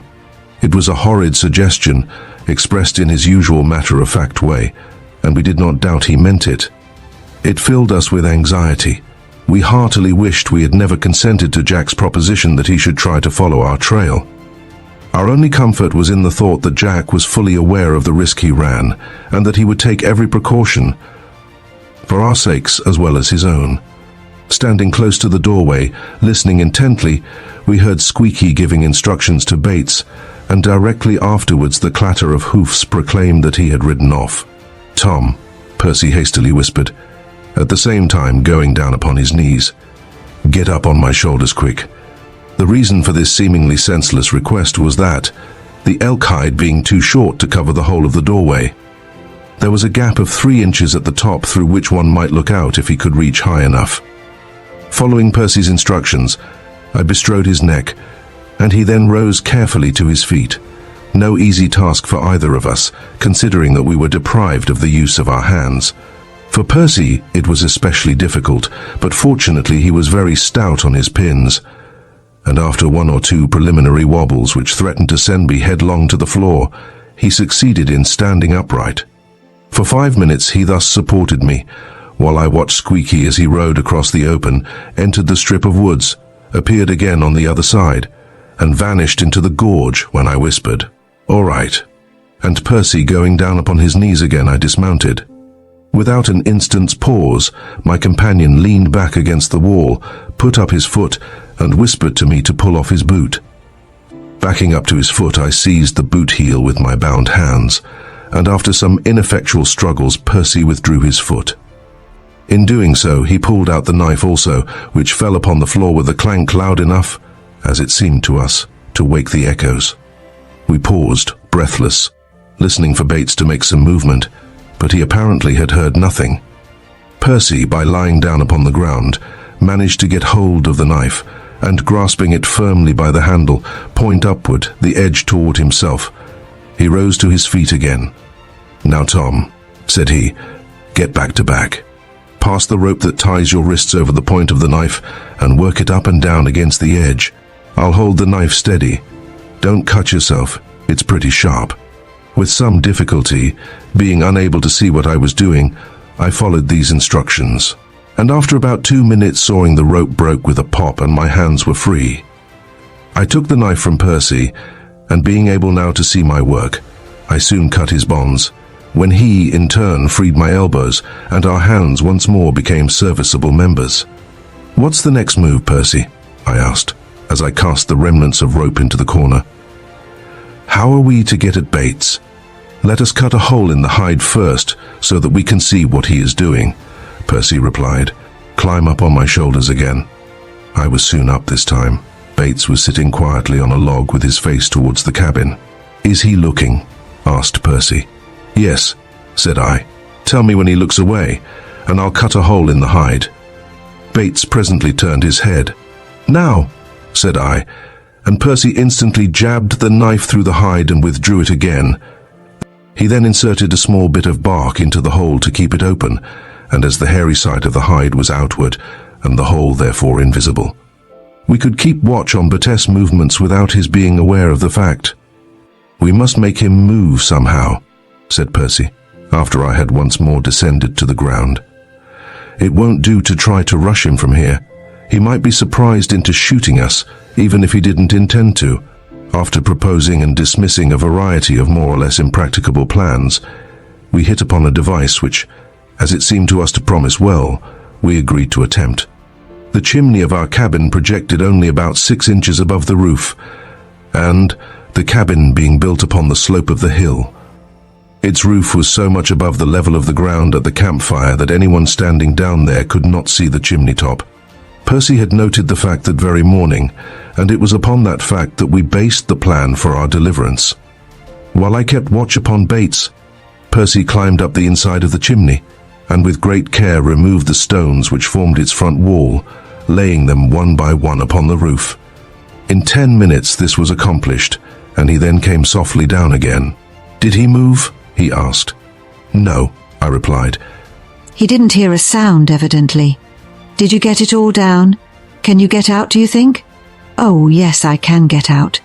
The thing now is to bring him up close. Watch while I stir him up." Percy stepped to the wall of the cabin, and taking hold of a big piece of loose bark, he ripped it off. At the sound, Bates sprang to his feet, all alert in an instant, advanced a step or two, and stopped. "Scratch," I whispered. Percy scraped the piece of bark upon the floor, making a small but distinct sound, upon hearing which Bates advanced again on the tips of his toes. His suspicions were aroused, which was just what we wanted. I held up my finger. Percy stopped, and so did Bates. I could see by his expression that he was listening intently. Once more the operation was repeated, with the same result, and Bates being now within 10 feet of the cabin. Percy handed the piece of bark to me, and himself crept into the fireplace. I stepped to one side of the cabin, scratched a little, and hopped back to the peephole, just in time to see Bates go picking his way round the corner of the house. Immediately afterwards, a handful of dirt fell into the fireplace, a preconcerted signal to let me know that Percy was safely up on the roof. I then got inside the fireplace myself. That being the safest situation in case Bates should fire through the gaps, though we did not believe he would do so, and reaching as far as I could round the corner. I began scraping the floor of the cabin near the wall with the crackling bark, pausing every now and then to listen. It was an anxious moment, for the success of our plan depended upon my being able to induce Bates to come close to the wall. Percy, I knew, was lying flat upon the roof, eagerly awaiting his opportunity. But where was Bates? That was the important question. Once more I began scratching on the floor, when, as if he had known of my anxiety and was desirous of removing it, Bates, with an assumed gruffness of voice which nearly made me give vent to an inopportune laugh, called out, "Stop that! If you try to scratch out, I'll shoot." I stopped for an instant and then began again, very softly, hoping to draw him close to the wall to listen. The ruse was most successful. Not only did he come close, but he stooped down with his ear to one of the gaps. Now or never was our chance. And my watchful chum was not the one to miss it. At the moment when Bates bent down with his head close to the wall, Percy, leaping lightly from the roof, landed, by no means lightly, with both knees upon the middle of our jailer's back, sending him to the ground with all the breath driven out of his body. "Come on," he shouted, and at the call I rushed at the door, burst it bodily from its fastenings, and ran round the house, to find Bates lying upon his face with Percy sitting upon him, holding him firmly by both elbows. "Get some rope," cried Percy, the instant I appeared. Back I ran to the camp, cut off 3 feet of rope, and returned to the rear of the cabin. Within 5 minutes Bates was bound hand and foot, perfectly helpless, leaving our prostrate enemy where he lay. After first taking away his rifle, we hastened to the camp whence, with our own rifles and cartridge belts in our hands, we set off as hard as we could run across the valley. Arrived at the bars, we paused for breath, and having held a brief consultation as to whether we should go on or await Squeaky's return where we were, we decided finally to go on. For, though this would be an excellent place in which to lie in wait for him, and though by going on we might come upon him unawares and thus lose our present advantage of taking him by surprise, we were bound to think of Jack, who, for all we knew, might at that moment be in need of our help. We had arrived at this conclusion, and I had put my foot upon the lowest rail preparatory to climbing over, when we heard faintly the sound of a horse's hoofs clattering down the bare stone bed of the gorge. "This way! This way!" whispered Percy, in great excitement, and turning about, we ran back a few steps and clambered up into the little fortification which I have before mentioned as commanding the passage. "We'll let him come through the bars and set them up again," said Percy, speaking very quickly, "and then he won't be able to run back. As soon as the bars are up, I'll step out and order him to throw up his hands. If he makes any sign of an intention to shoot, you must shoot at him through the loophole. Will you do it?" Percy asked this question, knowing very well by his own feelings how reluctant I should be to shoot a man. "Yes," I replied, after a short hesitation, "I'll do it. As far as I see, there's nothing else for it. It is his life or ours, so, as it can't be helped, I'll do it." Seeing how hard it went with me to assent to this course, Percy magnanimously offered to change places with me, though it would have been quite as hard for him as for me. But to this I would not agree, and so we let the arrangement stand as it was, sincerely hoping that Squeaky might submit without a fight. Had we had more time, we might have hit upon some other plan, but hurried as we were, we had no opportunity for a full discussion of the matter.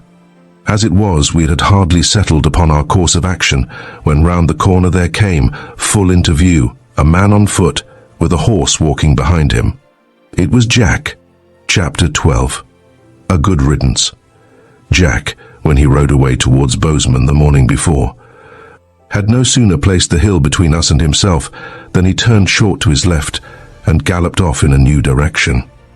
Keeping in the shelter of the woods, he circled back until he arrived at a point considerably higher than the camp. whence he could look down upon us and note the direction we took when we set out for the horse thieves' hiding place. Having no pack mules to drive, it was easy for him to keep ahead of our party. And when, about 3 in the afternoon, Squeaky stopped to scan the valley behind us for signs of our captain's presence, our captain himself, half a mile to one side of the trail, was lying flat upon his stomach on the mountainside 500 feet above, looking down at us. There he lay, watching, while we followed Bates along the top of the ridge and in among the loose rocks which concealed the entrance to the little canon, which in turn led up to the tunnel.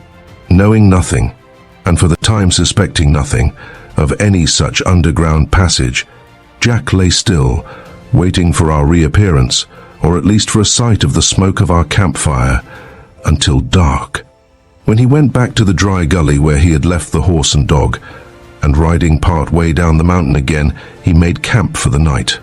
In a secluded hollow well concealed by the trees, he lighted a little fire, and wrapping himself in the saddle blanket, he passed a rather comfortless night, for at that altitude and at that time of year the night frosts were decidedly sharp. At daylight next morning he returned to his post of observation, and there he again kept watch until an hour after sunrise, waiting, in vain of course, for the telltale smoke of a campfire to inform him of our whereabouts. As no such smoke appeared, he became convinced that the hiding place must be some capacious cave, whose entrance was concealed among the loose rocks. And very much troubled he was to decide whether to go on, or to give up the attempt. He decided at last to go on. Riding down to the point where we had disappeared from view, he there left Toby standing, and went forward on foot, with Ulysses, who seemed perfectly to comprehend the state of the case, sniffing along in front of him. The ground was so hard that no sign of a hoof mark was to be seen. Nevertheless, there must have been a lingering scent of the mules and horses, for the old dog, without any hesitation, led the way to the dry watercourse, and down it to the edge of the stream. There, to his great satisfaction, Jack picked up a shotgun cartridge, and at once he jumped to the conclusion that one of us had had the sense to drop it as a guide for him. Hastening back, he brought Toby down, and taking up Ulysses on the saddle, not knowing but that the stream might be strong enough to knock the dog's feet from under him and send him rolling over the fall, he rode up the steep incline until he came in view of the arched mouth of the tunnel. "Ah," thought he to himself, "so it is a cave." Once more he stopped to consider whether to go on or to turn back, and once more he decided to go on, advancing into the cavern until there was but a glimmer of light behind him and perfect darkness ahead. He stopped again, this time for 3 or 4 minutes, listening with all his ears. There was no sound of voices, no sound of a horse snorting or shaking himself, no crackling of a fire, no smell of smoke. Jack began to suspect that the cave was merely a passage. To make sure, he ventured to strike a match, and looking quickly around, he saw that he was probably right. There was no opening visible anywhere. The walls were quite solid. At the same time, he observed that the reason he could not see daylight ahead was that a big bulge in the wall at one side cut off his view. Throwing the match into the water, he advanced around the bulge and rode on slowly until he came in sight of the second dry watercourse which led down to the valley. And there he paused again to listen. It was well he did so.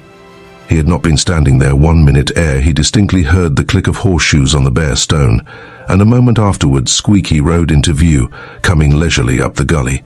Jack backed away until he could no longer see the approaching enemy, and then turning about he rode quickly but silently back to the far side of the bulge. There, leaving Ulysses on the saddle and putting the reins into the dog's mouth, with an order to keep quiet, he himself slipped into the water and, wading some steps forward, squatted down in the middle of the pool, his head and his hands only being above the surface. It was not his intention to risk a shot in the dark. Indeed, he was as much opposed to shooting a man as we were.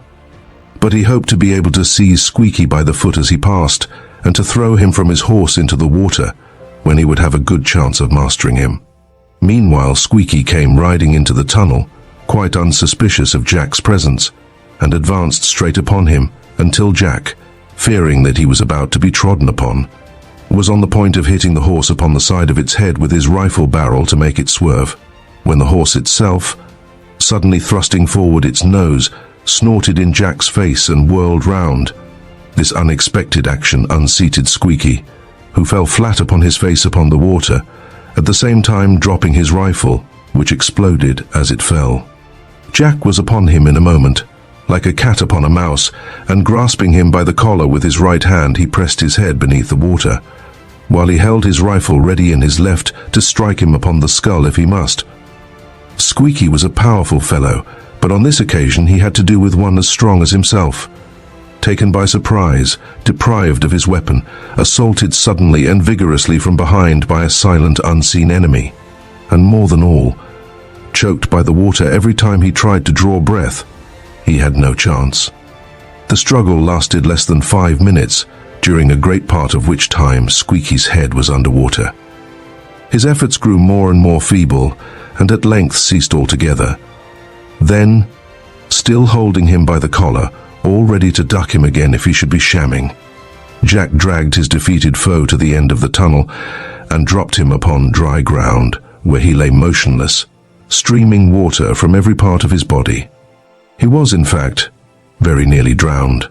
Having whistled to Toby, who at once came wading out of the darkness, Jack cut from the saddle 3 of the long buckskin strings with which it was adorned, and with them he bound his still unconscious antagonist by his wrists, his elbows, and his ankles. The enemy being thus rendered entirely helpless, it remained to find out whether he was dead or alive. A question which was solved in a few minutes by the gasping and coughing of the captive as he began to get his breath again. At these signs of recovery, Jack felt a good deal relieved, for though in his opinion it would be a benefit to the community if Squeaky were dead, still he had no desire to be himself the executioner. As soon as Squeaky was sufficiently recovered to sit up, Jack, seeing that he was shivering with cold, unceremoniously seized him by the collar again and dragged him to a spot where the sun's rays found their way to the bottom of the cannon, and there propped him up with his back against the wall. "Well, Mr. Morgan," said he, "it looks to me as if it were my turn now." At this address Squeaky opened his little piggy eyes as wide as they would go. His hat, and with it his mask, had remained in the pool. "Who are you calling Mr. Morgan?" he asked, with an injured air. "You," replied Jack. "That was your name back in Utah, I remember. But I suppose a name doesn't last more than 3 months or so with gentlemen in your line of business. Never mind that, though. Where are my friends?" Squeaky looked hard at Jack for a minute, and then, thinking perhaps that it would be as well to propitiate his captor, he replied, "They're in a little cabin on the other side of the valley down here." "They're all right. At least they were half an hour ago." "Very well," said Jack. "Then I'll go down and call upon them. You will have to stay here till I come back. I'll leave you the dog for company, and let me recommend you to sit still. He bites sometimes. Here, Ulysses. Mind him." Ulysses, who had left his perch on Toby's back, advanced at the call, and lying down with his chin upon his crossed paws, stared fixedly at the prisoner in a most embarrassing manner, upon which Jack, having patted the dog and repeated the command to mind him, shouldered his rifle, and whistling to Toby to follow, walked off down the gully. As he had surprised Squeaky, so he was destined to suffer a surprise himself, for 10 minutes later he was impetuously assaulted by us 2 escaped prisoners who, regardless of the rifle he instinctively presented at our heads, rushed from our fortification, scrambled over the barrier, and were all over him in a moment. What a joyous meeting that was!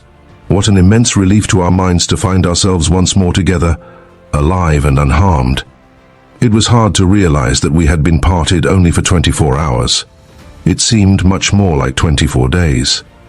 Very few words sufficed to explain the situation, when, assuming the command again, Jack directed me to go back and look after Bates, while he and Percy returned to the pool to bring Squeaky down. In a short time our 2 prisoners were seated side by side with their backs against the cabin wall, Ulysses and I standing guard over them, while Jack and Percy at a little distance discussed in low tones the somewhat difficult question as to what we were to do with them. Percy presently came and relieved guard, and I then walked over to Jack, who explained to me the plan decided upon, subject to my approval. It was, in brief, that we should set out at once for Bozeman and there deliver up Squeaky to the authorities, charging him with kidnapping or blackmailing, or whatever the proper term might be, by which his offence was known to the law, at the same time giving information of the stolen horses which were to be left in the valley. As to Bates, some time in the course of the journey he was to be allowed accidentally to escape. Besides a natural inclination to be easy on our ex-schoolfellow, an inclination to which Jack readily deferred, we felt sure that he had been led into this business more or less against his will. We knew that he had expressed his intention to preserve our lives, and we felt grateful to him accordingly. Moreover, we were pretty sure that when free to go where he would fly with all speed to the other side of the Atlantic. And that, we were agreed, was the very best thing he could do. We did not wish to ruin his life by consigning him to jail for an unknown number of years, and we reasoned that if anything would deter him from taking such risks again, it would be the scare he would get when he found himself, as he would suppose, about to be turned over to the tender mercies of the territorial authorities, a scare which, as his pale countenance testified, was already beginning to press upon him pretty heavily. As to the question whether or not we should disclose to Bates the fact that we were aware of his identity, we decided in the negative, thinking that it would be an act of charity to allow him to escape unrecognized, as he would believe, for he still retained his mask, and unless he should voluntarily discard it, we should have no difficulty in keeping up our pretense of ignorance. We decided also that Jack should do all the ordering, and that we too should hold as little communication as possible with the prisoners. The matter being settled, we at once set about our preparations for departure. While Percy, with Ulysses' assistance, remained as guard, Jack galloped off on Toby to bring up the mules and horses. Squeaky's horse had returned of its own accord, and I put together the packs, now very light, for our provisions were almost entirely expended.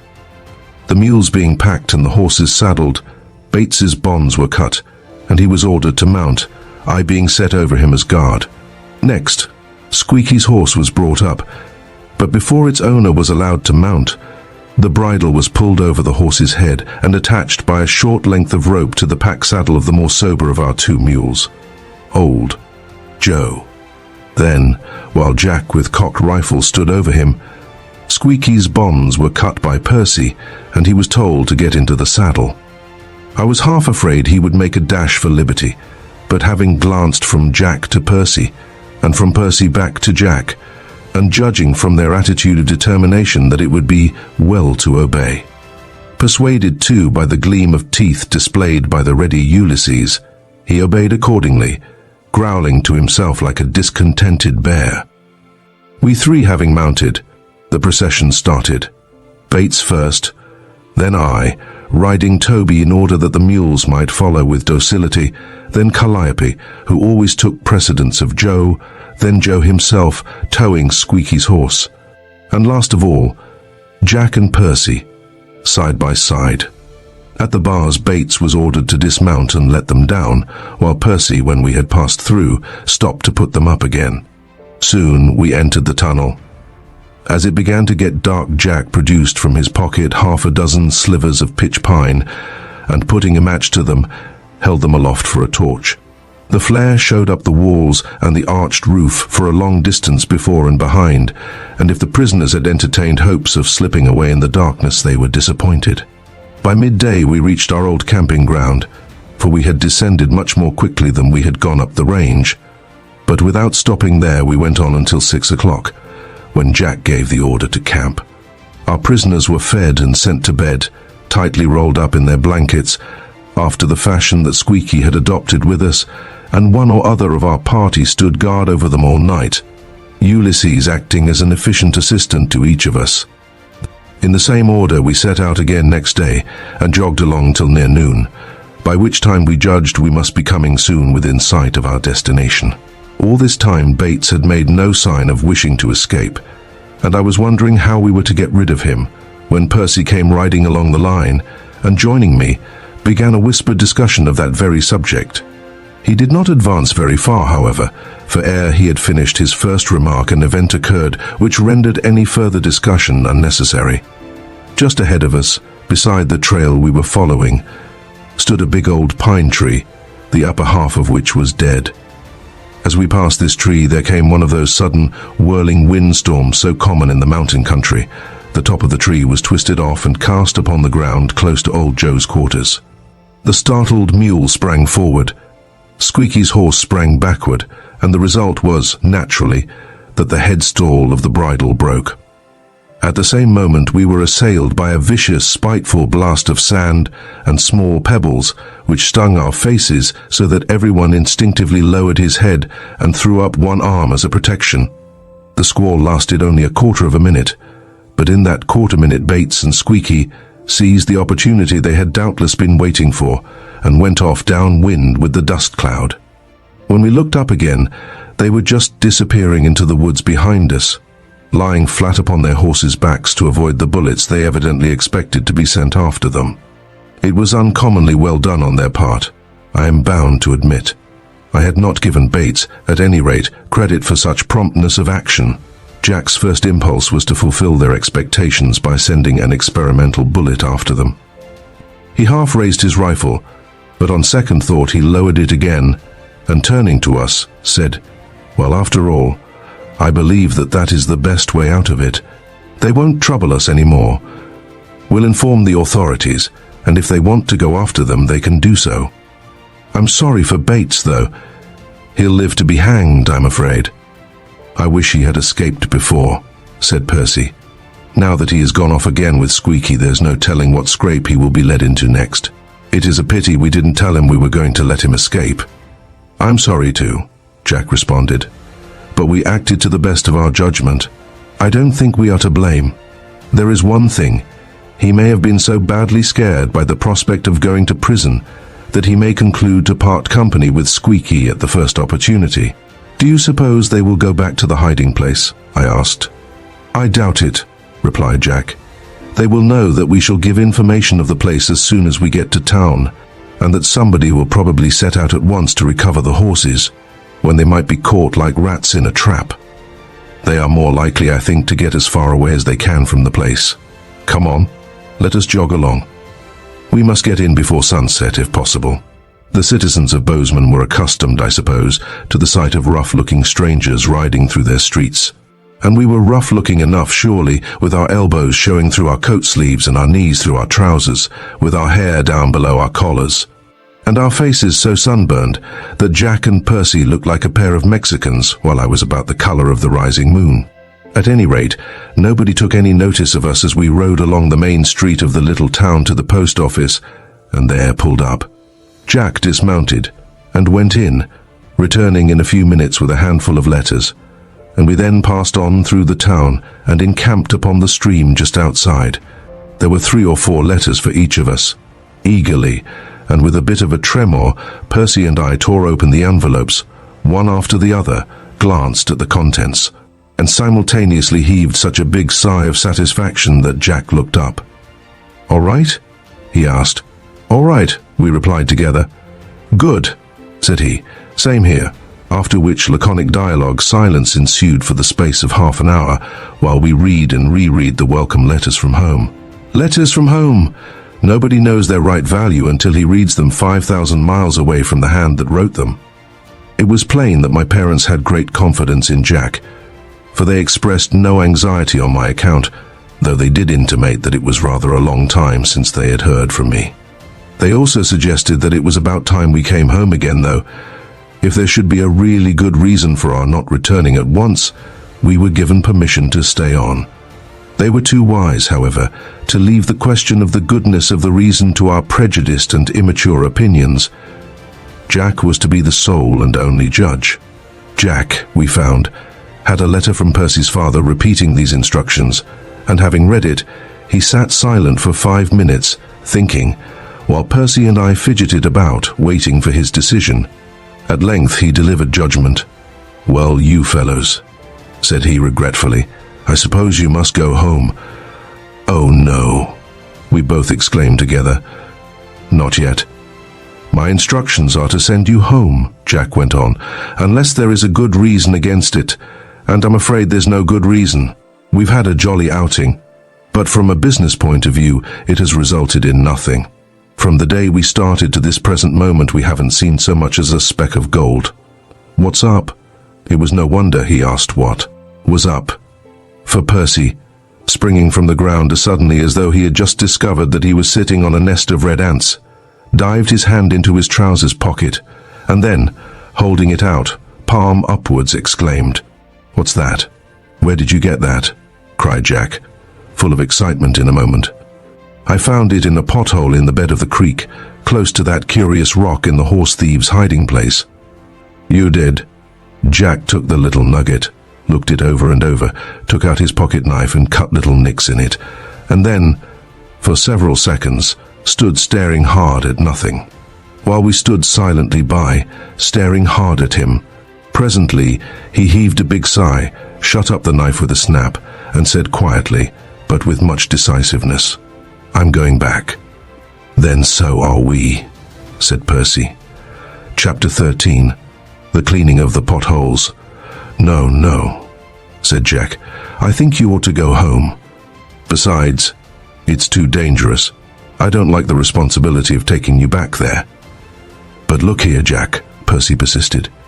"We are given leave to stay if there is a good reason for staying, and surely we have a good enough reason now. When we set out from Golconda, our chief object was to help you to find gold, and here is not only the best, but the only real chance we have had. Then again, as to the danger, the only danger is from Squeaky, and in my opinion we run less risk from him now than we did in the beginning, for he is disarmed for the present at any rate, and besides that, we know what to expect of him, and we will keep on the lookout accordingly. I don't think he will catch us again. There's another thing," said I. "It is a great deal more dangerous for you to go by yourself than it is for all three to go together. You can't prospect by day and stand guard by night." "But, hold up!" exclaimed Percy, cutting in before Jack could get any farther. "I'll tell you what we'll do, if Tom will agree. As Tom says, you certainly can't prospect by day and stand guard by night. You'd wear out in 2 days. Well, we may not be much to brag of as prospectors, but we can stand guard just as well as anybody. And here is what I propose to do. We'll go back to the thieves' den. We'll carefully examine the whole valley to make sure that Squeaky hasn't returned, though as to that, we should see his tracks. Because you remember, it rained as we came out. And if he is not there, which he won't be, I'm pretty sure, Tom and I will take it in turn to stand guard in that little fortification, day and night. And night and day, we'll just live there. And I'd like to see Squeaky or anybody else pass those bars while we are squinting at them through the loopholes with a rifle in our hands. There. What do you say, Tom?" "I'm agreed," said I briefly. "Then what do you say, Jack?" "I say you're a bully good pair of fellows, and I'm ever so much obliged to you, and I accept your offer. Back we go, all three of us." "Hurrah!" shouted Percy. "When?" "Tomorrow morning, if possible, but we must hustle, for we have plenty to do before then." "Let me think." Our captain stood silent for a minute, and then, in a quick, decisive manner, issued his orders.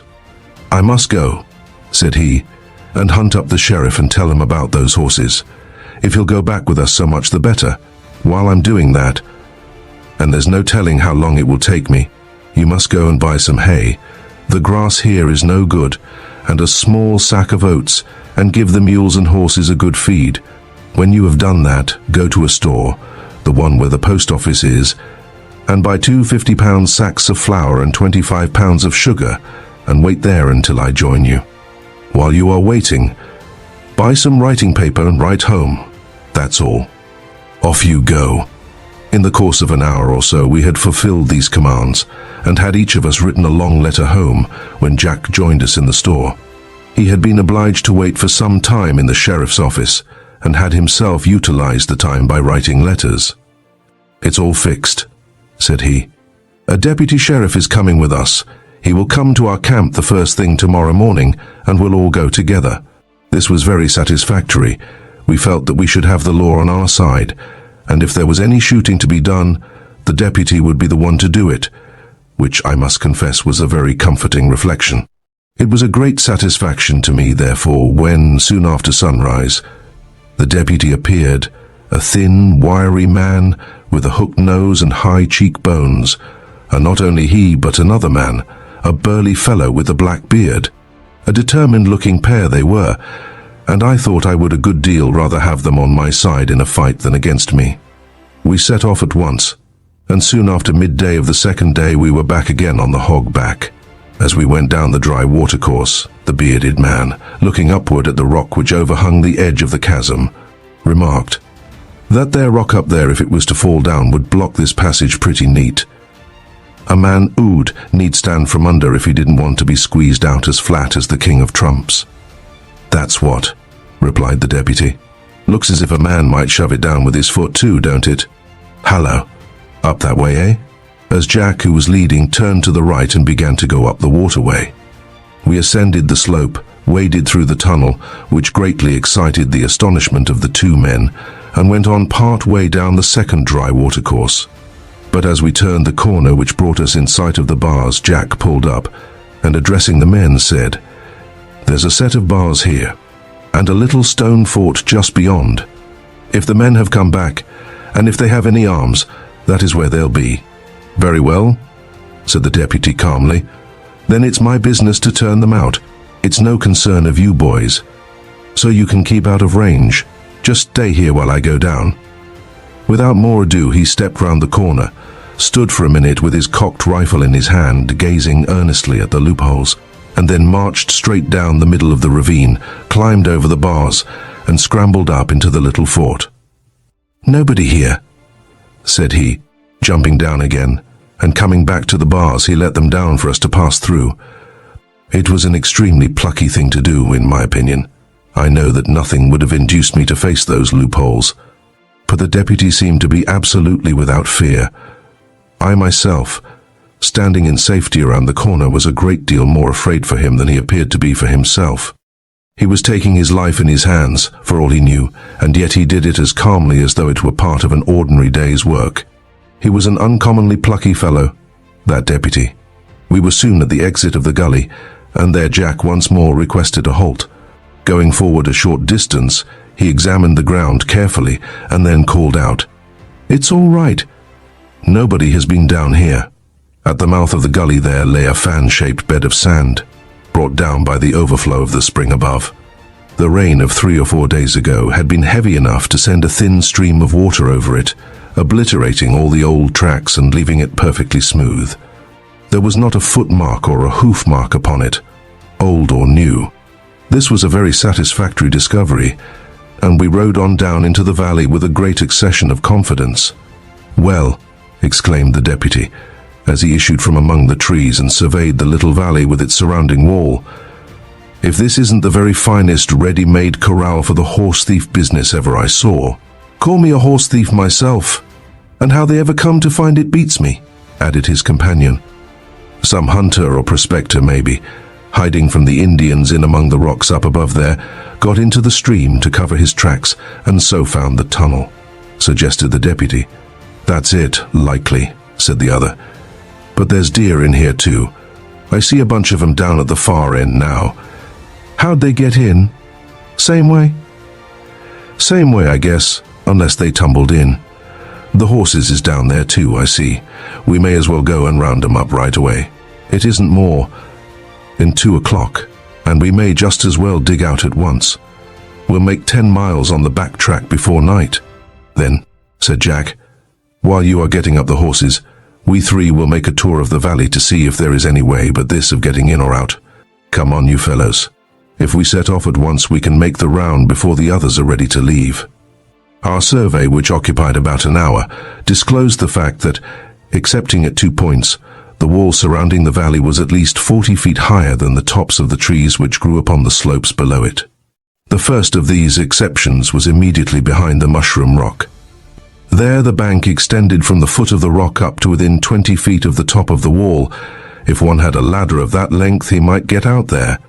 The second exception was at the canon, where the stream left the valley, but as to getting out in that direction, it seemed as impossible as it would be to fly over the wall itself.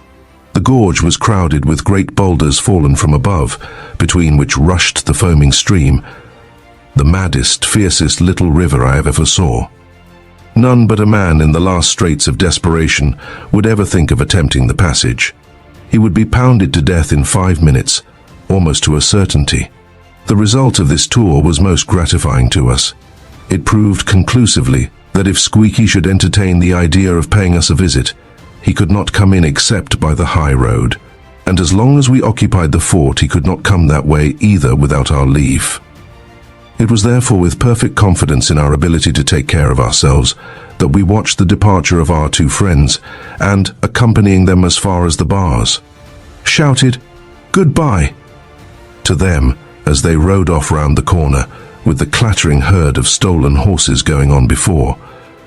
"Now," said Jack, "we will go to work systematically and we'll begin by setting a guard. Tom, will you go on from now till supper time?" "All right," said I promptly.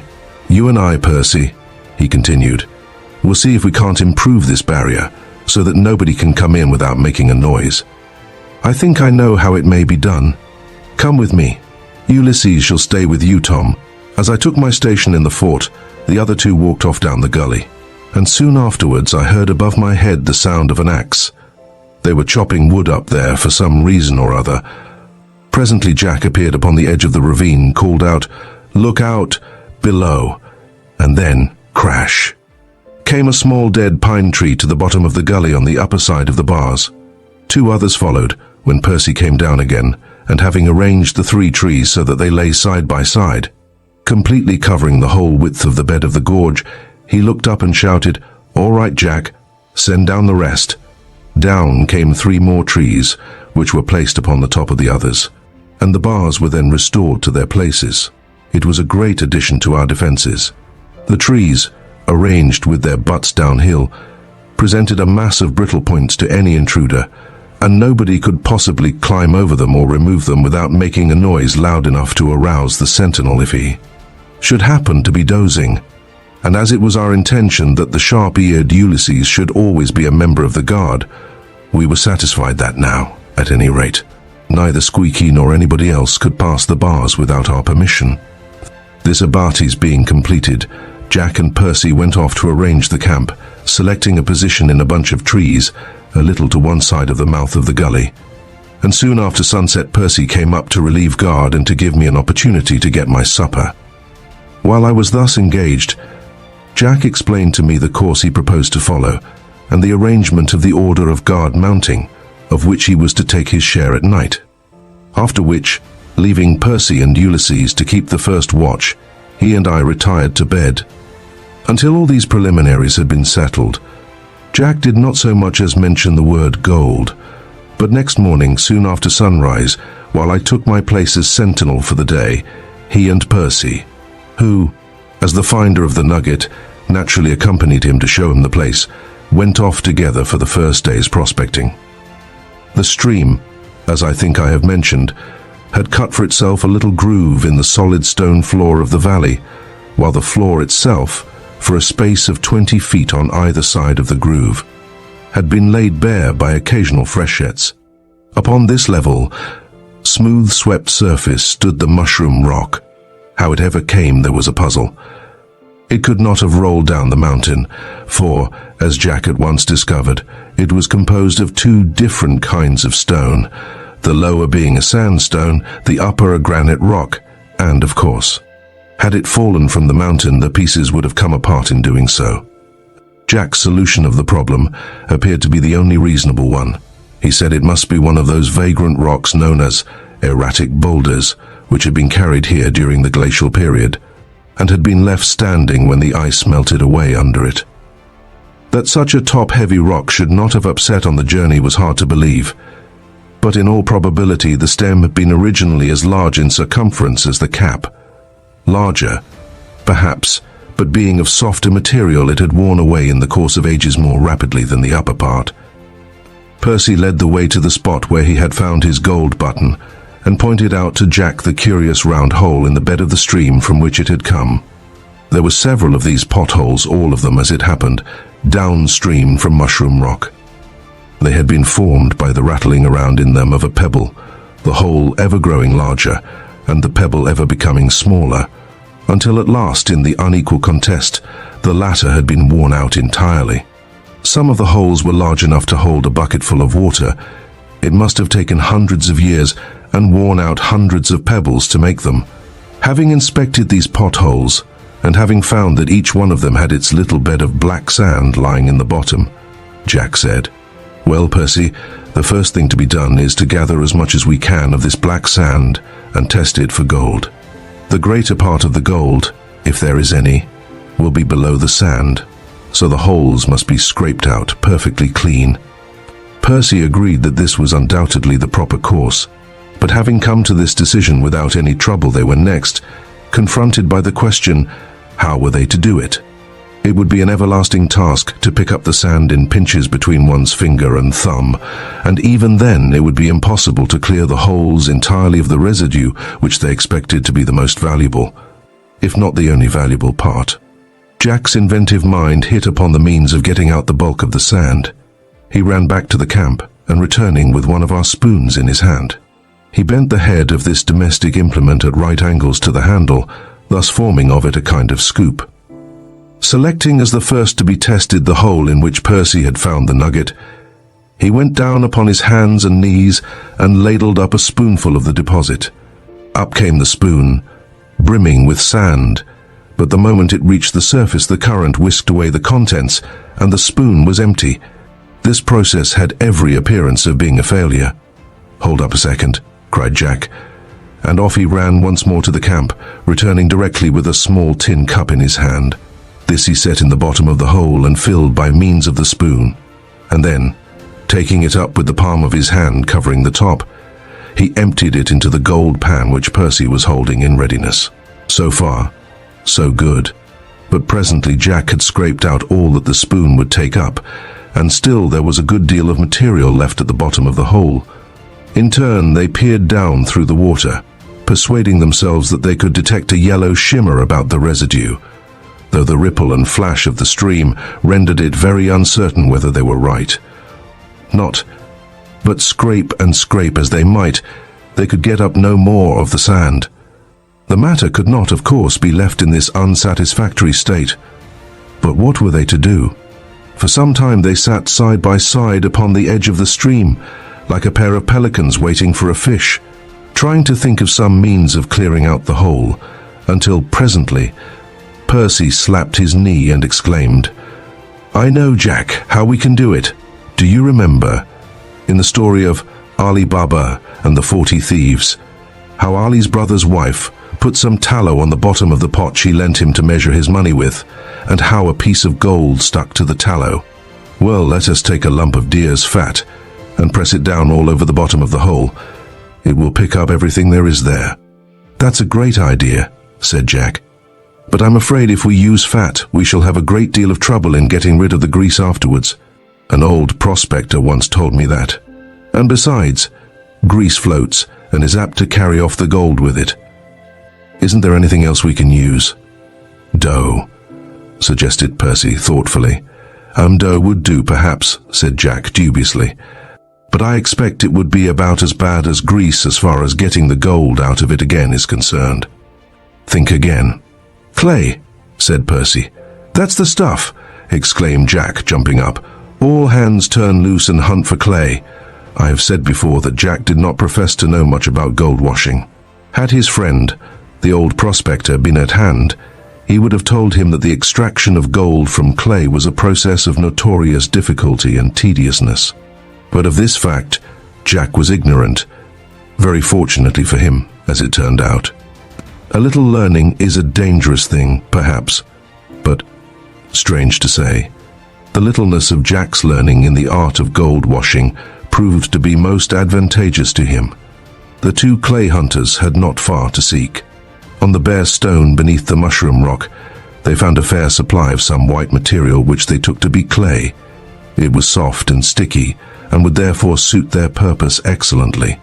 And gathering all they could find, they carried it to the edge of the stream, where Jack, going down again upon his knees, made up a ball as big as his two fists, dropped it into the pothole, and kneaded it about all over the bottom until he supposed it must have picked up everything there was down there. He could not see how the process was working, for the water turned milky the moment the clay was put into it. Percy having returned the black sand from the pan to the cup, Jack fished up the clay ball, which being now in a slimy condition concealed anything it might contain, dropped it into the pan, and filled the pan with water. As the clay gradually dissolved, he poured away the muddy water and renewed the supply, repeating the process many times, until at length the soft material had been all washed away and the water remained clear. Percy, gazing into the pan as Jack held it up, concluded that they had had all their trouble for nothing, for the only result appeared to be a further supply of that ever-intruding black sand.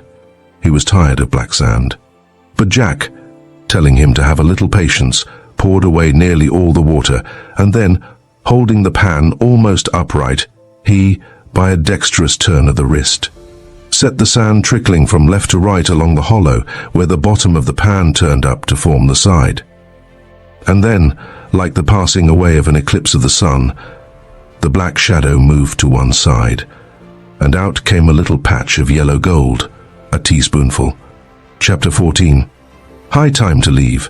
Glancing at his companion, Percy, rather to his alarm, saw that Jack's face was quite pale, his eyes wide open and staring, and that, though the day was cool, the perspiration was running down his cheeks. The fact was that Jack was taken with a brief but sharp attack of that curious disease known as the gold fever. To Percy, the amount of gold in the pan was no more than he'd expected, but Jack, on the other hand, was well aware that a spoonful of gold to one small pan of dirt was something extraordinary. "Percy," he burst out, in a high state of excitement, "this is tremendous, perfectly tremendous. There is 50 times, 100 times, as much gold in that pan as I expected to see. There must be a vein of extraordinary richness somewhere about here. We must set to work to find it." "I'm ready," responded Percy, catching something of his companion's excitement.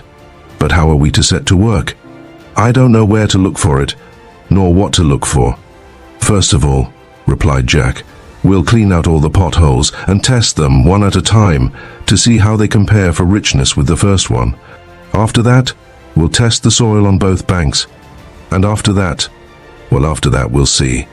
Will you just go over to the camp and bring down the washpan, a tin plate and another spoon, while I try to get rid of a little more of this black sand in the pan?" Percy was soon on hand with the desired articles. When Jack set him to work scouring the plate and the washpan with sand, in order to remove any particles of grease there might be adhering to them. This being done, the gold was turned into the plate, and the pair, each armed with a bent spoon, applied their labor to clearing out the next 2 potholes, depositing all the black sand in the washpan and dabbing a clay ball over the bottom of each hole. Jack then proceeded to extract the gold from the clay balls, while Percy cleaned out hole number 4. In this manner they worked their way downstream until they had cleaned up 14 holes, each one of which yielded more or less gold, though, as a rule, the quantity decreased as they descended. There were only 3 holes left, but by this time the supply of clay had given out, and Percy therefore went back to look for more. There was no more where they had found the original deposit, but a few steps away, still beneath the cap of the mushroom rock, he found another heap which he gathered up and carried back to the stream. This lot of clay, he observed, had a reddish tinge, whereas the other had been almost pure white, but though he noticed the fact, he thought nothing of it, and set to work on the last 3 holes without delay. To the surprise both of Jack and himself, none of these 3 holes produced a scrap of gold, not a color. "That is curious," remarked Jack, "but I suppose the first 14 holes are so arranged in the bed of the creek as to intercept all the gold that comes down. Are you sure that you cleaned up the last 3 as thoroughly as you did the others?" "I believe so," replied Percy, "but I'll do them over again and make sure." "One's enough," said Jack. "Do the first of the 3. The result was the same, however. They got black sand, but not a speck of gold could they see, even with the aid of the magnifying glass which Jack produced from his pocket. "Well," said he, "then I suppose that is all the gold we are going to get out of the creek. So let us go ahead and try the soil on the banks to see if the vein it comes from is on this side or that, or from the mountain which supplies the creek itself." Percy was about to assent to this proposal when a sudden chill in the atmosphere caused them both to look up. The sun was going down, "Why, just look at the sun," Percy exclaimed. "I'd no idea it was so late." "Neither had I," responded Jack. "We've been so busy that I forgot all about the time. Come, let us get back to camp." "Poor old Tom," said my chum remorsefully. "There he has been, perched up in his sentry box all day, and not a scrap of dinner has he had. He'll think we've forgotten him." "If he does, he'll be right," said Jack, laughing. "Poor old chap, though, I'm sorry. Here, Percy, I'll carry the things. You run on and let him out." I did think they had forgotten me, I confess. All day long I had stood, or sat, at my post, with nothing to do but whistle and talk to Ulysses. Noontime came, but no dinner. Should I run down to the camp and get something to eat? No, I shouldn't. I was here to keep watch, dinner or no dinner, and watch I would keep if I got none for a week. There was one way, I knew, by which I could make my companions come flying to my relief, namely by firing my rifle. But that, I thought, would not be fair. It would alarm them unnecessarily. I remembered, besides, the fable of the shepherd boy who called wolf when there was no wolf. No, I must stick it out. And stick it out I did, though such a long, tedious day I never spent before. But when Percy came running up the gully and clambering into the fort, with one breath apologized for forgetting me, and in the next told me how it happened, I forgave them. And when, going down to the camp, I saw the little heap of gold in the tin plate, I forgave them still more. I did not wonder that they had forgotten me, for I should certainly have done the same by them. "What do you suppose it is worth, Jack?" I asked, as I stirred up the wet and shining heap with my finger. $30 or $40? Jack laughed. $300 or $400 is nearer the mark, I expect," said he. "Just lift it." The tin plate was standing in the gold pan, and when I went to take it up, I thought for the moment they must be stuck together. It was so much heavier than I had anticipated. "Why," said I, "it must weigh 2 pounds. "Just about," replied Jack. "Tin plate, black sand and all, and so I make a guess that the gold is worth $400 or so, reckoning gold at $18 the troy ounce, as they do here." It seemed impossible, such a little heap. "But Jack," said I, as the discomforting thought suddenly occurred to me, "suppose it should not be gold at all. How do you know it isn't copper?" "Oh, there's no mistaking gold when you've once seen it," replied Jack. "This stuff is gold, all right. I have no doubt about it at all. But still, if you like, I'll test it and make certain, just to set your mind at rest, and to satisfy you that we haven't put in 10 hours hard labor today on a wild goose chase." Stepping over to the baggage, Jack hunted out an old cigar box in which were a tiny porcelain cup and a little glass stoppered bottle, the latter containing nitric acid. Pouring a little of the acid into the cup, Jack dropped a scrap of the gold into it, and raking some hot ashes from the fire, he set the cup upon them. Soon the acid began to simmer, and for 5 minutes it continued to do so, without, however, producing the slightest effect upon the metal. Nor did the liquid itself change color. "It is gold, all right," said Jack, removing the cup. "Now, I'll just show you what would have happened if it had been copper." With his knife he cut a shaving from a copper rivet, dropped the fragment into the cup, and replaced the cup upon the ashes. In an instant the acid attacked the copper, and pretty soon it had eaten it all up, turning itself a beautiful green color in the process. "You see," said Jack, "the copper can't stand against this powerful acid, whereas the gold doesn't care a rap for it. Gold will hold its own against any single acid. You must make a mixture of 2 of them before you can dissolve the royal metal, as it is called. So that question is settled. We have found gold, without doubt. The next thing to find is the place it came from." Until bedtime that evening we sat together in the sentry box, talking over our find and arranging the program for the morrow. And next morning Percy, whose turn it was to go on guard, went off up the gully, wisely taking his dinner with him, while I accompanied Jack down to the creek. Above the mushroom rock the bed of the stream was cumbered with boulders fallen from the mountain, but in between them were many crevices and hollows containing more or less sand and small gravel. These little depositories we examined carefully, picking up the residue by means of the red clay. of which we had a good supply left over from the day before, but in none of them was there so much as a colour of gold.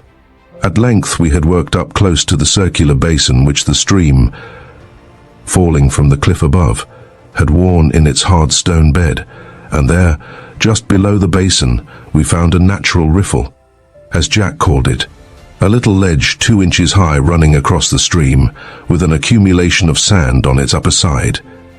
This sand Jack proceeded to clear out with his spoon, but as we had again used up our stock of clay, he sent me back to the old place to look for more. There was very little left, but I managed to collect a double handful, including a small amount of the white material which I scraped up with my knife, and carrying it back to the scene of operations I handed it over to my chief. This time we did find gold. A small amount, certainly, but enough to convince Jack of what he had suspected all along, namely, that the vein was somewhere upon the mountain above the wall. "We shall have to make a ladder," said he, "and set it up on top of the bank there in order to get up the wall. A ladder 20 feet long will do, I think. But before we do so, we will test the soil on both banks of the creek to make sure that the gold did come from upstream and not from the mountain on either side."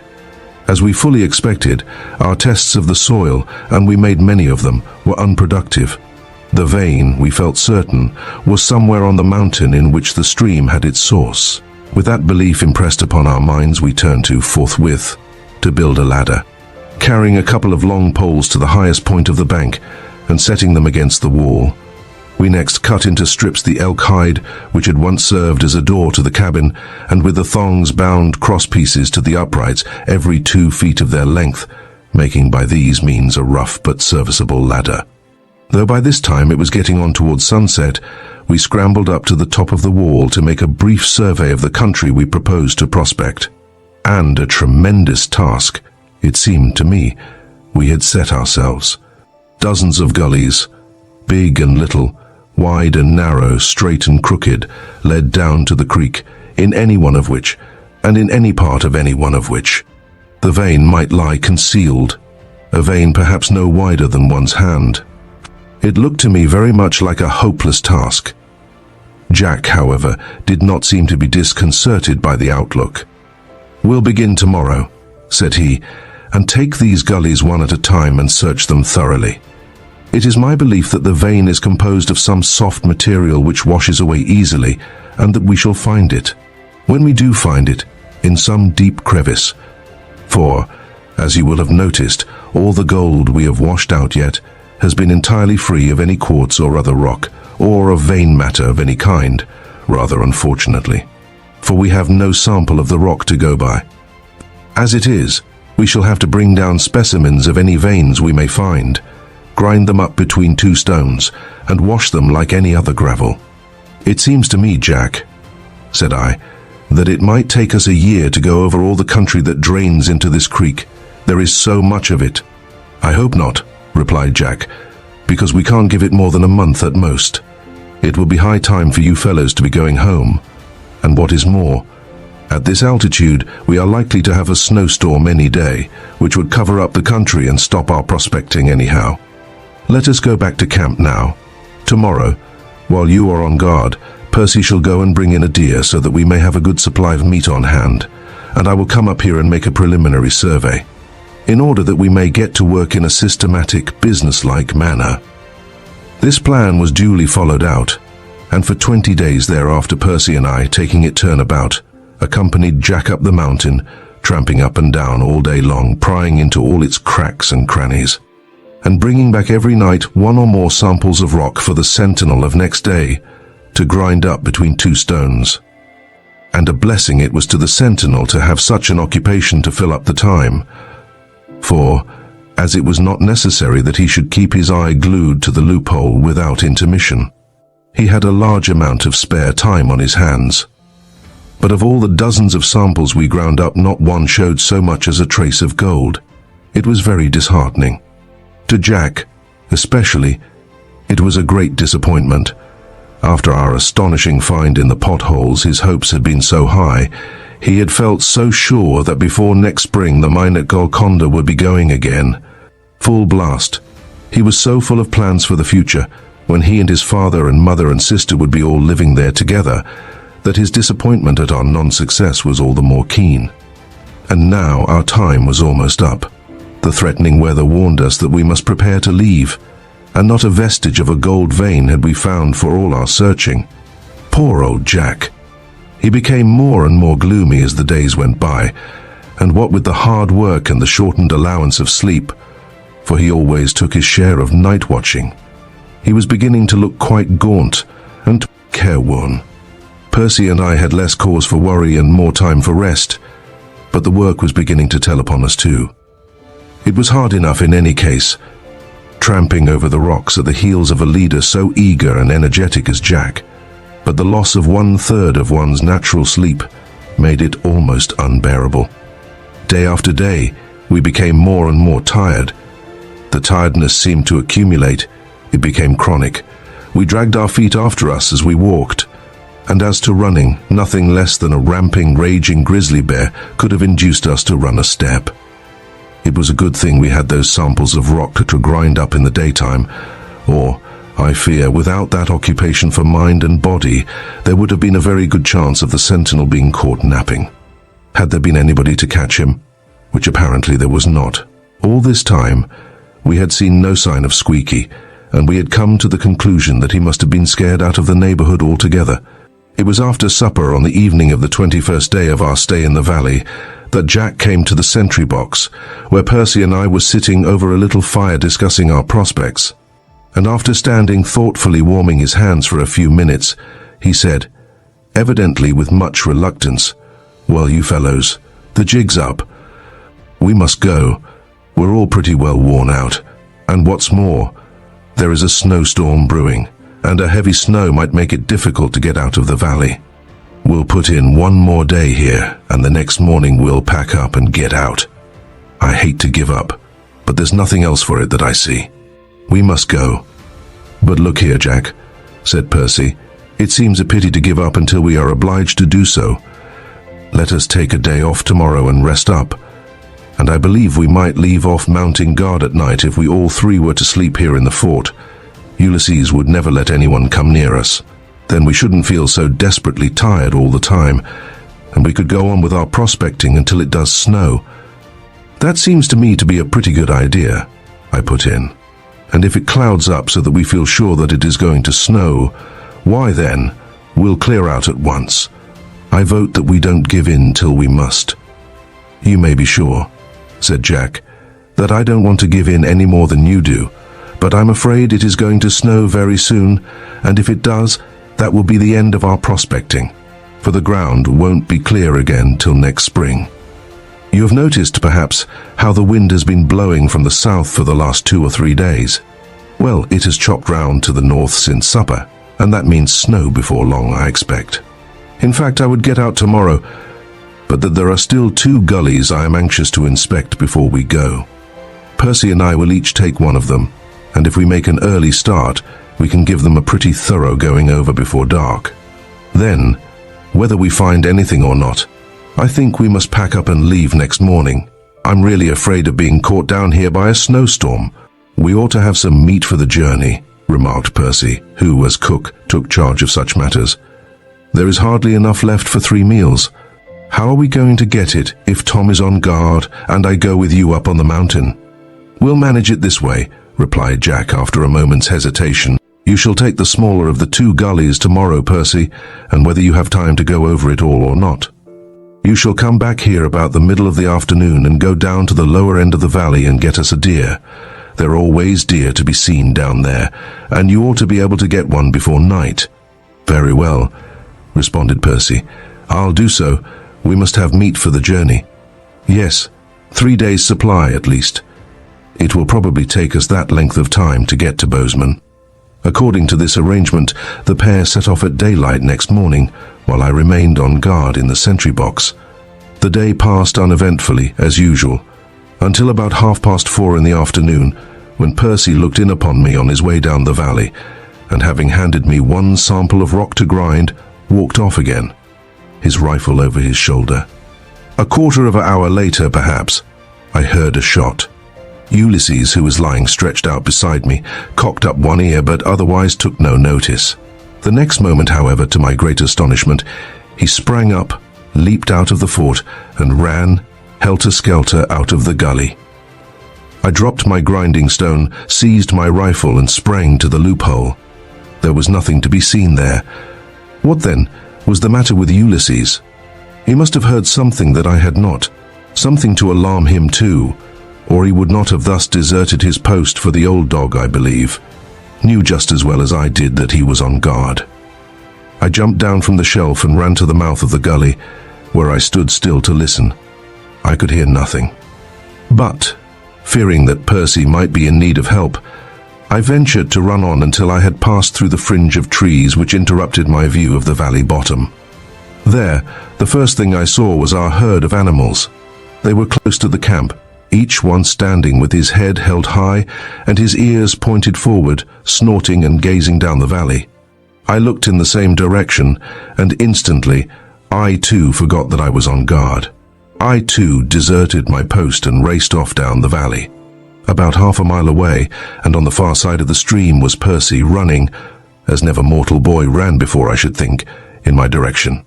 Close behind him, in full chase, was a bear, an immense beast.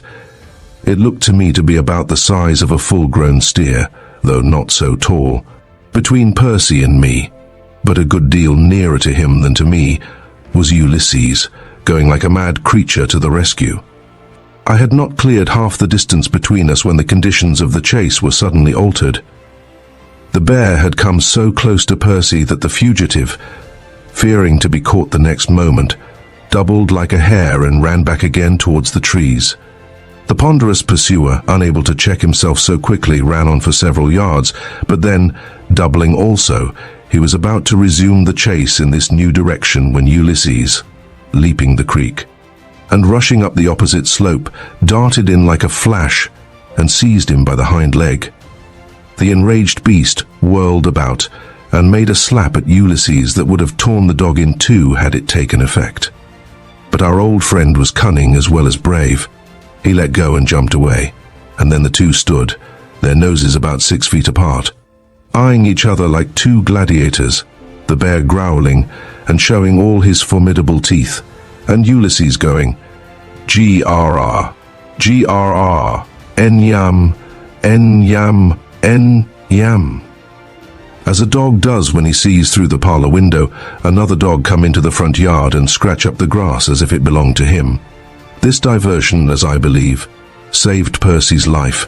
It gave him time to reach a tree, up which he went like a demented squirrel. Meanwhile, I had come within fair range of the bear, and kneeling down I took careful aim and fired. That my bullet struck the beast was evident, for he roared with anger, and then, with an activity surprising in so unwieldy an animal, he sprang at Ulysses. Ulysses, however, knowing that in this case discretion was very much the better part of valor, nimbly got out of the way, upon which the bear turned short round and came charging at me. My, how I did run! Nobody knows his own capabilities as a foot racer until he has undergone the experience of running away from a wrathful bear, whose firm-set determination it is to tear him to pieces if he can catch him. Though Ulysses, the moment the bear turned his back, seized him again by the leg, the big beast took no notice of him. Strong as a bull, he dragged the dog after him with ease, and even with that encumbrance hampering his movements, he gained upon me at every stride. Fortunately, having a good start, I succeeded in reaching the trees while the pursuer was yet some distance behind. Seeing which, the bear gave up the chase and stopped again to slap at Ulysses. I had dropped my rifle, as had Percy also, I found. So, there we were, on opposite sides of the little valley, each perched in a tree, with a vengeful bear keeping strict watch and ward over us. I wondered how long we should have to stay there, and I wondered also whether Jack would presently come to our rescue. From the positions of the two trees we occupied, neither of us could see up the valley, and for the same reason Jack would not be able to see us. He might, however, observe Ulysses and the bear out in the open, though not unless he came pretty soon, for the clouds were heavy that evening, and it was already growing dark. 2 or 3 times both Percy and I made attempts to recover our rifles, but our watchful antagonist would not permit it, each time driving us back in haste to our places of refuge. The time wore on, and the darkness rapidly increased, but at length, when it had become so dark that I could no longer distinguish with certainty between the dog and the bear, I saw through the branches of the trees a sudden flash of fire, followed by the report of a rifle. Next I heard the joyful barking of Ulysses, and directly afterwards the sound of Jack's voice calling to Percy. Down I scrambled from my tree, and running to the spot whence the voice came, I found Jack standing over the body of the bear, while Percy had just arrived from the opposite direction. "Hallo, Tom," exclaimed our captain in surprise. "You here too?"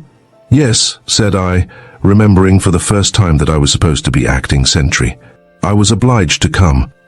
I quite forgot, I confess, that I was on guard, but I have no doubt I should have come just the same if I had remembered. I had no time to think, as it happened, but all the thinking in the world would have made no difference. I should have come just the same." I then related to Jack the circumstances of the case, upon which, to my relief, he remarked, "I see. Yes, of course.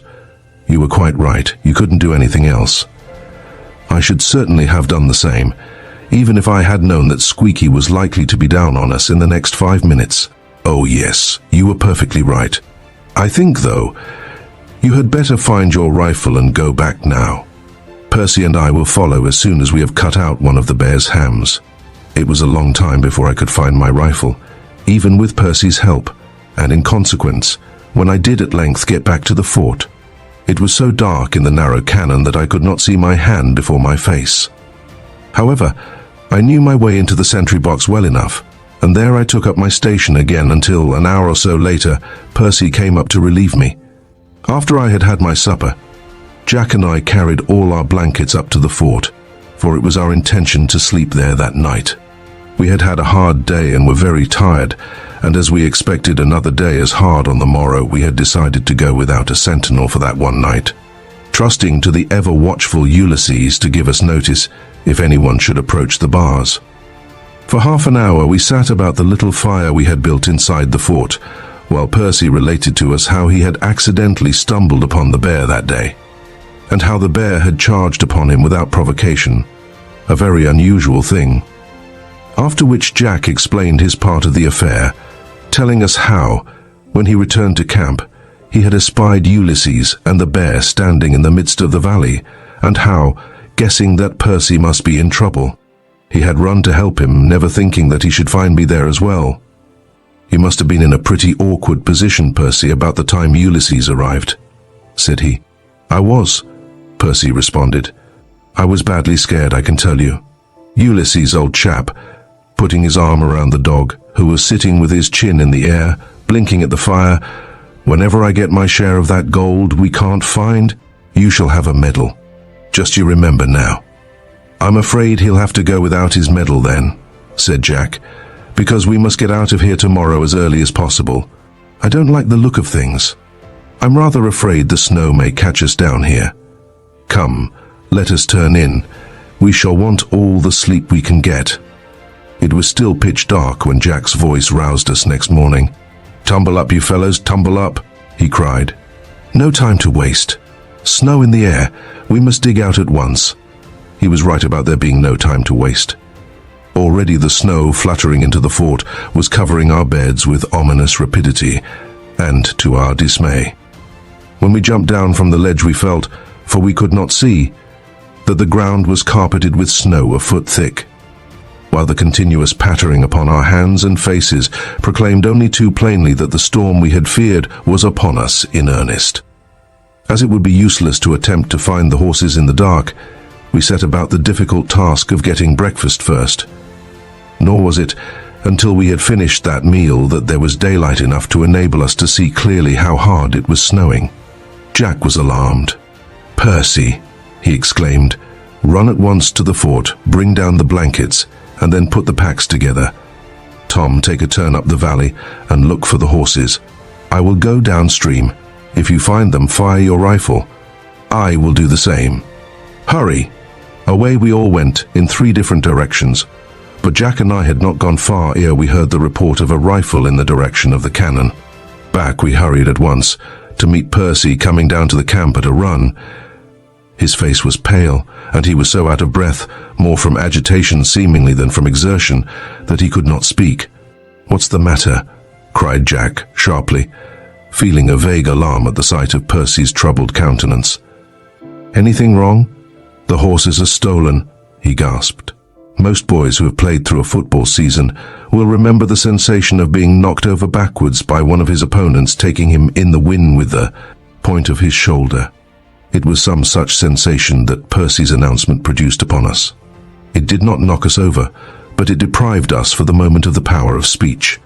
Only for a moment, however. "How do you know?" asked Jack, as soon as he had recovered from the first shock of this staggering news. "The bars are down, and the dead trees are all pulled to one side," replied Percy.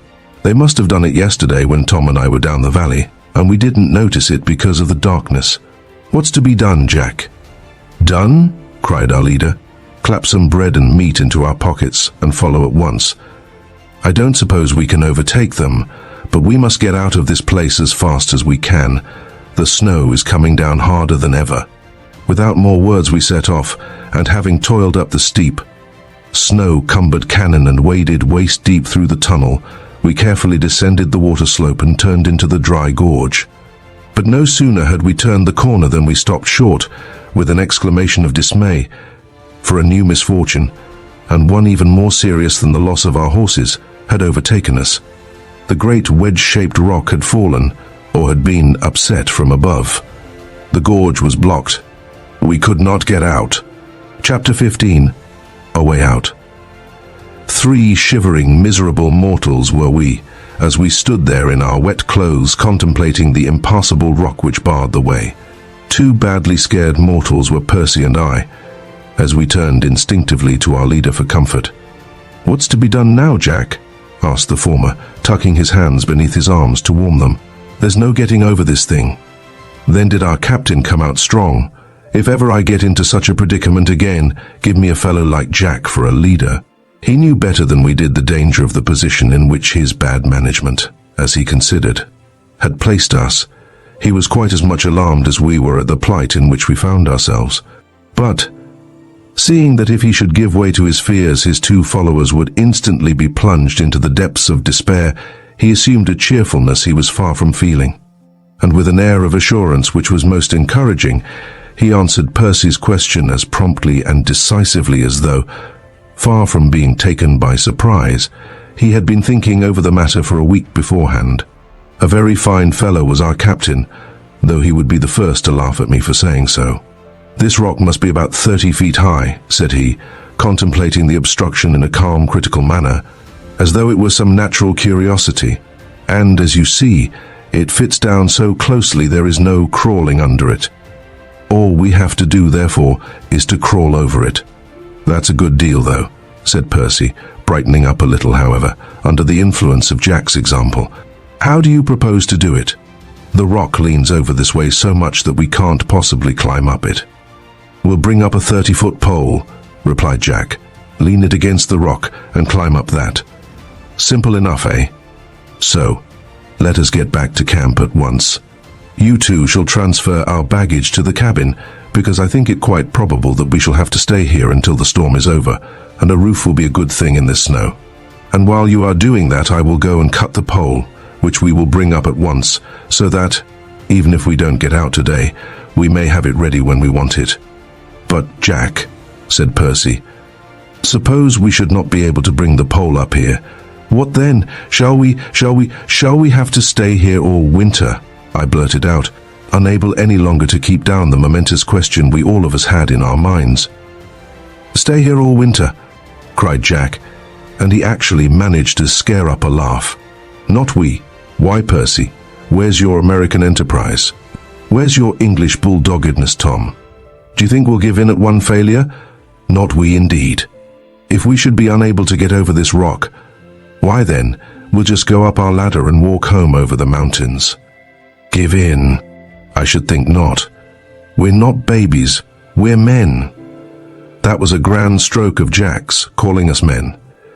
I felt myself grow 2 inches immediately, and Percy, taking his hands from under his arms and repressing his shivers as well as he could, straightened up and exclaimed, "Go ahead, Jack!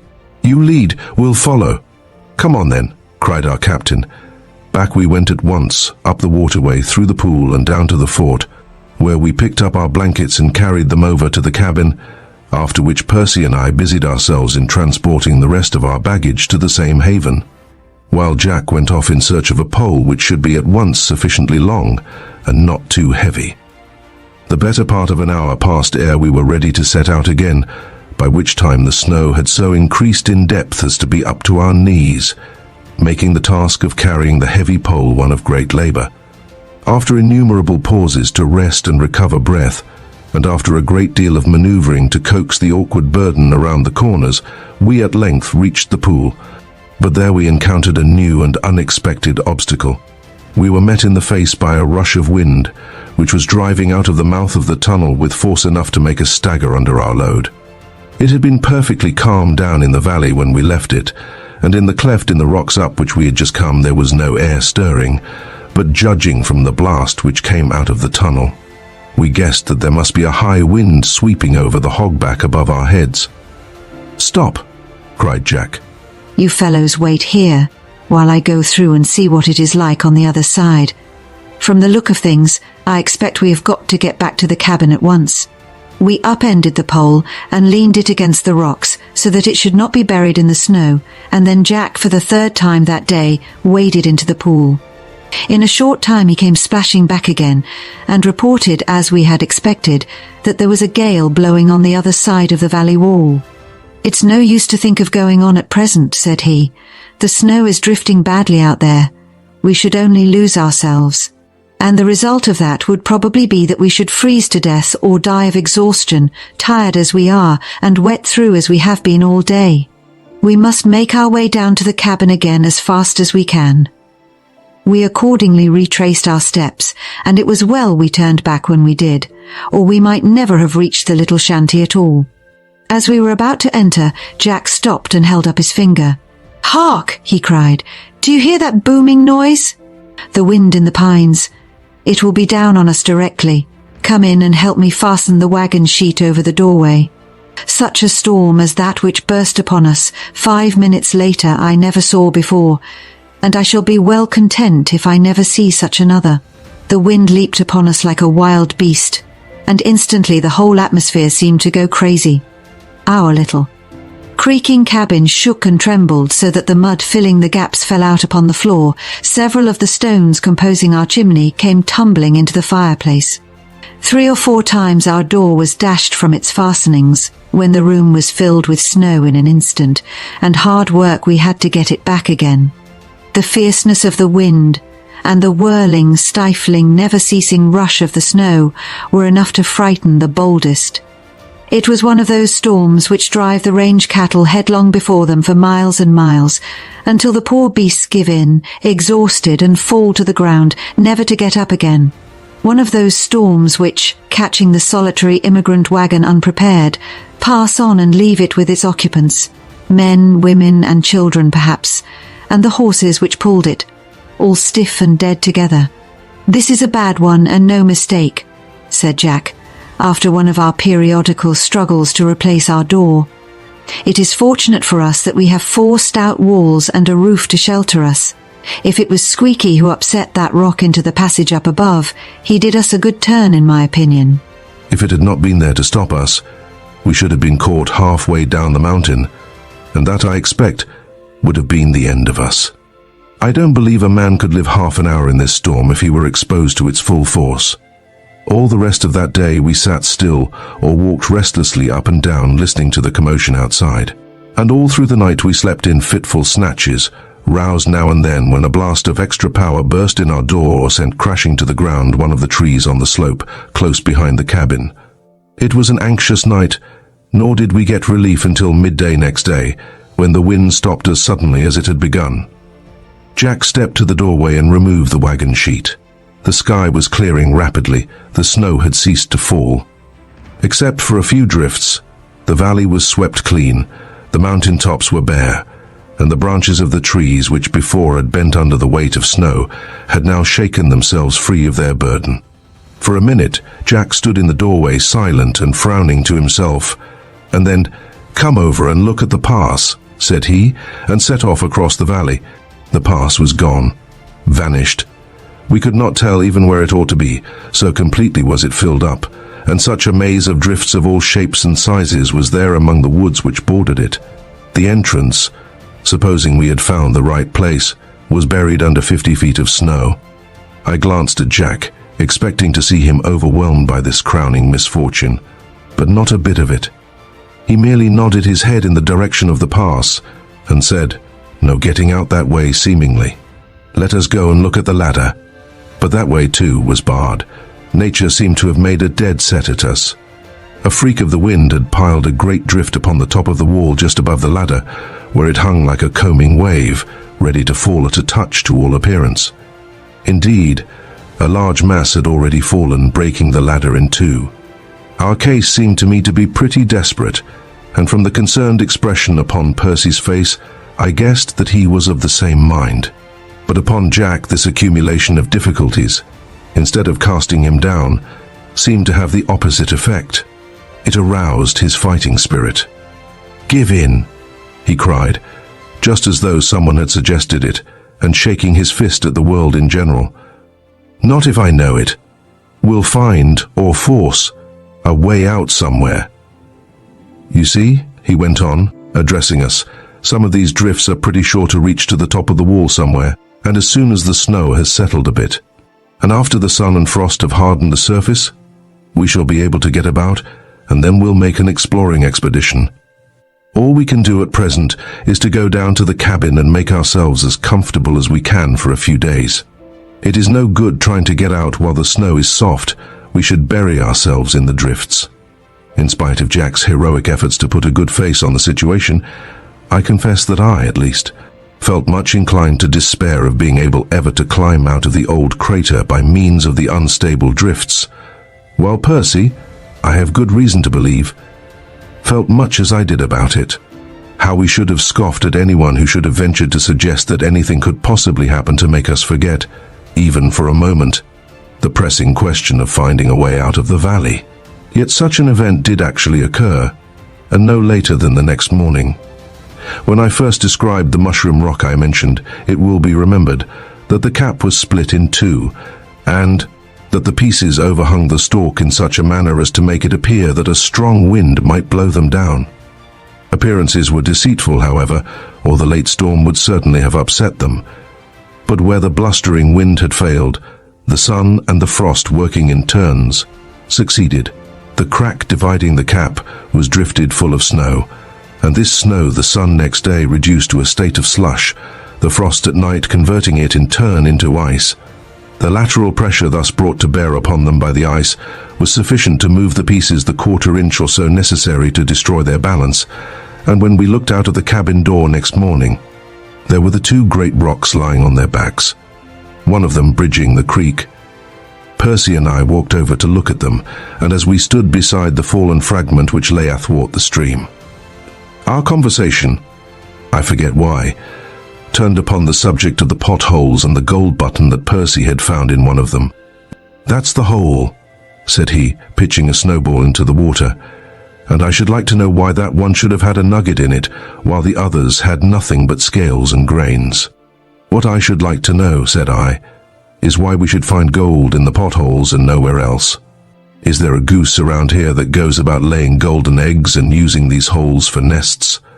Perhaps she has been along again by this time, and laid another in your pothole." "Highly probable," replied Percy ironically. "I'll look." As he spoke, he stepped over to the spot and looked down into the hole. To my great surprise, he fell upon his knees, tucked up his sleeve and plunged his hand into the water. "Look here," he exclaimed, holding out a yellow lump in his dripping fingers. My imaginary goose had laid another egg, an egg 3 times as big as the last one, too. We were nonplussed this time. If the presence of gold in the potholes had been a puzzle to us before, what were we to think of the conjuring trick that nature had played upon us now? Without a word, for indeed we had nothing to say, We hurried back to the cabin, outside which was Jack, busy chopping wood. To him Percy held out his hand, just as he had done to me. "Well, Percy," cried the wood chopper, straightening his back and stretching himself, "what have you found this time?" "This," replied Percy briefly. Jack dropped the axe and took the nugget. "Where did it come from?" he asked, opening his eyes wide. Percy told him. "What?" he exclaimed. "You found it in the same pothole that we cleaned out a month ago?" "Well, that is the most astonishing thing I ever heard of. Where can it have come from?" As he talked, he kept turning the nugget over and over, examining it on every side, and presently, in a little crevice or fold, he espied a tiny white streak. Taking out his pocket knife, he extracted a little of this white material and thoughtfully spread it upon the palm of his hand. It made a mark like white paint.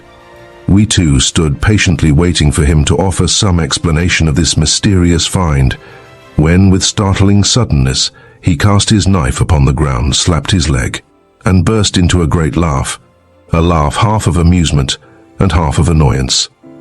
"Ho! Ho! Ho!" he went, stamping about and clutching his back hair as if he had been stung by a hornet. "Oh my, oh my, oh my! What a blundering dunderhead I must have been never to have guessed it before. Here, give me a hand with this pole." One of you, picking up, as he spoke, the butt end of a dead pine tree which formed part of our heap of firewood. "What are you going to do with it?" asked Percy, as he shouldered the little end. "Show you that vein, I hope," replied Jack. "Come on." Down we went to the stream, and there we reared the pole on end and leaned it against one piece of the prostrate cap, when Jack at once shinned up it and stepped upon the top of the rock. In half a minute, he looked down at us and said, in a rather excited tone of voice, "Come up." Up went Percy with me close behind him, and soon we were standing at our leader's side. "Look here," said he. About half the surface of the rock, originally its underside, was covered with a layer of reddish clay-like material some 2 inches thick, across the middle of which ran a white streak about a span in width. Going down upon his knees, Jack pointed out to us little flakes and lumps of gold, showing in several places along the white streak. "There is our gold vein," said he. "It has been lying under our noses, or rather above our heads, all this time. The gold we got out of the potholes with the help of the clay balls came out of the clay balls themselves. With our own stupid hands we put the gold into the potholes, and then discovered it. Did ever such a thing happen before? And to think that I never suspected it. No wonder we couldn't find the vein up in the mountain, when, just as likely as not, this rock rode on a glacier down from Alaska, or Hudson's Bay, or anywhere else you like, ages ago, when half this continent was covered with ice. Then that nugget I found this morning," said Percy, "tumbled into the water when the rock fell down." "Yes," replied Jack, "and the water had not had time to wash it quite clean. It was the little scrap of clay left sticking to it that showed me where it came from."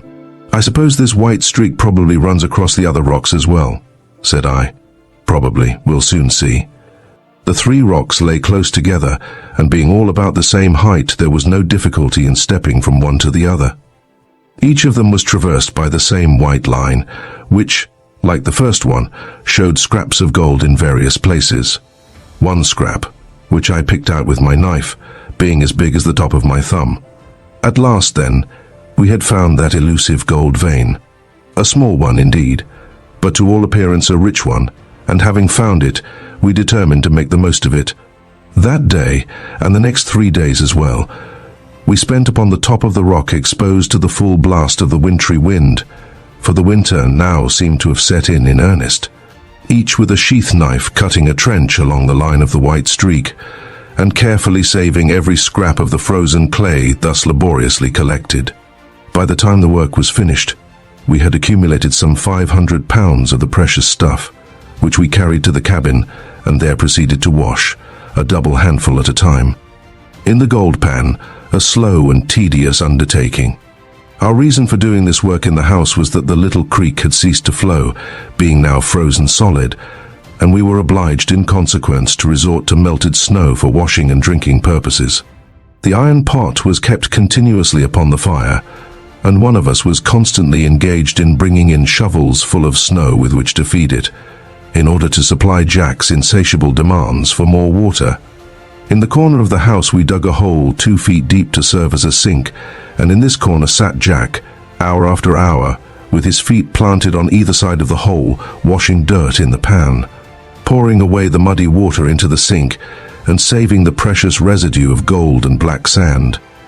By the time all of the original 500 pounds of clay had been washed, we found ourselves in possession of about 1/10 of that amount of black sand, which was then all washed over again with the greatest care.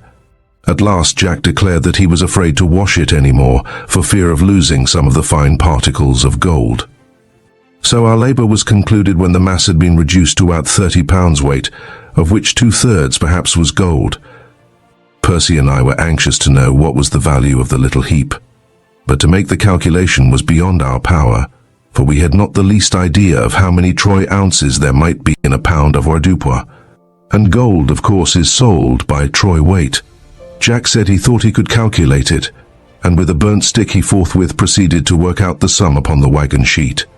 "In the first place," said he, "there are 29,166 troy ounces in a ton of 2,000 pounds of avoirdupois." "How do you know?" asked Percy promptly. "Learnt it in a book on a saying," replied Jack with equal promptness. "All right," said Percy. "Peg away then." "We are supposing that we have 20 pounds of gold here," Jack went on. 20 pounds is 1/100th part of a ton. HM, 291 ounces, and a fraction troy, say 290. Multiply that by 18. Gold is reckoned at $18 an ounce up here in Montana, you know. There, as he drew with his burnt stick a line beneath the total. "Oh, get out," exclaimed Percy when he saw the figure. "You don't mean to say that this little heap is worth $5,220? "Something of the sort," replied Jack. "Of course there is a great deal of guesswork about it, but I expect that my calculation is not far out. I shouldn't wonder if this heap, and the gold we got out of the potholes, were to mount up to $6,000, or even more." It was hard to believe that so small a heap could be worth so much, but Jack seemed to be pretty confident, and so we took his word for it, hoping he might turn out to be right. That our treasure might be packed in handy form for travelling, we applied our time that evening to making little bags of canvas cut from the wagon sheet, and these having been packed tight and sewn up, they were put into other bags made of buckskin, having thongs of the same material attached with which to tie them to our belts. "There," said Jack, as he restored the needles and thread to the case, and the case itself to his pocket. "Now we are ready to get out as soon as we can. We'll try the drifts tomorrow. Those near the north end look most promising. We'll try them first." But, as it happened, we had no occasion to try the drifts after all. Before we set out next morning, Percy suggested that it might be worthwhile to look into the cleft in the valley wall through which the stream ran out. "For," said he, "if this creek here is frozen so solid, it may be that we can walk on the ice down the cannon, and if we can, that will be much the easiest way to travel, because then we can follow along the stream, which is sure to bring us out somewhere, instead of climbing over the mountains." "We'll have a look," said Jack, "but I doubt if we shall find it frozen. The water runs at such a tremendous pace." Jack was right. The water was not frozen. It was just as wild as ever. But we could walk over the top of it nevertheless, for at the very entrance of the cannon, the stream vanished into a tunnel of snow. The great storm had drifted the gorge half full. Resting upon the boulders which cumbered its bed lay a heavy mass of tightly packed snow, roofing the stream from one end of the cannon to the other. We might walk out of the valley whenever we chose. Chapter 16. All accounts squared. That very day we started on our tramp into the unknown wilderness, trusting that the stream would, as Percy had said, bring us out somewhere. Heavily laden with a week's provisions, our rifles, 2 blankets each, the axe, and last, though by no means least in importance, the little bags of gold washings, and leaving all the rest of our camping outfit behind. We bade adieu to our late residence and set out, full of hope that now indeed we were homeward bound. Having passed over the snow bridge without accident, though Jack made us tie ourselves together with a long rope, like alpine climbers, before he would venture. We found ourselves in a crooked valley of considerable width, walled in by high mountains down whose sides came many streams, which, uniting with the one we were following, formed a respectable little river. Our spirits rose at the sight. "This looks well," said Jack. "This is a stream of some importance, either the Gallatin, I should guess, or else one of its main branches.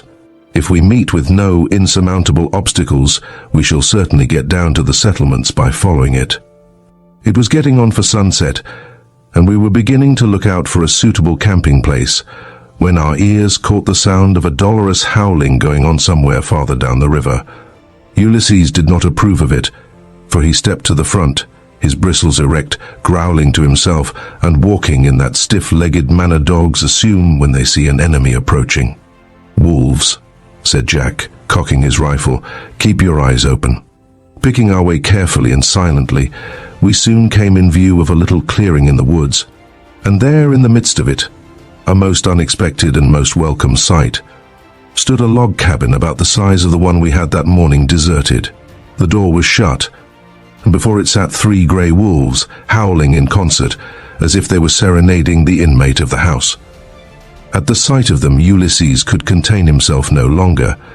He exploded with one great bark, which had been accumulating in his chest for the past 10 minutes, and instantly the 3 serenaders vanished like grey shadows into the woods. Advancing to the house, we knocked at the door. "Who's there?" came a shaky voice from inside. "3 travelers," replied Jack. "We'd like shelter for the night." We heard the inmate shuffle across the floor and fumble at the fastenings of the door, which fell open on its leathern hinges, disclosing to our view a miserable-looking specimen of humanity who stood leaning against the doorpost for support, being seemingly too weak to stand upright. He was tall, hollow-cheeked, and red-eyed. His face, which to all appearances had not been washed for a week or 2, was begrimed with dirt and blacks from his fire. A thin, dark beard covered his cheeks and chin, and his hair hung down below his collar. Added to all this, his clothes were so ragged it was a wonder he could keep them on at all. I did not recognize who it was until Percy, stepping forward, tapped the spectre on the chest with his finger and said, "Where's your partner, Bates?" It was Bates, the wretched, half-starved, unkempt vagabond, who staggered back, throwing up his hands before him as if to ward off an attack, was our sometime neat and well-dressed schoolfellow. "Don't be afraid," said Jack. "We don't want to hurt you. Where's your partner?" "I don't know," Bates began, and then, remembering himself, "Partner? What do you mean?" "Oh, come," said Jack. "You might as well give up that farce. We know all about you and your partner. We knew who you were when you captured us the other day, though we pretended we didn't. Where's Morgan?" "I don't know," replied Bates, as he sank down upon the ground in the corner. "I haven't seen him for a week or more, not since the big storm." As he spoke, he pressed his hand over his eyes as though he were giddy, and then for the first time we noticed how thin his hand was. It was like a bird's foot. "Why, Bates," cried Percy, "you look half-starved. Are you hungry?" "Not very," replied Bates. "I was yesterday and the day before, but I seem to have got over it." "Why, how long since you had anything to eat?" 3 days, I think. I lived for some days on one of those grey wools, but since that was finished up I've lived on snow, which I got from the roof through that hole up there."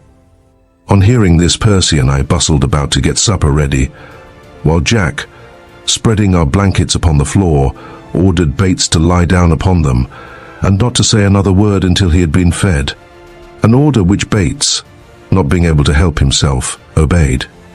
The supper of bread and meat being ready, Bates was given a goodly portion, which, with a self-control I had not expected of him, he ate with great deliberation, and very much better he looked for it. "Feel better, don't you?" said Jack, seeing how the colour had come back to his face. "Now, if you feel strong enough, I'd like to hear how you came here, and what you have been doing since you escaped from us in the dust storm near Bozeman a month ago. But first of all, we'll make a bargain with you. If you'll do what you can to help us get back our horses, we'll say nothing about your part in the business." "Will you promise?" asked Bates, looking eagerly from one to the other of us. "Yes, we'll promise," we all three replied, not knowing that by so doing we were compounding a felony, though I doubt if it would have made any difference if we had known. "Well then," said he, brightening up wonderfully, "I'll promise too, and I'll tell you all about it. When we escaped from you in the dust storm—" "Hold up a bit," Jack interrupted. "I just wanted to tell you that we had no intention of turning you over to the sheriff that time. We had agreed to let you escape." "Had you?" exclaimed Bates. "I wish I'd known it. I never would have run away, for I should have been only too glad to part company with Morgan. Well, when we escaped that day, we rode for 20 miles without stopping and camped in a secluded place not far from a ranch. In the morning, Morgan watched until the people went out to the fields, and then he slipped down to the house and came back presently with a bridle for his horse, a rifle and cartridges, and a piece of beef, all of which, of course, he had stolen. Then we mounted again and rode off. We were afraid to go back to the thieves' den for the stolen horses, so, at Morgan's suggestion, we went straight up the Yellowstone River, in the hope of being able to run off the stock of the survey party. We came across a party, but whether of the survey or not I don't know, and made an attempt to steal their horses. But they were too sharp for us and chased us up into the high mountains, where the country was so terribly rough that we had to abandon our own horses and go afoot. We did not know where we were until we found ourselves one morning upon the top of the wall, looking down into the valley of the Mushroom Rock. Almost as soon as we recognized the place, we saw two of you walk up the valley, climb a ladder, and disappear up the mountain. As Swain did not appear, we concluded that he, and the dog as well perhaps, was on guard somewhere. So, by Morgan's advice, we descended the ladder and took up a station among the trees whence we could watch your camp. Our idea, or rather, Morgan's idea being that if the sentinel should leave his post for any reason, we would slip across the valley and escape. "I see," said Jack. "And you got your chance when Tom Swain and the dog ran off down the valley to help Goodall." "Yes, that was our chance. We cut across the valley, and as your animals were feeding near your camp, we drove them in front of us up the cannon. And there I held them against the bars, while Morgan slipped back to get a couple of saddles and bridles, and as soon as we were ready I let down the bars, pulled aside the brush, and off we went." "Did Morgan upset that big rock into the gully?" asked Jack. "Yes," replied Bates. "His intention was to keep you down there until he should get money for your release from the people at home. But though I pretended to agree to this plan, my intention was to desert Morgan at the first opportunity, give information of where you were, and get you out. I was afraid you would starve to death if you had to spend the winter down in that hole." "That was good of you," said Jack. "What did you do next?" "We were afraid to go near Bozeman, so we turned to the left over the range, intending to keep clear of all towns and ride back to Utah, but as we rode along next day, the snow coming down like a blanket, Morgan leading and I bringing up the rear, my horse fell, throwing me off upon my head. How long I lay there I don't know, but when I recovered I was buried completely in the snow, and Morgan and the horses were gone. I have never seen them since. I came very near to freezing to death, for the wind was blowing terribly, and after wandering about for some time, I came upon this cabin, and here I spent the night. Next morning, when the storm ceased, I went out to collect firewood, for my teeth were rattling in my head from the prolonged exposure to the cold. I had gathered a good deal and was going out for more, when 4 grey wolves made a rush at me, and I had to retreat hastily and shut the door. They have been besieging me ever since. At least 3 of them have. I couldn't open the door an inch, but one of them would make a dash for it. That gave me an idea. After my wits had been sharpened by going a whole day without food, I drove a stake into the ground behind the door, so that the door would open only about 8 inches. Then, with a stout club ready in my hand, I let the door fall back against the stake. One of the wolves jumped for the opening directly, but his shoulders stuck, and before he could get back again, I hit him a tremendous crack upon the top of his head and killed him. He was mostly bones, but he lasted me 4 days. Since then, I have had nothing.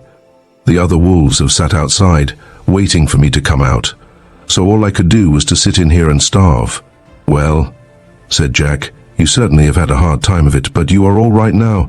We'll stay here tomorrow and give you a chance to pick up a bit, and then you shall come on with us to Bozeman, or wherever else we come out." "Thank you," said Bates. "You are very kind." Then, in an embarrassed, hesitating manner, he went on, "I shan't forget your kindness. I'll do anything I can to help you to recover your stock. And I beg your pardons, all of you, for my part in this horse-stealing business. The beginning of it all was my losing my money in a gambling place. There's another thing I should like to mention," he went on, after a short pause, "though it is no concern of yours and may not interest you. While I have been sitting here starving and thinking, I have made a resolution. I will never bet or play cards for money again as long as I live." "Good for you," exclaimed Jack, reaching out and shaking hands with him.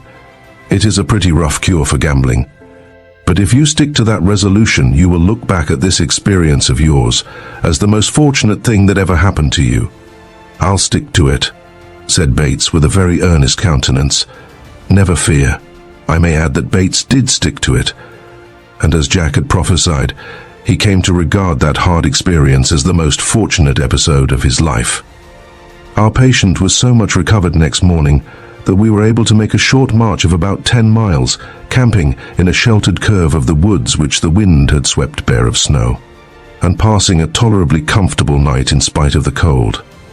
On the third day after this, climbing over a high ridge, we were rejoiced to see, far away in the distance, a wide-spreading plain, over one point of which hung a cloud of smoke.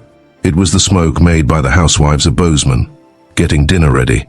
We were naturally much encouraged by the sight, and went into camp that evening with the expectation that one more march would bring us to the desired haven.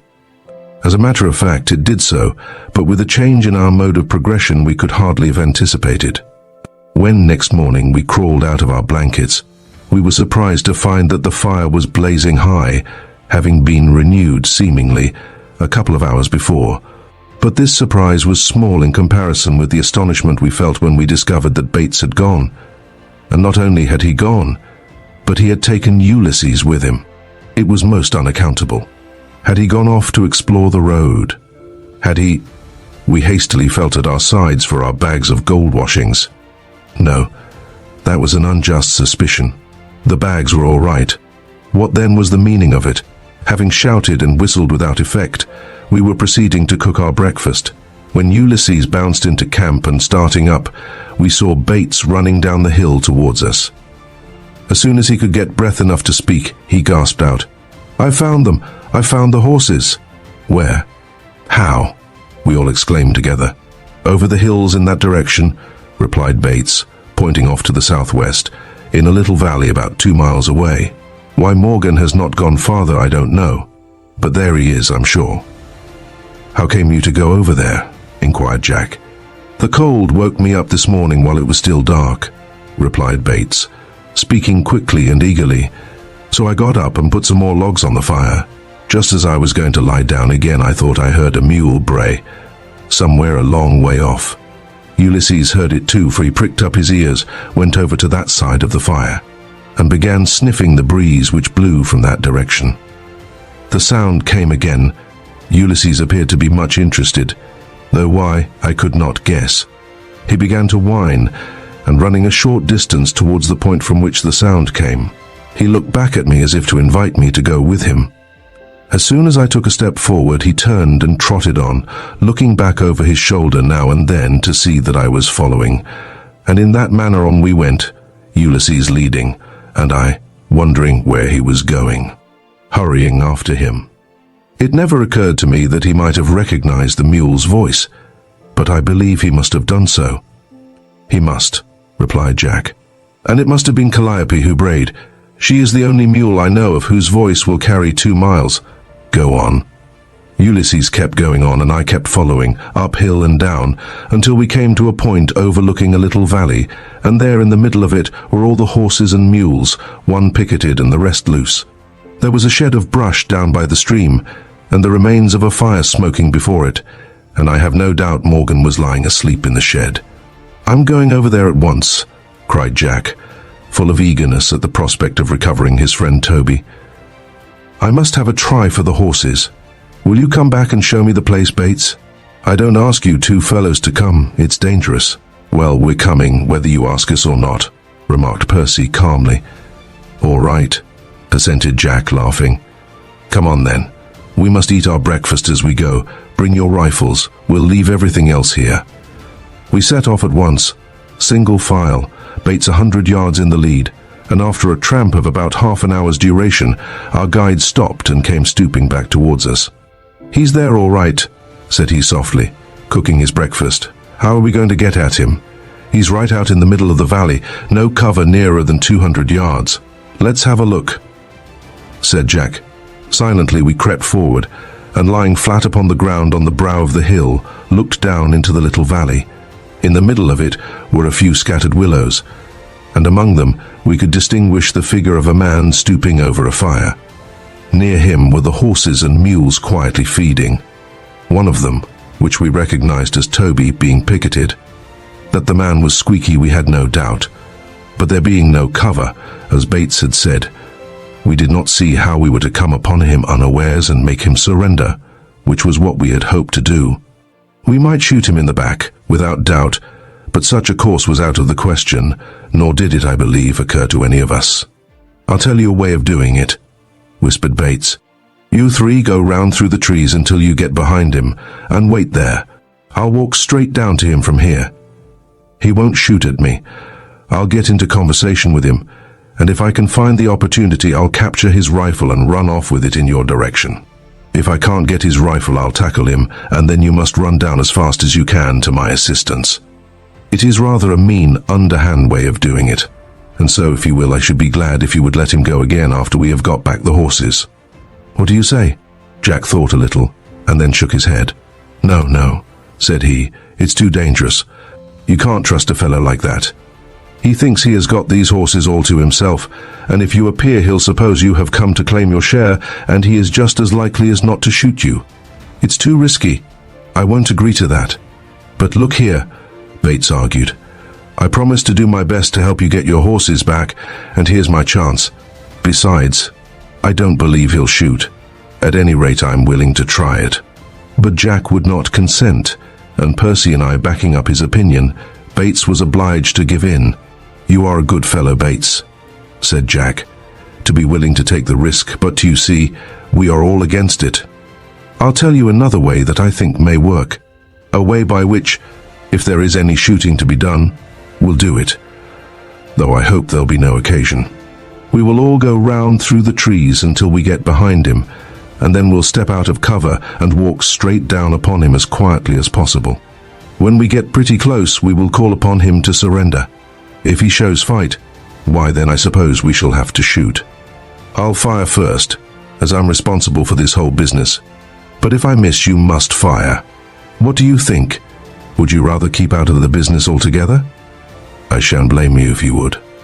Though Percy and I, and Jack too for that matter, had the strongest disinclination to shoot at a man, we could not leave our captain to go it alone, as he plainly intended to do, and after an instant's hesitation we both agreed to his plan. All right then, whispered Jack. Let us go ahead at once.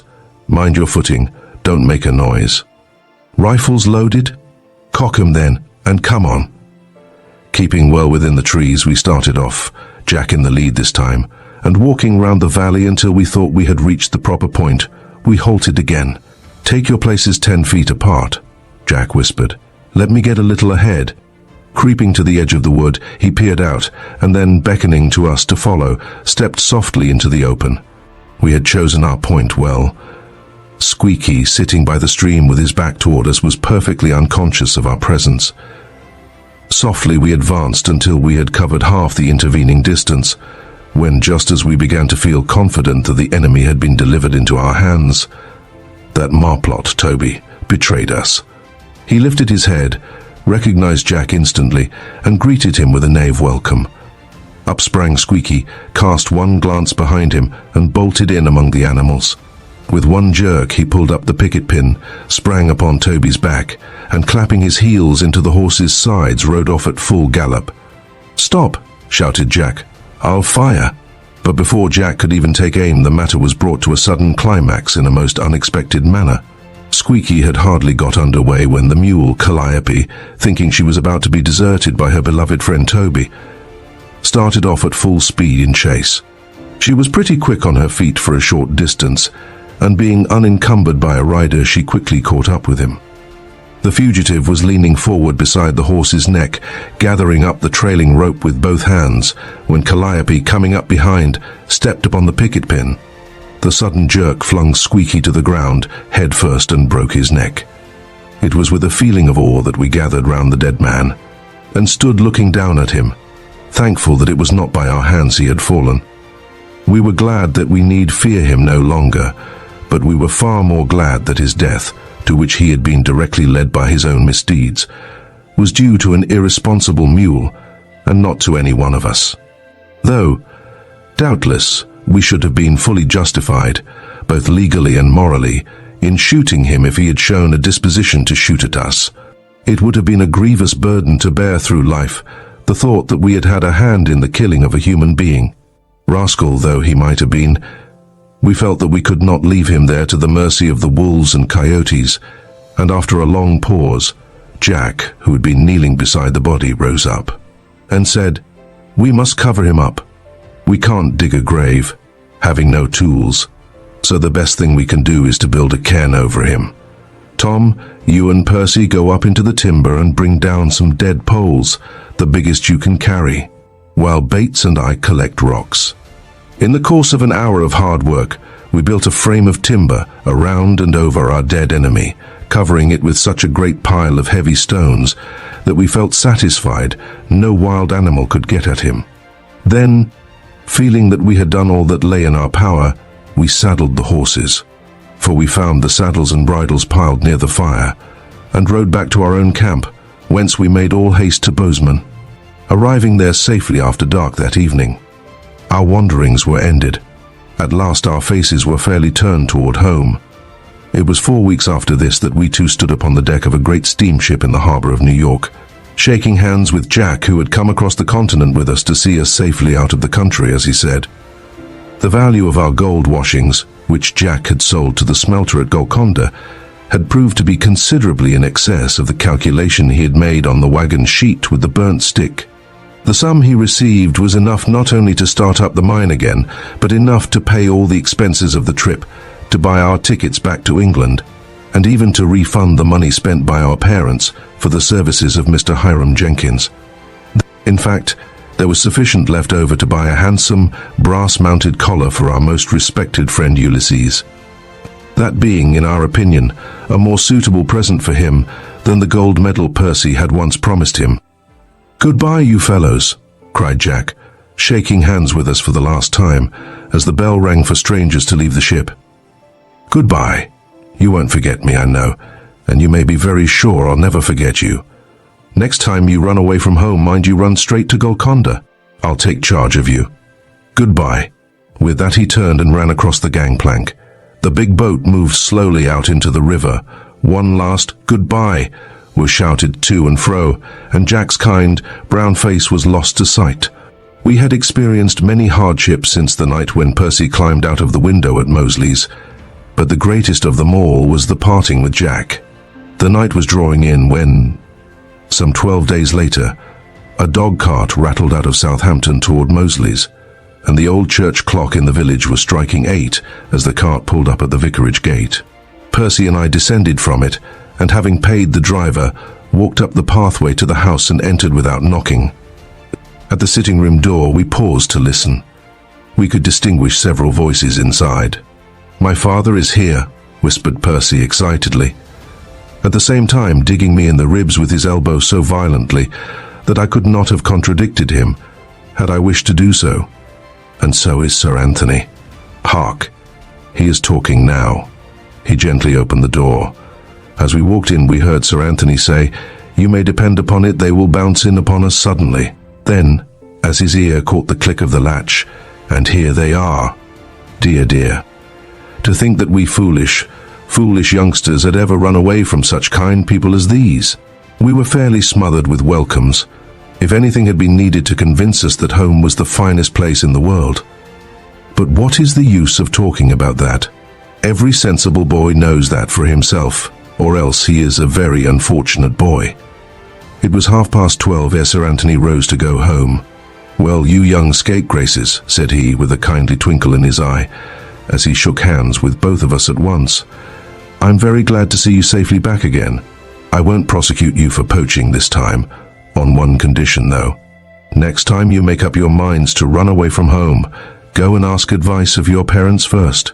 Remember, boys," he went on, abandoning his joking tone, and laying a hand upon the shoulder of each of us, "remember, whenever you get into trouble, go and ask advice in the right quarter. And remember, each of you, that you never will have, and never can have, such perfect friends as your own parents." "We have found that out for ourselves, sir," said Percy. "You have. I congratulate you. If your escapade had had no other result, it would have been worth all the hardships you have suffered yourselves, and all the anxiety you have caused your elders to have made such a grand discovery. You are a very fortunate pair. So, good night, my boys, and welcome home." Sir Anthony was a wise old man. I acknowledge readily and thankfully that he was perfectly right when he said I never could have such good friends as my own parents. At the same time, I must not omit to state that there is a certain American one Percy Goodall who will always come treading very close upon their heels. Thank you for joining us on this thrilling adventure through The Treasure of Mushroom Rock by Sidford Hamp. We hope you enjoyed the excitement and intrigue of the treasure hunt as much as we did.